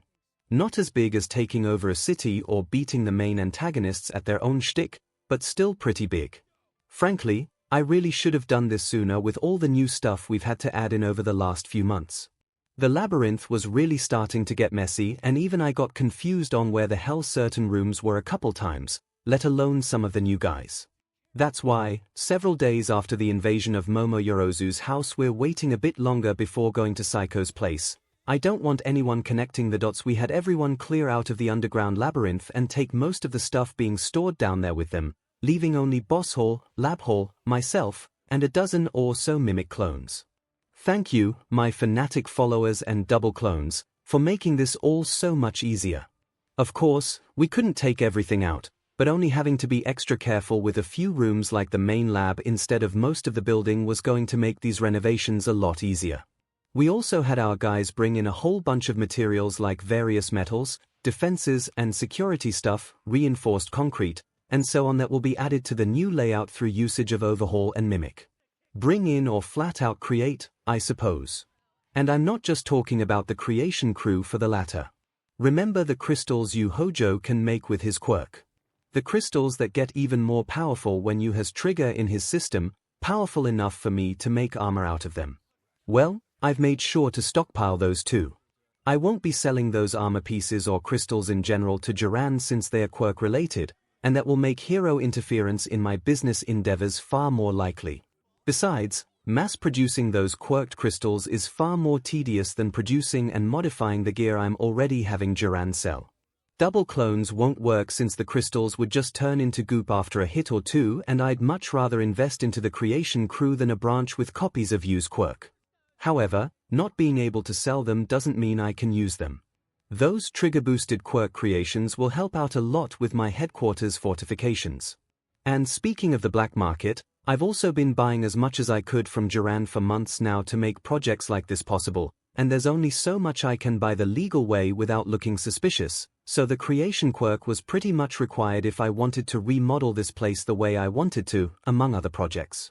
I already had several meetings with most of the top brass and a few representatives of the regular thugs to decide on the new design plan for our secret hideout, and managed to come up with blueprints that mostly satisfied everyone after way too much debating. I also took a quick skim through old memories regarding a little list I read in my last life. A list of things you should never do if you decide to become an evil overlord. Godspeed, TV tropes. And thanks for the unending amounts of inspiration. My ventilation ducts will be made too small to crawl through. They will also be lined with barbed wire and other defenses in case anybody with Ant-Man-style shrinking powers comes knocking. All important systems will have redundant control panels and power supplies. In fact, every important thing in general will have at least one backup copy ready to replace it at a moment's notice. My main computers will have their own operating system, meaning intruders can't just plug their phones and laptops into any machine in here and gain full control over all technology in my evil lair. I made sure to have my subordinates sweep the entire city for any secret passages and abandoned tunnels we previously missed, ensuring no easy, unknown entry into our secret lair for the heroes. My fortress hallways will be designed with no alcoves or protruding structural supports which intruders could use for cover in a firefight. Bulk trash will be disposed of in incinerators or through use of appropriate quirks, not compactors. They will also be kept hot, with none of that nonsense about flames going through accessible tunnels at predictable intervals. My security keypad will actually be a fingerprint scanner. Pushing any sequence of buttons will trigger the alarm system. Also, blasting or destroying the control panel on the outside will seal the door, and blasting the control panel on the inside will open the door, not vice versa. My main control room will not be designed so that every workstation is facing away from the door. On that note, there will also be security cameras absolutely everywhere with human and artificial oversight 24. Finally, in accordance with rule number 12, one of my advisors for this project is my 5-year-old daughter, and any flaws she is able to spot will be corrected before implementation. It's a little silly, I know, but look at the world I'm living my second life in. I'm in the world of My Hero Academia, a Fing comic book world where superheroes and supervillains are the norm and anything perplexingly stupid can happen. Sometimes, it's best just to fight fire, or in this case, sheer ridiculousness with even greater ridiculousness. Other times, it's best to think logically, aka, use your Fing brain. In this scenario, doing a bit of both is best. So yeah, making sure to avoid those classic tropes is pretty DMN helpful when looking at my current situation. Also, Eri gaining some more leading, advising, villaining experience is always a plus. She already fits in with the Yakuza princess and daddy's little villain tropes, and she'll become the queen pin in no time. So now it's time to spam trigger and get some really good practice with our quirks in, because we're remodeling our entire labyrinth from the bottom up today. Thank God for overhaul, mimicry, double, and creation, because this would take months, if not much longer, without these 4 quirks.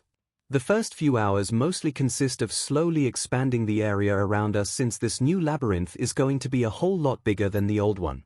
Next up was trying to match up the blueprints of this massive anthill with real life, something made very difficult when you factor in additions like ventilation, electronic installation, running water and plumbing, etc. The Joy clones can handle most of the easier stuff like rearranging walls and rooms, but the more precise overhauls require me and my other clones to use the quirk overhaul. We have all the materials needed thanks to Duran and the creation quirk copies, among other sources. They've all been designed just the way we need them to as well, and even if they weren't, overhaul could reshape them to our liking. But it was still a massive pain in the butt. We were practically creating an entire fortress underground, and there is a lot of logistical work that goes into planning such a thing. Oh, and let's not forget about a few places like the main laboratories that had to be transported very carefully so as to not make any messes. It takes almost 20 hours straight and way too much trigger, but we finally complete our part of the project. Putting the finishing touches on a few installations and moving all our SHT in will be left to the rank and file. That's gonna take a while despite having over 1,000 people on the job, but at least we can finally relax now. As for the layout of the new labyrinth, it can all be divided into 5 main levels. Level 1 is where most of the barracks are located. It is a heavily fortified defensive line against all attacks from outside with numerous defenses and traps, turning this floor into a death trap for anyone brave or stupid enough to try invading. It won't just be me or my clones spamming overhaul to make shish kebabs of incoming invaders. Don't forget about all the military gear I've been creating and stocking up on. My guys have enough turrets, revolver grenade launchers, and man-portable anti-tank systems at their disposal to make any battlefield resemble the fields of Flanders in the First World War. All that's missing are a few boulder traps and you get Sen's Fortress from Dark Souls in terms of difficulty. Now these defenses aren't perfect. Lemillion can no-sell pretty much anything my guys throw at him with his permeation, and All Might would bulldoze through easily enough, but not all heroes are like them. Far from it. Most heroes will not be expecting such a bloody battle. They're more celebrities than crime fighters and were taught to capture rather than kill. If my city and my headquarters are ever invaded, my subordinates will have no such mercy. But this is meant to buy time more than anything. This place has numerous tunnels that stretch all across the city, and you better believe that my Yakuza will be hauling but with all the stuff they can carry if the worst were to happen. The only real problem would be a warper like Kurogiri just inviting himself into the lowest levels of my labyrinth with AFO stepping out right after like the drama queen he is, but Kurogiri requires coordinates for his warping to work and there's no way he getting those if I have anything to say about it. Moving on, Level 2 is where most of our training areas and rec rooms are. This is the place where most of the Heiseki will be if an attack happens during the day, and the previous floor if it happens at night. They'll all be ready to go into war mode far before the attackers manage to even arrive at the building. Most will be too preoccupied fighting against defenses covering an entire city to even try approaching the main compound. This floor is also where the housing for most of the top brass is, so myself, my clones, Eri, Zookeeper, Joy, the 8 Bullets, and so on. These rooms are more spacious and just nicer in general than the barracks up top, but that's to be expected. Level 3 is our main production floor. It's where we create and prepare to ship out various weapons, ammunition, trigger, and so on. The creation crew will make production of the most expensive things a whole lot easier, and with this practically being a central hub for products being sold into the criminal underworld, there are a lot of tunnels ready to help transport this stuff wherever we need it to go. And as for the possibility of the attackers using these tunnels against us, bypassing the main defenses on the first floor in the process, well, every tunnel has remote-operated explosives buried at multiple points that can be detonated and collapse the tunnel before heroes can make it through. If that doesn't work for some reason, then I'll have Mimic or my clones use their quirks to collapse the tunnel themselves, or even do it myself if necessary. I know how the heroes raid Gunga Mountain Villa during the Paranormal Liberation War, and I will not make the same mistakes the Paranormal Liberation Front did. Level 4 is where most of our storages are, so money, weapons, drags, and so on. It's also where our main prison, our server, and security rooms where the cyber warfare branch does their thing, and a few smaller labs are located. Oh, and there's also the small atomic reactor that's the main power source for this entire underground citadel. Getting the blueprints for one honestly wasn't that hard thanks to a little thing called the internet. Frankly, those are far from the most concerning searches on my browser history. I should probably have that deleted before I end up on some kind of list. In my defense, creation lets me do so many more ridiculous things in this world, and I could do plenty of borderline impossible feats already. Take some thing notes, Momo. So this all sounds pretty important, right? Well, that's completely intentional on my end. Now the main purpose of this floor is to be one giant feint for the attackers. Because there is one more floor below this one, but the existence of said floor is known only by myself, my clones, and my most trusted subordinates. This final flaw was not brought up at all in the regular debriefings regarding this renovation. This final flaw is burning far beneath the fourth floor and only accessible by myself, my clones, or mimic using our quirks to forcefully part the ground and descend on down. Don't get me wrong, there are quite a few heavily restricted areas on all the previous floors, but this is something completely different. If heroes or villains were to ever raid this place, then they shouldn't realize that this final floor even exists. It's a secret lair within a secret lair and another byproduct of my sheer paranoia. The final floor.